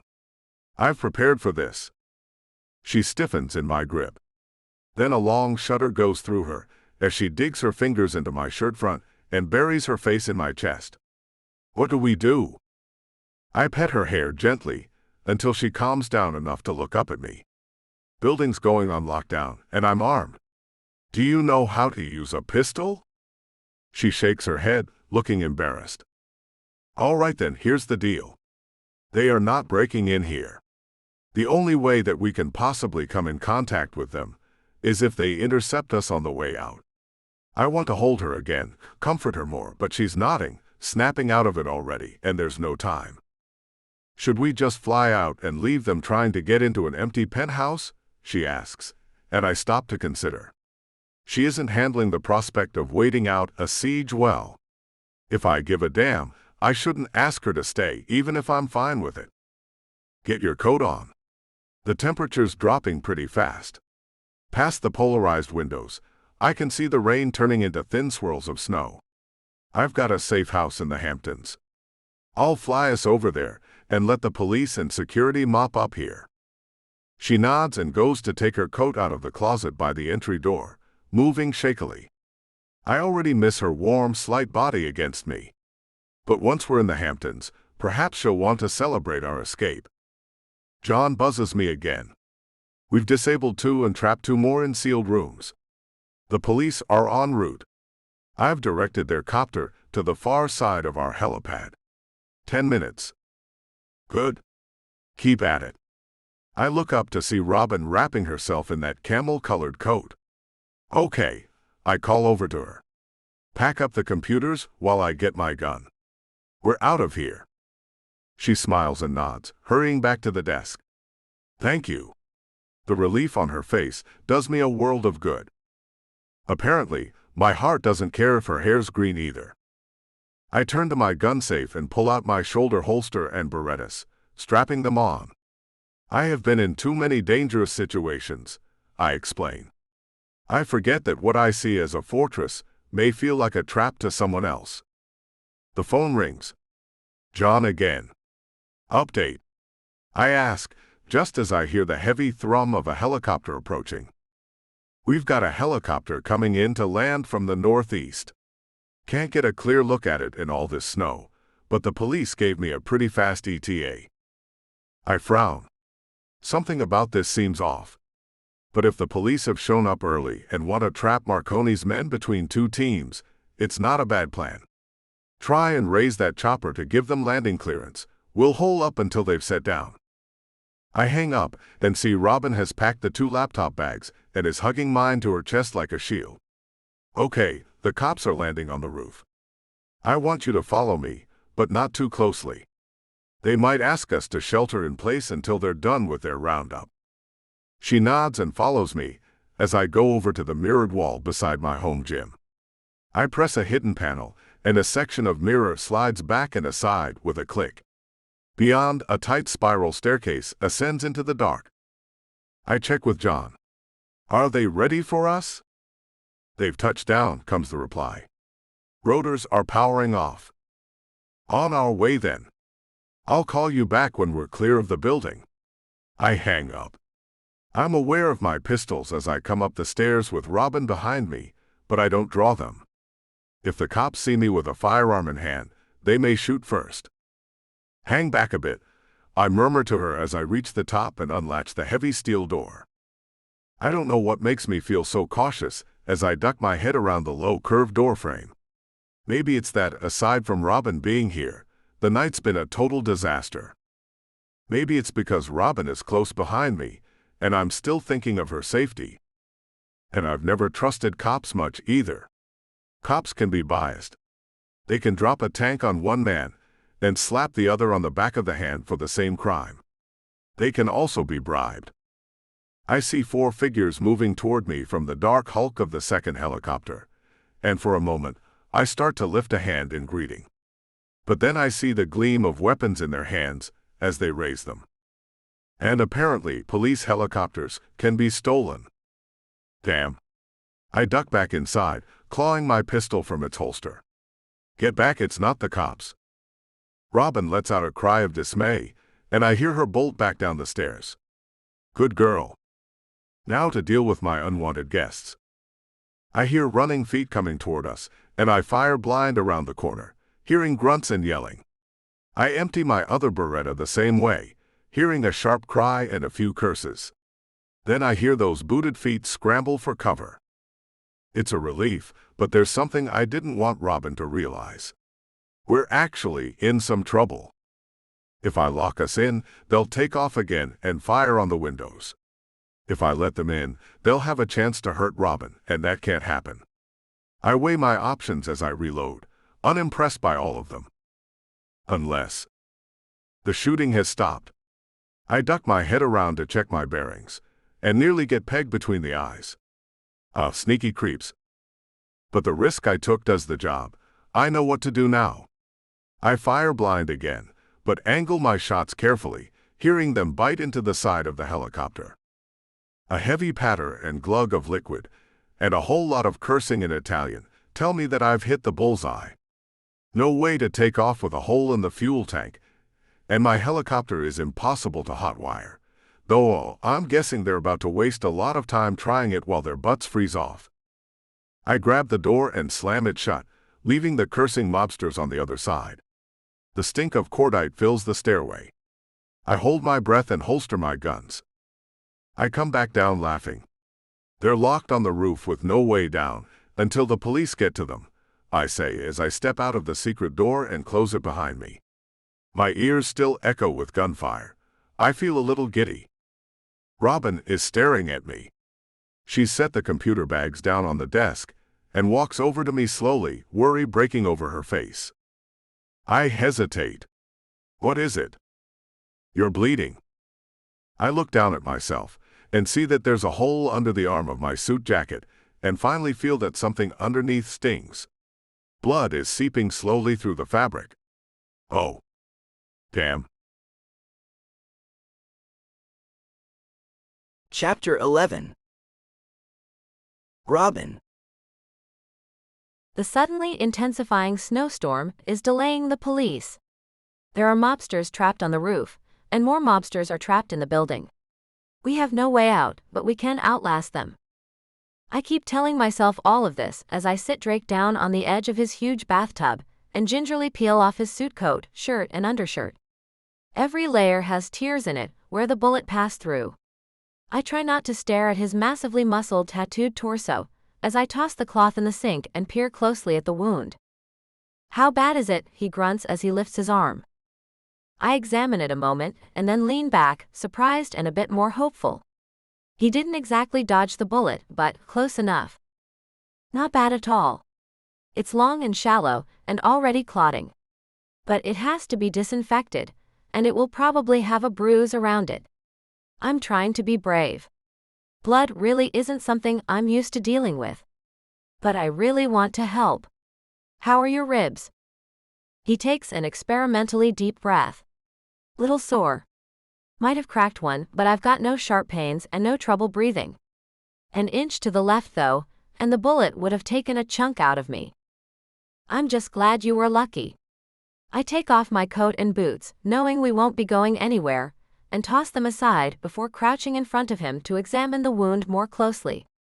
Then I reach into the first aid kit I retrieved from the closet and take out some alcohol swabs. He sits quietly while I tend to him, not wincing or flinching once. So you're Russian, I comment as I gently clean the wound. Yes, I was born in Moscow. And before you ask, I'm not part of any bratva anymore. His Russian is so perfect that it turns even that one word into music. But I needed their protection as a teenager in prison, and it took me many years to buy my way out. My heart sinks with unexpected sympathy. He had no choice. That certainly seems to fit with what I have seen of his character, more than the idea that he's a particularly fluent liar. But then again, I'm biased. I see. There are still rumors around that you're an active member of something. The wound bleeds a little bit as I clean it, but it's more a long, ugly scrape than anything serious. Don't think I can judge you for making a deal, especially if you were a kid when you went inside. Russian prisons are infamous. They are indeed, he rumbles in a low, tired voice. But I can see relief on his face. Was he that worried that I would judge him? Happy to disappoint. I've learned my lesson about jumping to negative conclusions about Drake Steele. I wash the blood off of him gently, fascinated by the smooth ripple of muscle up his side. How does that feel? I murmur distractedly. Your nursing skills are top-notch, he purrs in response, and I reluctantly straighten. This history of mine, it doesn't bother you? I have to think about it before answering him, so maybe it does a little. In the end, though, I admit the truth. I always knew you had a past. I just didn't know what it was. My tone is more tender than I want it to be, but less tender than I feel. I guess we both have histories we're trying to get away from. He stares at me for a long, quiet moment before standing, his frame towering over me, bare-chested and still recovering from the chaos of earlier. I straighten, meeting his eyes. He steps closer and gently pulls me into his arms. I'm glad you understand, he murmurs. Oh my gosh. He's shirtless. I freeze for a moment, hyper-aware of how close we are. I can feel his heart pounding against mine, and somehow that makes everything more real. I'm surprised, I whisper, my fingers brushing up along his chest without thinking. I got you shot. No, he says firmly. I got myself shot. I should have waited until we confirmed their identities before opening that roof access. His hand lifts to my hair, smoothing it back with such care that I feel the tension in my neck begin to ease. Just that simple gesture, grounding and warm, makes my breath slow. I want to stay in this moment. We're trapped in here, and no one knows how long we'll be stuck. That truth presses on me like a weight, and part of me wants to crawl out of my skin to escape it. But he's here. Strong. Steady. With me. I wrap my arms around his neck and lean into him, seeking comfort more than anything else. His mouth meets mine with a quiet urgency that steals the air from my lungs. His kiss is warm, focused, and unhurried. At first I don't know what I'm doing, but he doesn't seem to mind. I respond clumsily, nervously, heart racing as I try to follow his lead. When my knees give a little, he scoops me into his arms effortlessly, holding me close like I belong there. He tastes faintly of coffee and mint, and I sink into the moment, overwhelmed but safe. When he finally pulls back, just slightly, he rests one hand gently along my jaw. His breathing is ragged, like mine. You okay? He asks softly, his eyes filled with something honest and protective. It's not the kiss that settles me, it's his kindness. His restraint. His quiet concern. If this were all some act, he wouldn't bother asking. But he did. And somehow, I know I can trust that.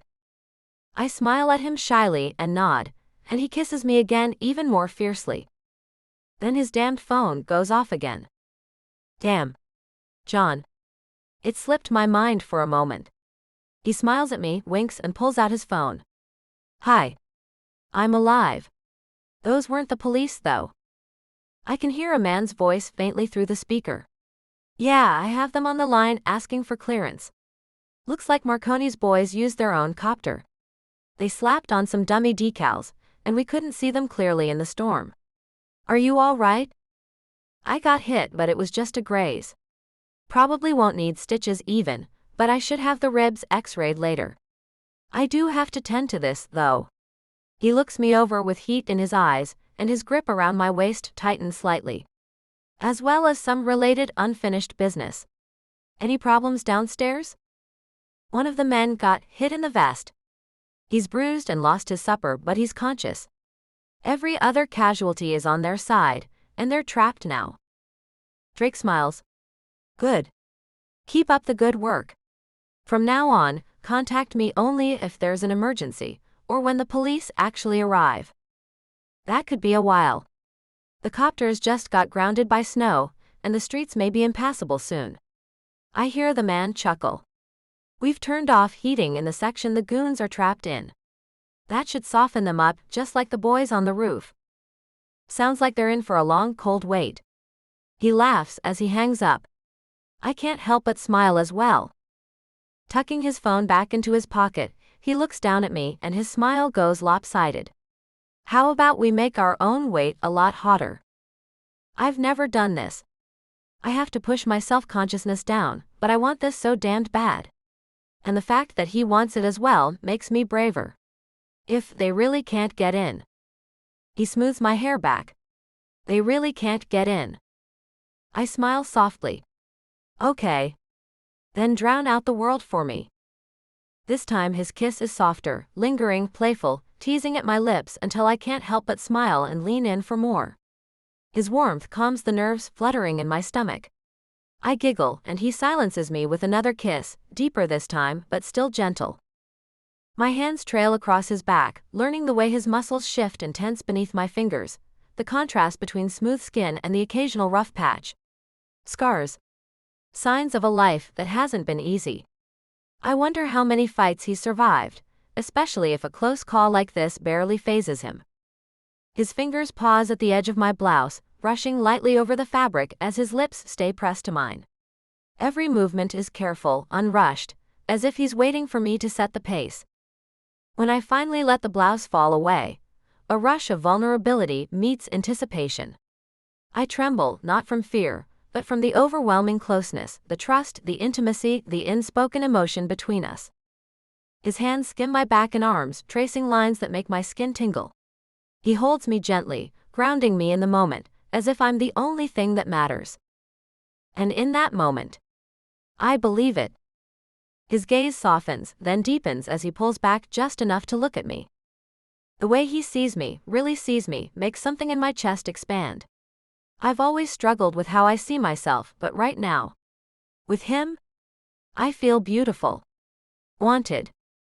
But I'm not quite ready for what might come next. He scoops me up effortlessly, arms tight around my waist, and presses soft kisses along my collarbone, my shoulder, then the center of my chest. A quiet grunt escapes him as my knee bumps his side, his injury, but he shifts slightly, brushing it off with a determined breath before continuing. My fingers curl against his shoulders, clinging to the strength beneath my hands. His closeness is overwhelming, warm, solid, and focused entirely on me.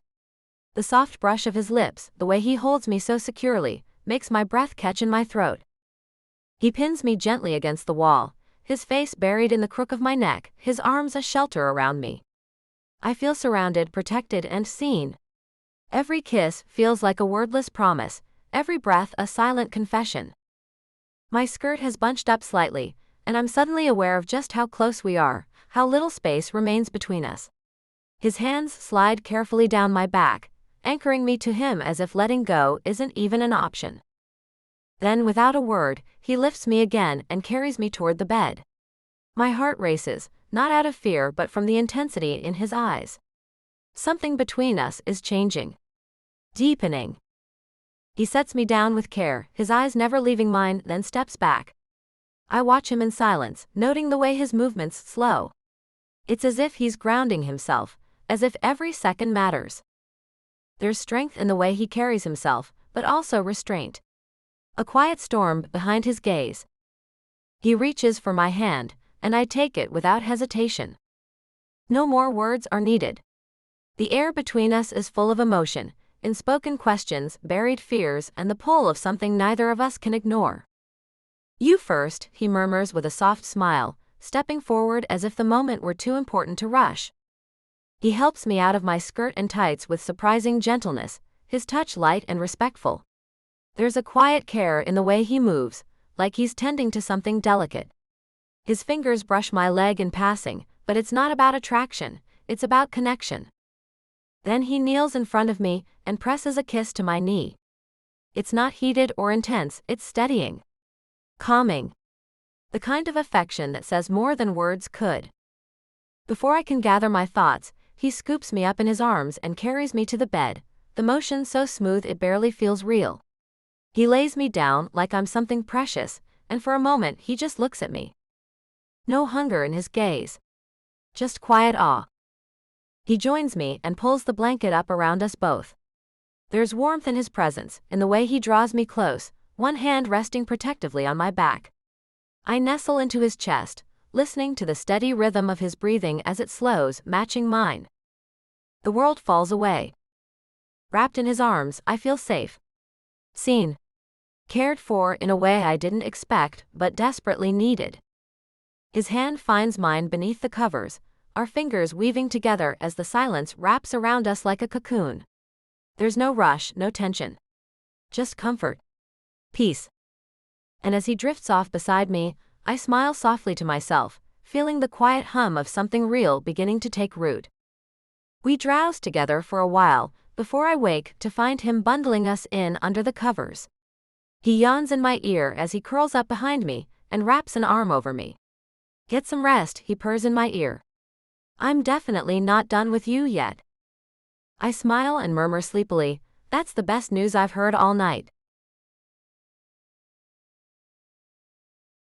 Chapter 12. Drake.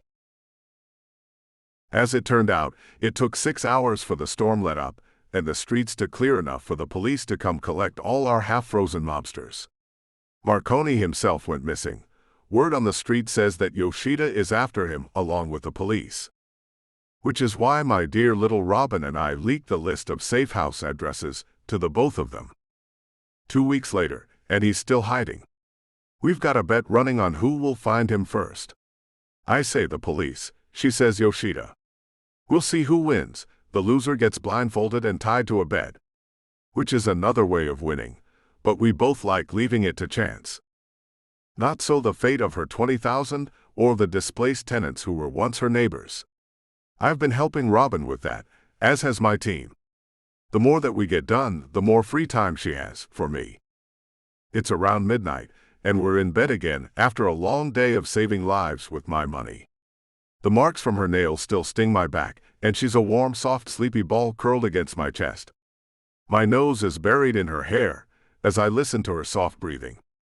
I've never been more content in my life. I haven't had any nightmares since before our first night together. The kid in that prison yard is done growing up, and something in my head has finally sorted out that I'm free of that place for good. Now maybe my heart can move on, just as the rest of my life has. Now and again, though, Robin still has nightmares of her own, and cries softly in her sleep. She's told me about the box that served as her shelter, and the men in the alley, and how alone she felt then. I've decided to make sure that she never feels that way again. It's so strange that we switched places in our lives. The heiress turned thief, and the thief turned wealthy man. Yet somehow we work together. We have a lot to do. There are people to save, and people to get revenge on. I'm already planning to cause some trouble for her uncle, who has been sending her several nervous, unanswered messages since the first paparazzi photos of the pair of us together started making the rounds. He must recognize me. And he must know that in me, Robin has an ally far more powerful than her uncle ever dreamed. That's big trouble for him. I wonder how he's sleeping. Probably not well. I'm settling back in and closing my eyes when my phone buzzes on the shelf beside my bed. I reach for it as Robin stirs. It's a message from John. As she uncurls and rolls toward me, stretching against my body, I read the text and smirk. Marconi gave himself up to police after receiving a request from Yoshida regarding the return of his missing Bitcoin. It was apparently delivered to one of his safe houses by courier. He's asking for protection. I start laughing, And Robin yawns and stretches against me, blinking up at me curiously. What is it? You're not going to believe this, but I show her. Looks like our little bet ends in a tie. She scratches behind her ear, her emerald hair mussed with sleep. It's growing on me, though I don't think I'll be sporting the merman look myself anytime soon. She starts snickering as she reads the text. If it's a tie, though, who gets tied? I rumble contentedly and nuzzle her cheek, then lie back and draw her slight form over me. We'll have to take turns. It's a cold world out there. We're both intimately familiar with that. But we're making our own warmth together. I still hate being stolen from, but if I get Robin in return, she can take as much from me as she wants. The end. Sneak peek for the Billionaire's Assistant. We hope you enjoyed listening to Investing in Love and Hacked for Love by Michelle Love. Now please listen to a sneak peek for the Billionaire's Assistant by Michelle Love. Secrets of Desire. Max. The darkness is interrupted by a light as I sit in a dimly lit room waiting for the always late Lauren. She's my latest attempt to find a woman that I can get along with for the rest of my life. It's going on a month since we started dating, so I'm about to test the matrimonial waters with her this evening. I want to see if she has the same ideas I have for the future. I'm turning 30 in a few days, and decided it's time to move out of the fast lane and slow things down a bit. Abandoned when I was 10 years old by my drug-addicted mother, I grew up in a children's home in the middle of nowhere, South Texas. Divorce is not an option for me. Nothing will tear my family apart once I marry and start a family, which I'd like to do right away. So my choice for a wife has to be someone I can stand, at the very least. My cell phone lit up, meaning I had a text message. It's from the freelance accountant I contacted, and he's agreed to work on some accounting issues for me. My least favorite time of the year is coming up, tax season, and I need all the help I can get to hold on to as much of my fortune as I can. A pair of long legs topped by a short red skirt stride into the room. I scan them and move up over a lithe body until her face comes into focus. I wonder what she really looks like. You appear good enough to eat, Lauren. She laughs and the sound makes my face pinch. It is loud and slightly off-key. Don't I know it, Max, she says with a southern drawl. Where are you taking me this evening? I hold my arm out and she takes it. My chef, Hilda, is making us one of her specialties for dinner. I imagined it might be nice to stay in tonight. The sound of a heavy sigh meets my ears, and I notice her red-stained collagen-injected lips form a pout. And what will we do after we eat this stuff your maid is making, Mr. Billionaire? I thought we could eat by the fireplace in the small dining room. Afterwards, we can cuddle on the couch and watch a movie. I'll even make you popcorn if you'd like me to. And by the way, Hilda is not the maid. If she ever heard you call her that she might have to kick your ass, I'd have to intervene and most likely get mine kicked too. I pull the door open and lead her out to my Jaguar where she folds her long legs into the passenger side as she says, "That sounds dull, and I don't do dull, Max." After taking a gander at those long, tight, tanned legs, I begin to salivate. My weakness is long legs, and it overrules my brain way too many times. I close the door and walk around to the driver's side. So what would you like to do? She looks into the mirror and applies more red lipstick. I want to go to a nice club and be drunk by 9 o'clock. My hands grip the wheel so I won't grab her and choke some personality into her. Oh, same as last night and the night before that. Her head swivels around, perfectly manicured eyebrows raise, creating wrinkles on her forehead. Oh my gosh, Max. She goes on, as her hands fly around in front of her. So, because you want to be a party pooper, I'm supposed to sit around your big old mansion and piss the night away too? Pausing to stare back in the mirror, she grabs some mascara and applies even more to her already thick eyelashes. Well, just drop me off then. I can find another ride home. As great an idea as that is, I'm too much of a damned gentleman to do that to any woman. No, Lauren, I was just kidding. I want to go to the club, too. I lie. Suddenly, she wears a sweet smile and bats those monster lashes at me. Oh, you're silly. No, I'm an idiot. As I drive along, I decide to try out a little of what I had planned to talk to her about if she'd let me take her to my place. When do you think you'll be ready to have kids, Lauren? Whoa. Damn. Everything on her face just raised into something that looked like the proceeding of a storm. Can I take my words back, please? With a thin finger wagging in my face, she screeches, "Oh no, you don't, Mr. Moneybags. Even you won't be talking me into messing up this body. So that's why you wanted to take me to your place. Hear this loud and clear, Max. I don't want to have your children, nor anyone else's. Kids add years to a woman's body and face." I see. Her finger trails down my cheek. "Though you and I would make some beautiful children, sweetheart. I can't do that to myself. Sorry to let you down." I smile at her and give her a wink. I don't feel let down at all. It is relief I'm experiencing the truth. She's not the one for me. As I glance over at her, I find that her skirt has slid up and her upper thigh is showing. She's good for a good time at least. Softly, I run my hand over her exposed skin, only to have her slap it away. No. None of that. Now, who's the party pooper? I ask. Alexis. My head is beginning to ache as I stare at this demon of a spreadsheet. Something isn't right, and I can't figure it out. I grab my cell and text the old guy I'm doing this freelance work for. And it's time for more coffee.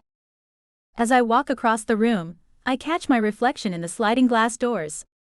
My bun has come loose and I can't have that. I pull my hair down and mentally note that I need to go get it cut, it's just too long.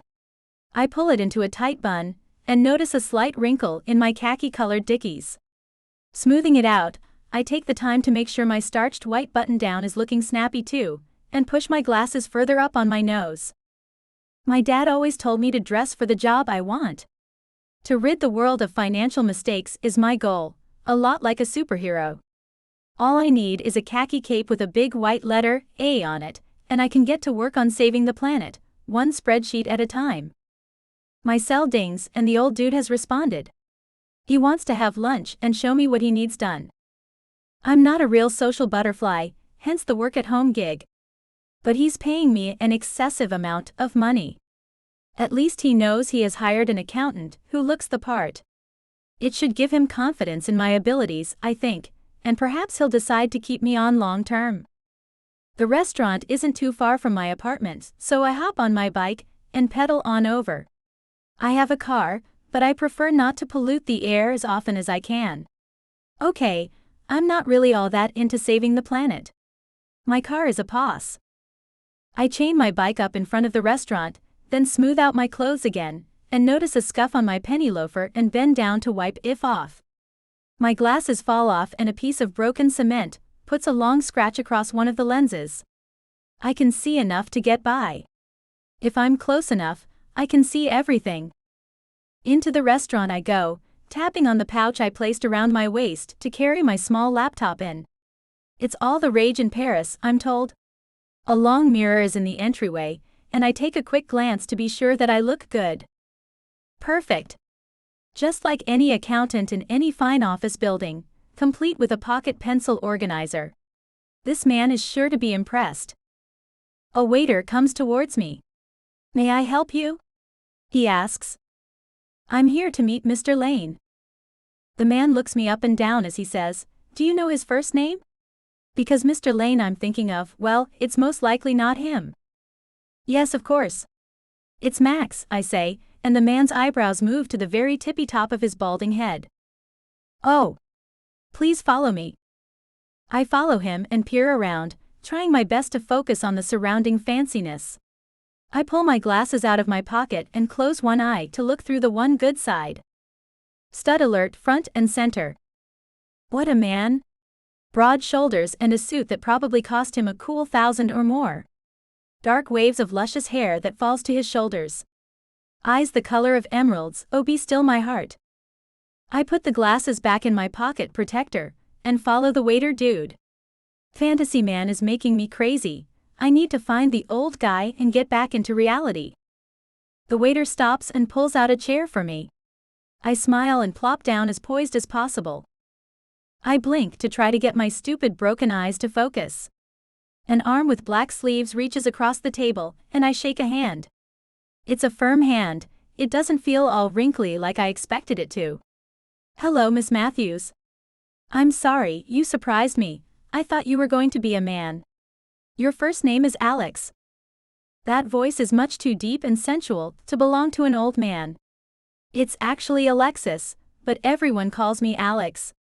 I broke my glasses a minute ago. Do you mind if I sit a little closer to you, so I can see you? I ask. Let me come to you, don't move. I watch him as he gets up, and notice that he's tall. He sits down and scoots his chair close to mine, and slowly he comes into focus. Oh my. It's the gorgeous man from before. Mr. Lane? I ask. He nods and smiles. Can you see me now? I nod back and am sure my face is making some awful half-smile, half-frown thing I've been told I do on occasions when I feel awkward, which is often. How nice to meet you, I say as I extend my hand to shake his, but pull it back as I realize we already did that. My elbow knocks the plate sitting on the table in front of me, and makes a loud clanking sound. My cheeks are most likely red, and I may be sprouting beads of sweat on my forehead. Mr. Lane laughs and places his hand on my shoulder. No need to be nervous with me, Alex, I assure you. His cell rings and he looks at it.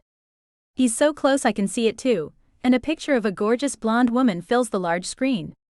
A slide of his finger sends the call to voicemail and I say, you can take the call. I don't mind. I never take calls when I'm with someone. It's rude, don't you think? He asks as he looks right into my eyes with those gorgeous green ones he has. She's kinda completely gorgeous. I'd hate for her to get mad at you. His laugh is deep, and it rattles my chest. He's so close to me. She kinda stays mad at me regardless, so no big deal.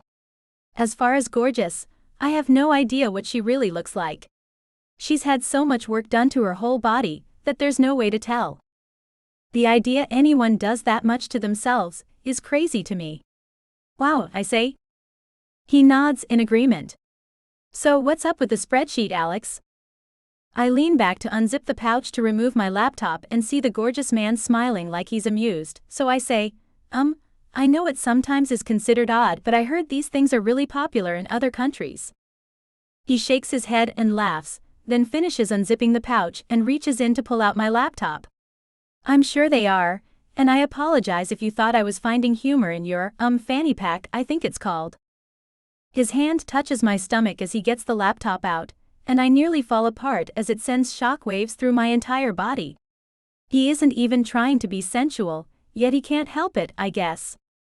Thanks for helping me out there, I say as I grab the linen napkin to my side and use it to wipe my now definitely perspiring forehead.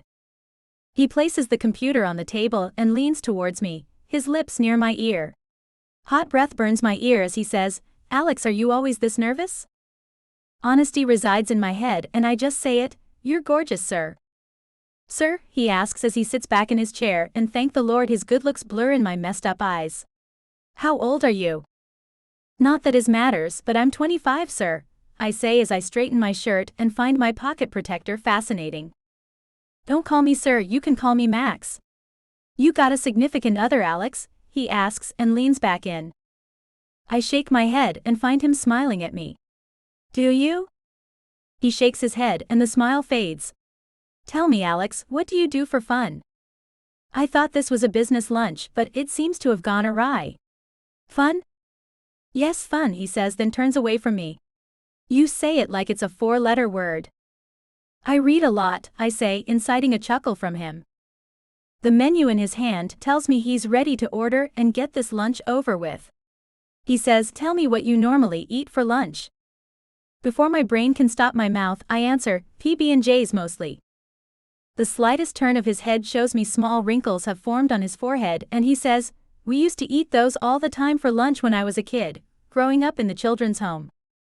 You grew up in a children's home? I ask with surprise. Did your parents die or something? Or something, he answers. He turns his whole body to me and leans in. How about we get out of this stuffy restaurant and go back to my place, and I'll have my chef make us up a batch of PB&Js with a couple glasses of milk. I find myself scratching at my neck as the starched collar rubs my skin, making it itch.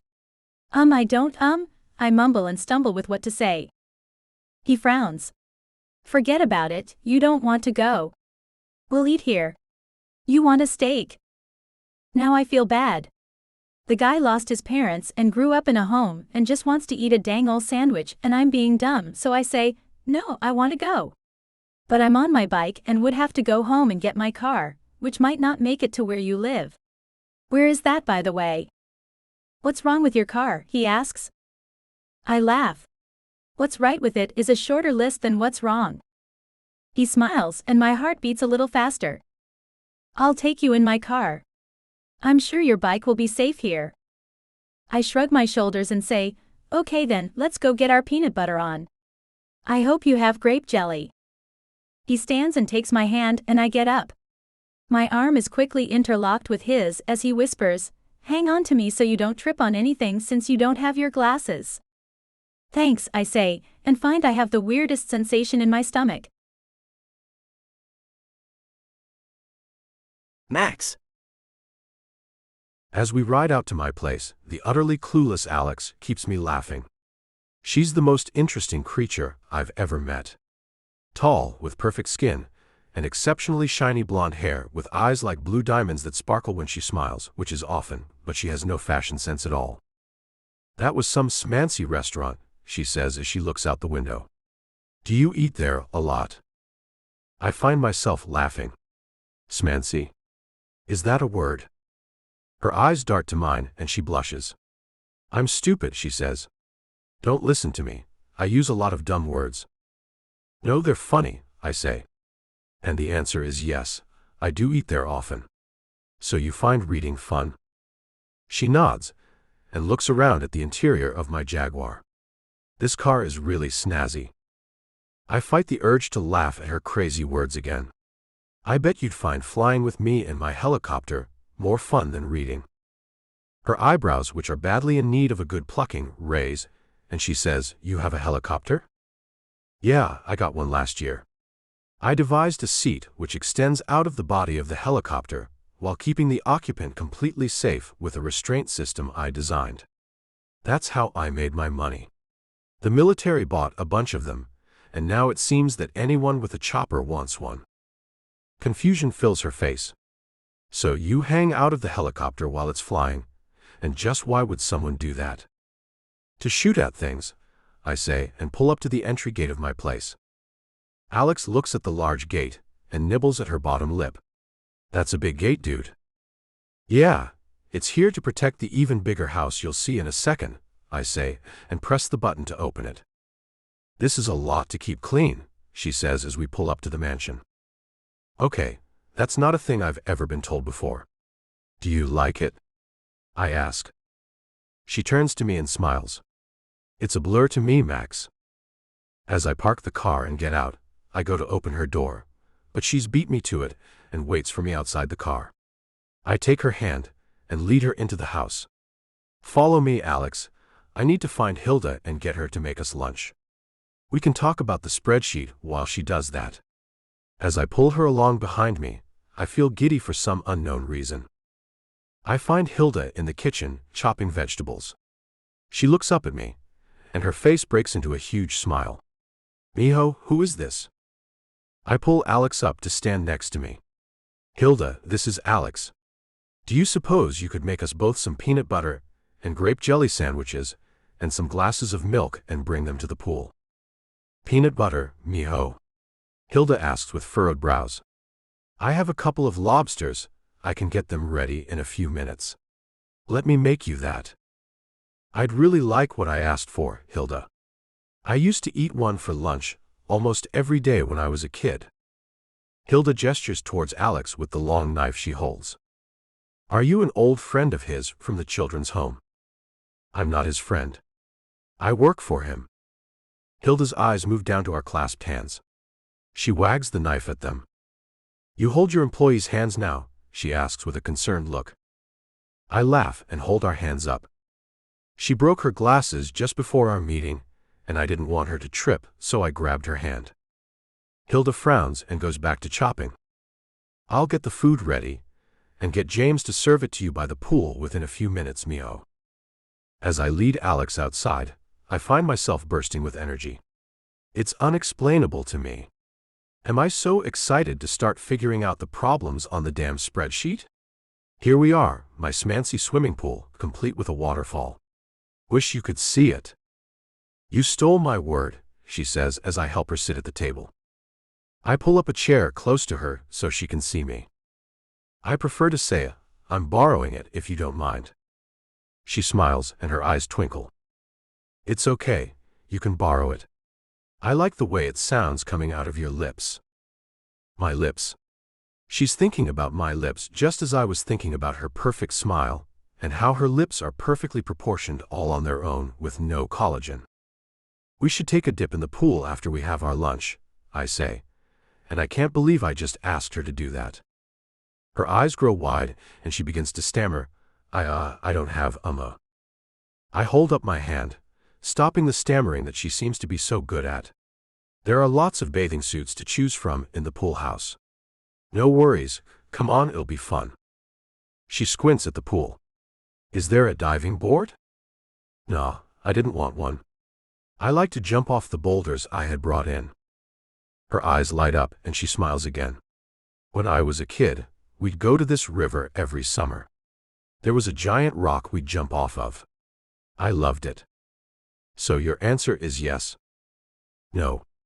This is embarrassing to admit, but I haven't shaved in a while.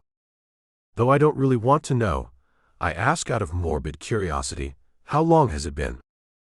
Her narrow shoulders shrug. Don't remember. So you see, it'd be better if I didn't. The bathroom in the pool house is stocked with everything. You can defer yourself before, if you'd like. Her hand flies up and slaps my arm. It's not that bad, you need to use the term defer for the love of Pete. So that's a yes then. I'd like to jump off that rock. She squints out at it. So yeah, it does sound fun. Alex, do you have another pair of glasses or contacts maybe? I have some contacts, but they're at home. How about I take you to get them after lunch? While in town, I'll pick up some beer, and I'll get Hilda to make us a pizza later, and you can hang out for the evening. I'll take you back home tonight. You don't have to spend the whole day with me, Max. She leans back. I mean, you have to have better things to do. I'd like to be honest with you, Alex. You're fun and easy to get along with, and I'm really enjoying your company. It's not often I find someone who's so easy to be around. She makes this half-smile, half-frown thing with her face, and I find it adorable. That's nice to hear. To be honest with you, I've never been told that before. So the answer is yeah, I'll hang out with you this evening, Max. It sounds like a lot of fun. Alexis. A bright red convertible sits in the drive of Max's house. He took me to get my contacts, and we picked up some beer, and apparently he considers me funny and fun to be around. With my contacts in, I can see the mansion and it's awesome. Now that everything's not a big blur, may I say this place is beautiful? Thanks. I like it. He looks agitated as he parks and looks at me. That girl who called me earlier when we were in the restaurant is here. That's her car.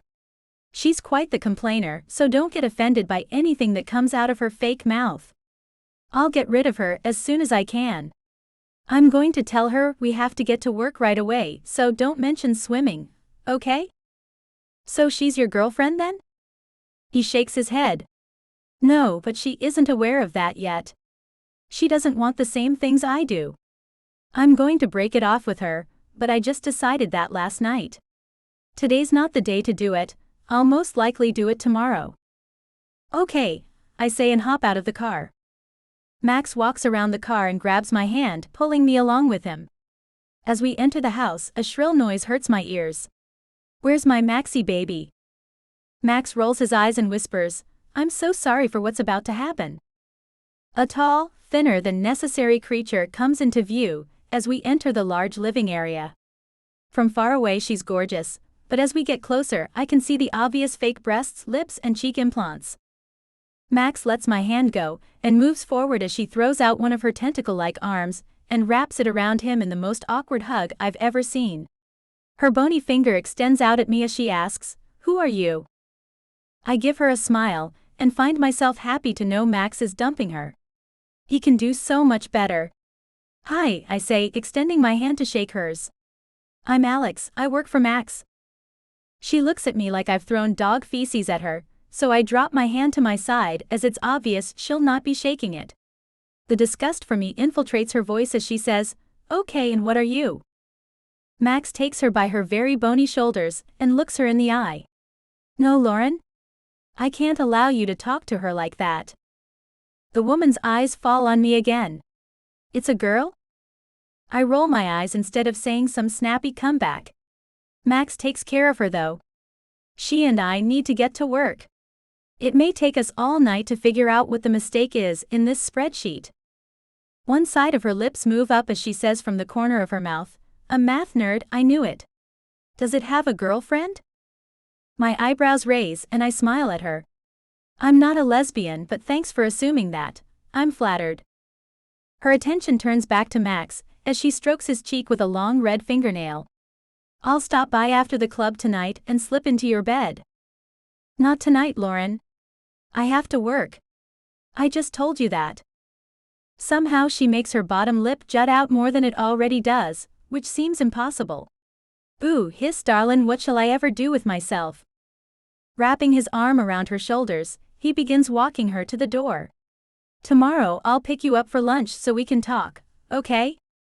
Not watching them as the sight of him touching her makes my skin crawl, I hear her say, "That sounds like fun." He walks her out and I find myself smiling evilly, as I'm pretty sure the lunch won't be fun at all. I wonder if she'll shed actual tears, or manufactured ones when he tells her it's over. The sound of him running up behind me makes me turn around, and he grabs my hand, making me run along with him out to the pool. "I'm sorry you had to deal with her," he says over his shoulder as he pulls me along. "She's a horrible person. Why did I ever entertain the thought she might be the right girl for me? Hell, she's not even pretty, long legs or not." I giggle at his rambling as he pulls up short in front of an ornate wooden door near the pool. He opens the door and gestures for me to go in before him. "Marble floors?" I ask as I admire the gorgeous floor. "Of course," he says, then points to a door off the large room which has a pool table in the middle of it. "Go in there and shave what you need to, then find yourself a bathing suit in one of the drawers. There's all sizes." He looks at me. "No big ones though. I only have up to a size 3, I think." My shoulders slump. "Man, I'm a size 5. A short burst of laughter comes out of his mouth. "You may be wearing a size 5, but I assure you, you're not that size. Those clothes you have on are swallowing you. Put on a 3 and see if all your stuff doesn't fit in it just fine." "My stuff?" He pats my butt and pushes me towards the door. "You know what I mean, Scoot." I rummage through the drawers, and all he has in them are bikinis. I never wear them because my body is so abnormally long and drawn out. My legs are long, my arms are long, and even my torso is long. I'm built like a scarecrow. But he's so excited, almost like a little kid, so I shave and moisturize and place my breast in a tiny top and my butt in skimpy bottoms, and check to make sure that I had got rid of all the hair I needed to. I'm horrified by what I observe in the mirror, so I grab a towel and wrap it around me. As I walk out, I find him changed out of his suit and into a pair of board shorts and lounging in the sun already. "Hey!" I call out as I make my way to him, and try not to stare at his completely gorgeous body. He has to have chiseled abs, doesn't he? He's out of my league in every single way possible. "Really?" he asks as he peers over his Ray-Bans at me. "What? You still have your hair in a bun, Alex. No one can have fun while wearing a bun. It rhymes, so it's a fact." He grabs something off the table next to him and tosses it to me. Put those on, they're for you. I look down at what I've caught and see a pair of Ray-Bans in my hand. I don't feel comfortable wearing these, Max. I mean, I might break them, and I can't afford to replace them. Why would you need to replace something I'm giving you? Just put them on, take that stupid bun out, and drop the towel so then we can swim. Bossy much? I mumble as I pull the pins from my hair, then put the glasses on and place my towel over the chair near me. What do I care what he thinks about my scarecrow body anyway? It's not like he's interested in me like that. He probably won't even look at me. Max. 1 second, I'm looking at easily the most nerdy-looking girl I've ever laid eyes on, but she's sweet and funny, so she's growing on me. The next glance I take at her makes my mind stop. Time stands still as she shakes out her long, wavy, shiny blonde hair. The towel flies off her stunning body as she puts the sunglasses on, and she's drop-dead gorgeous. Not a bit of makeup on, and she's taking my breath away. I want to take you on my yacht. The words come out of my mouth without me thinking of them. You have a yacht, she asks, eyes wide with surprise. I can only nod, still a little breathless. Words feel like too much right now. She walks to the edge of the pool, sunlight dancing across the water as she dips her toe in. I try not to stare, but it's impossible not to notice how graceful she is. Strong, confident, completely at ease in her own skin. She glances back at me with a grin and waves, her whole expression lighting up with joy. Come on, she calls, her voice playful and full of life. And just like that, I'm moving, because how could I possibly resist her? I grab the beer sitting next to me and chug it. I need to act cool, not like a teenage boy. Finally able to speak, I say, I'm coming, Lexi. Where'd that come from? Lexi? She asks with a little laugh. Okay, she said I can call her that. Good, 'cause she ain't no Alex. Not anymore. I take her hand as I get to her and lead her around to the boulders.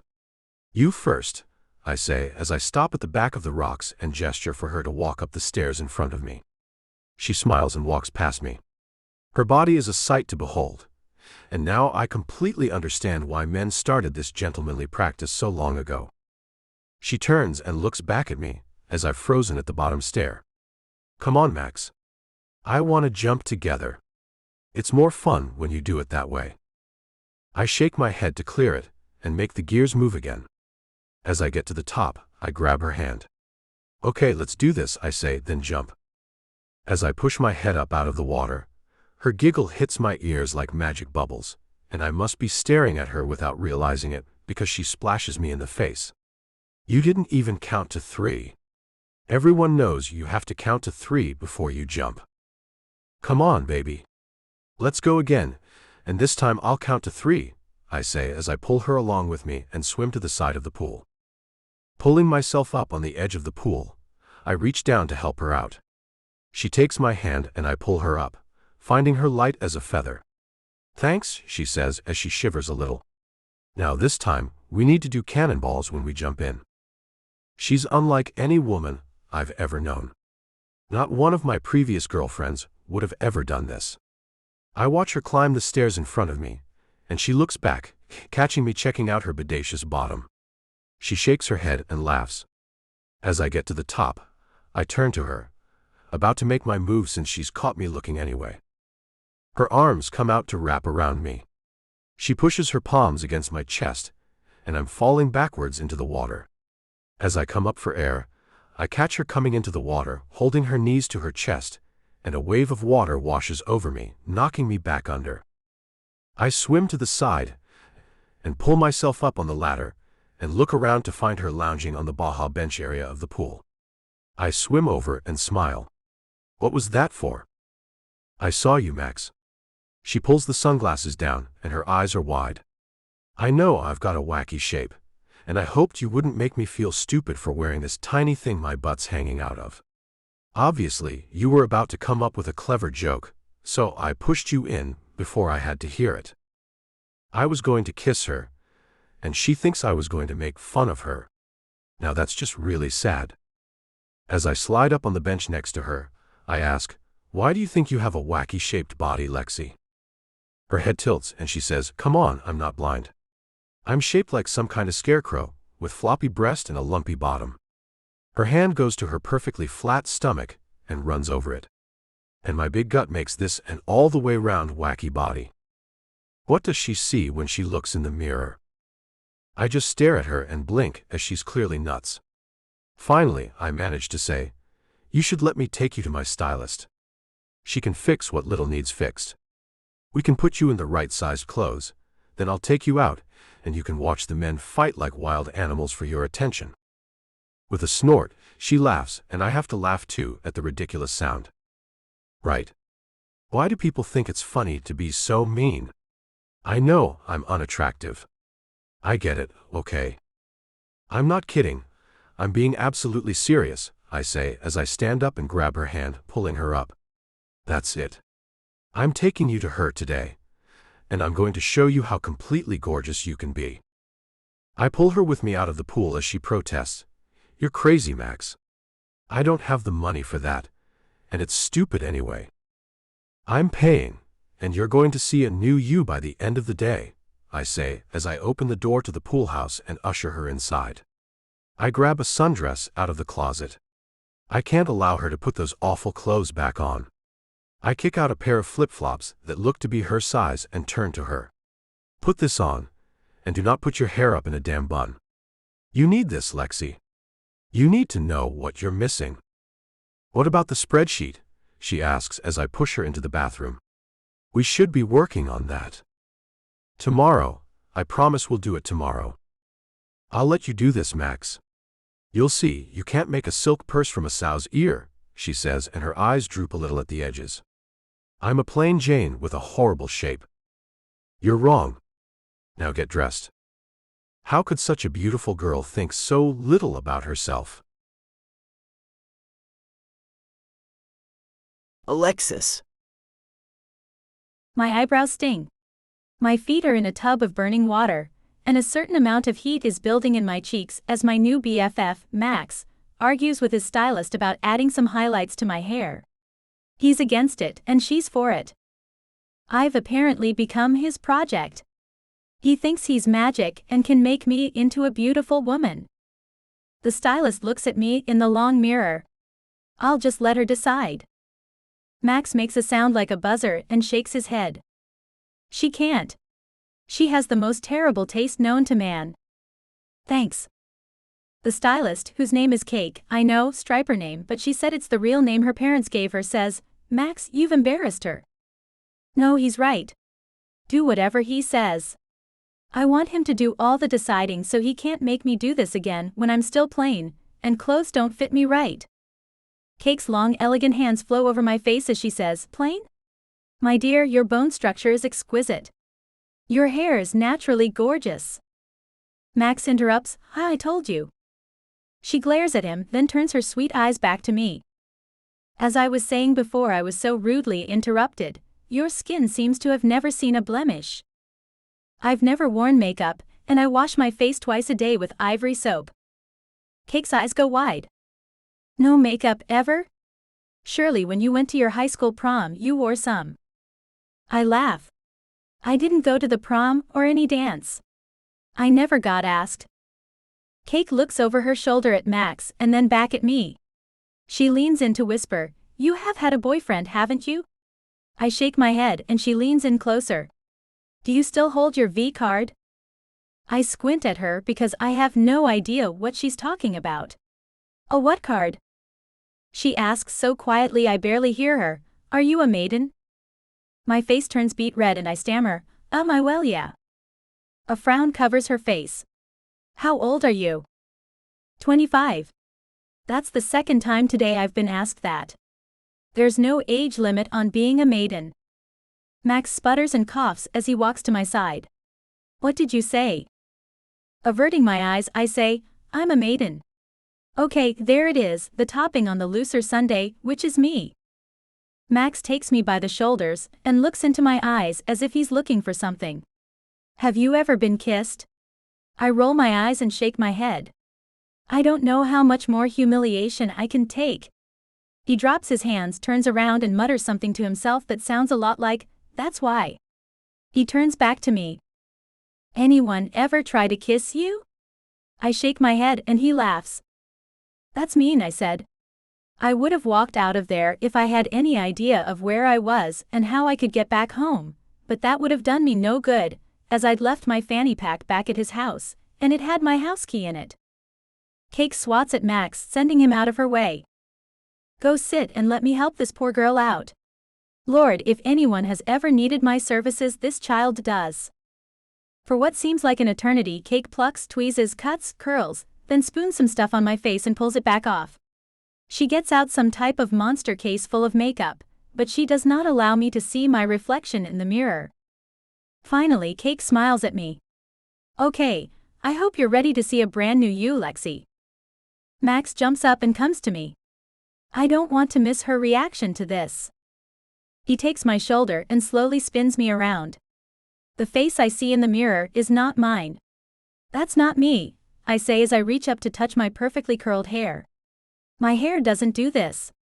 I run my hand over my cheek, which is perfectly pink. This isn't my face. "Gorgeous," Max says as he looks at me in the mirror. His cheek is near mine. He smiles and gives me a wink. We look good together. Cake takes off the plastic cape covering me and Max takes my hand. Okay, so my head's done, but here comes the hard part, my wacky body. Cake rolls her eyes. "Oh, my precious girl. What do you think is wrong with your body? How about I tell you what's right about it?" "That list is much shorter," I say as Max takes my hand and pulls me from the salon. He looks back at Cake and smiles. "You add on a few $1,000s as a bonus, girl." I look at him like he's crazy and Cake laughs. "Thank you, baby. You bring her back to me in a month, and I'll make sure she's kept up. Good luck getting laid, Lexi." "What?" I say as Max pulls me out the door. Max. I can't quit looking at her. She's more beautiful than I ever imagined. We're on our way to get her some clothes, and she's eerily quiet. "So what are you thinking, Lexi?" Her eyes sparkle as she looks at me. Her pink lips open a bit, but she closes them, hesitating before she opens them again. "This isn't me, Max. You spent a ton of money already, and I realize I can't talk you out of spending more, but it'll all be for nothing because I can't keep this up. I can't fix my hair like this or put on makeup at all." "Lexi, it's not the exact hairstyle," I say as I take her hand and hold it in mine.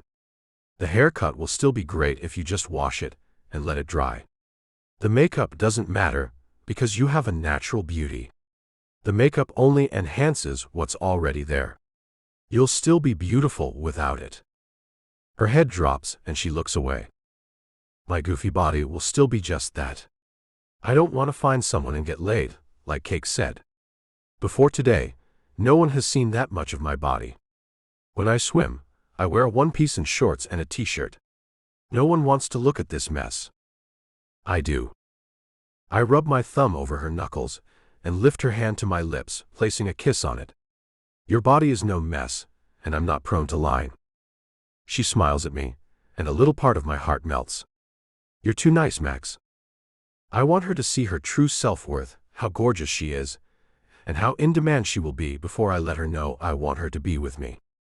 "Tonight I'm taking you out to a club, and I'll leave you at the table alone for a bit.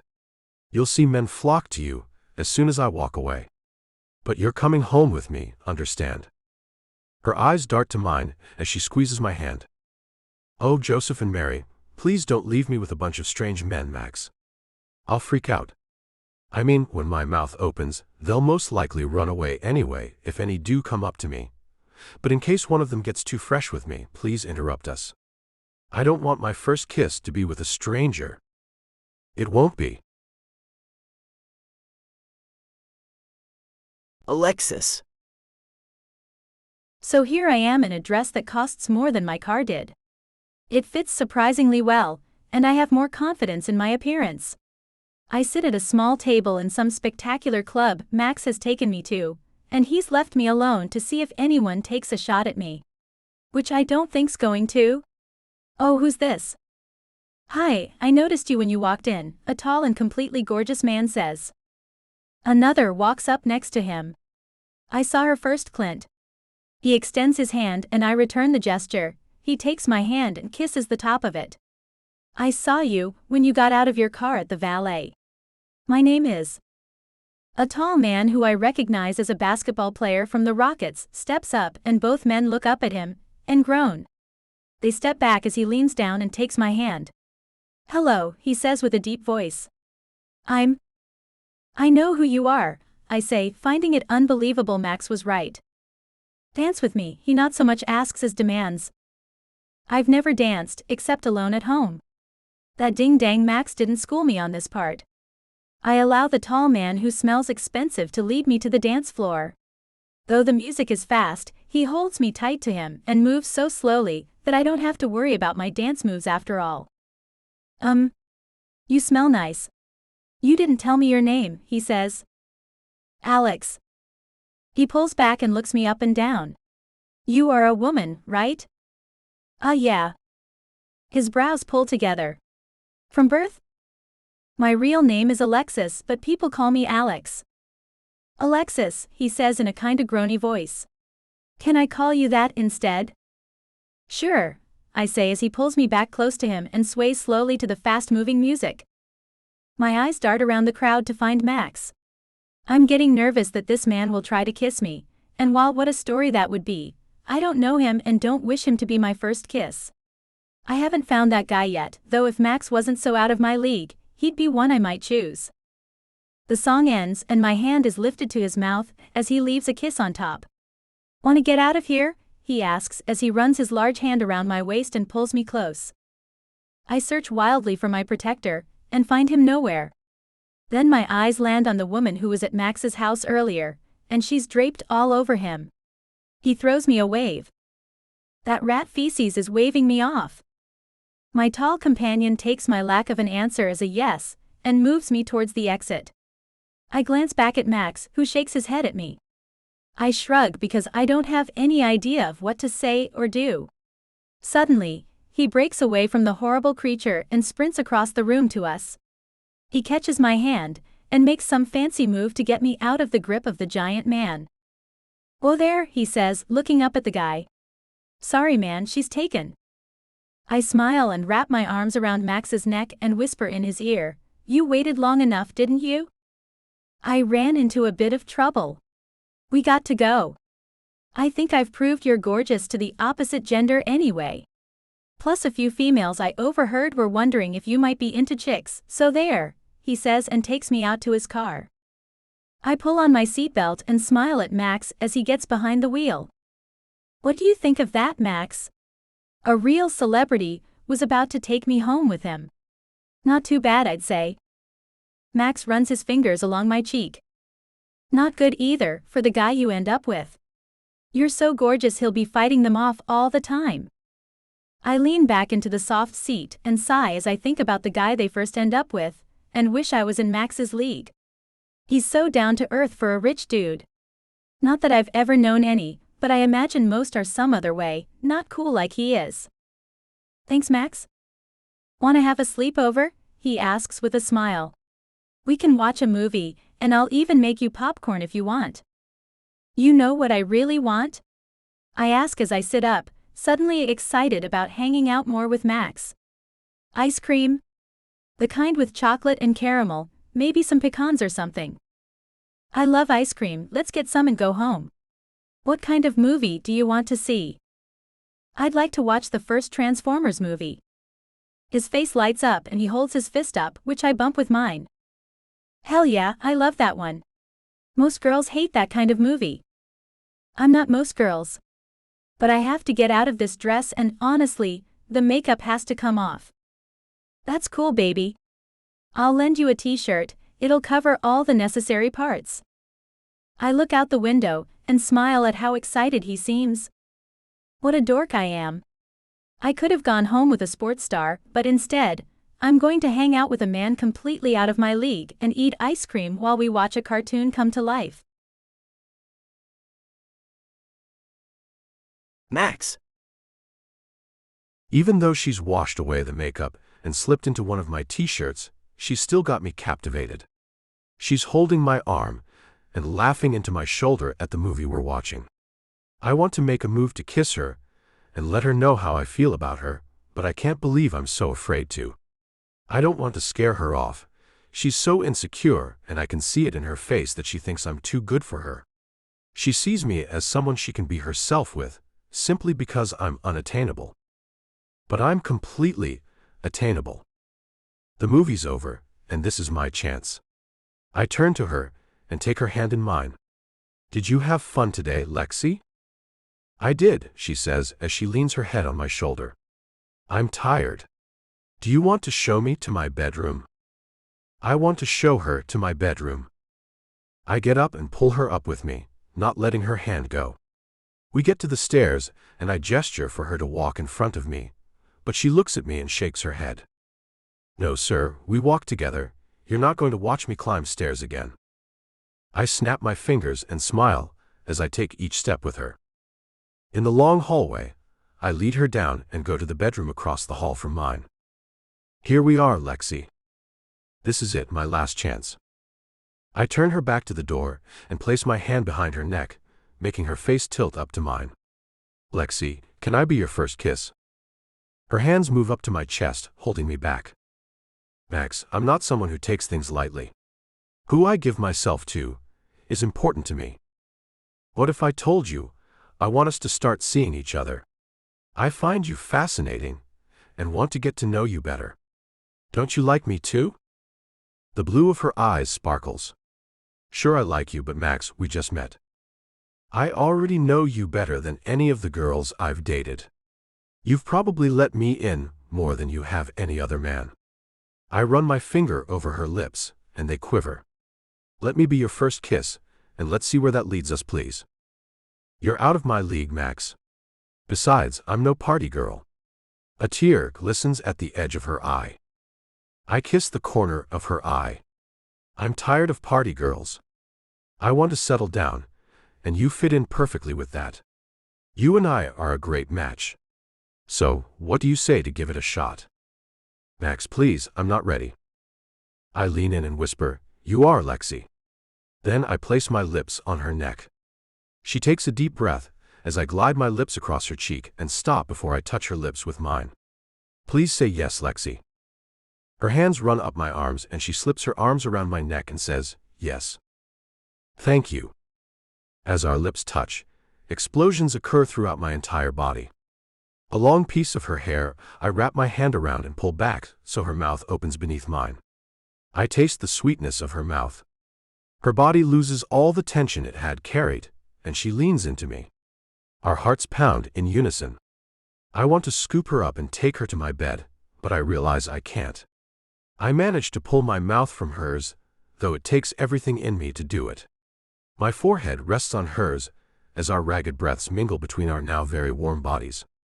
I'm certain I've found her, the mother of my children and the other part of me. Alexis. As I lay in the most comfortable bed I've ever slept in, my mind spins out of control. Max kissed me. And it wasn't anything like I'd imagined, it was more. I wanted the moment to last forever, to bottle it up and hold on to it like something precious. My heart still flutters just thinking about it. But even as I smile at the memory, there's a strange restlessness inside me. A longing I don't quite know what to do with. I care about him, maybe more than I should, but I know I can't let it go too far. Not with him. Not ever. I stare at the ceiling and wonder. Does everyone feel this way when they're kissed for the first time? Like their whole body lights up and nothing feels quite the same afterward? He wants to start dating. I know I'm not what he deserves though, and I have to disappear before I really fall for him. End of sneak peek for The Billionaire's Assistant by Michelle Love. Thank you for listening to this preview of The Billionaire's Assistant, a billionaire romance series audiobook. Please like and subscribe to support this channel, it helps more than you know.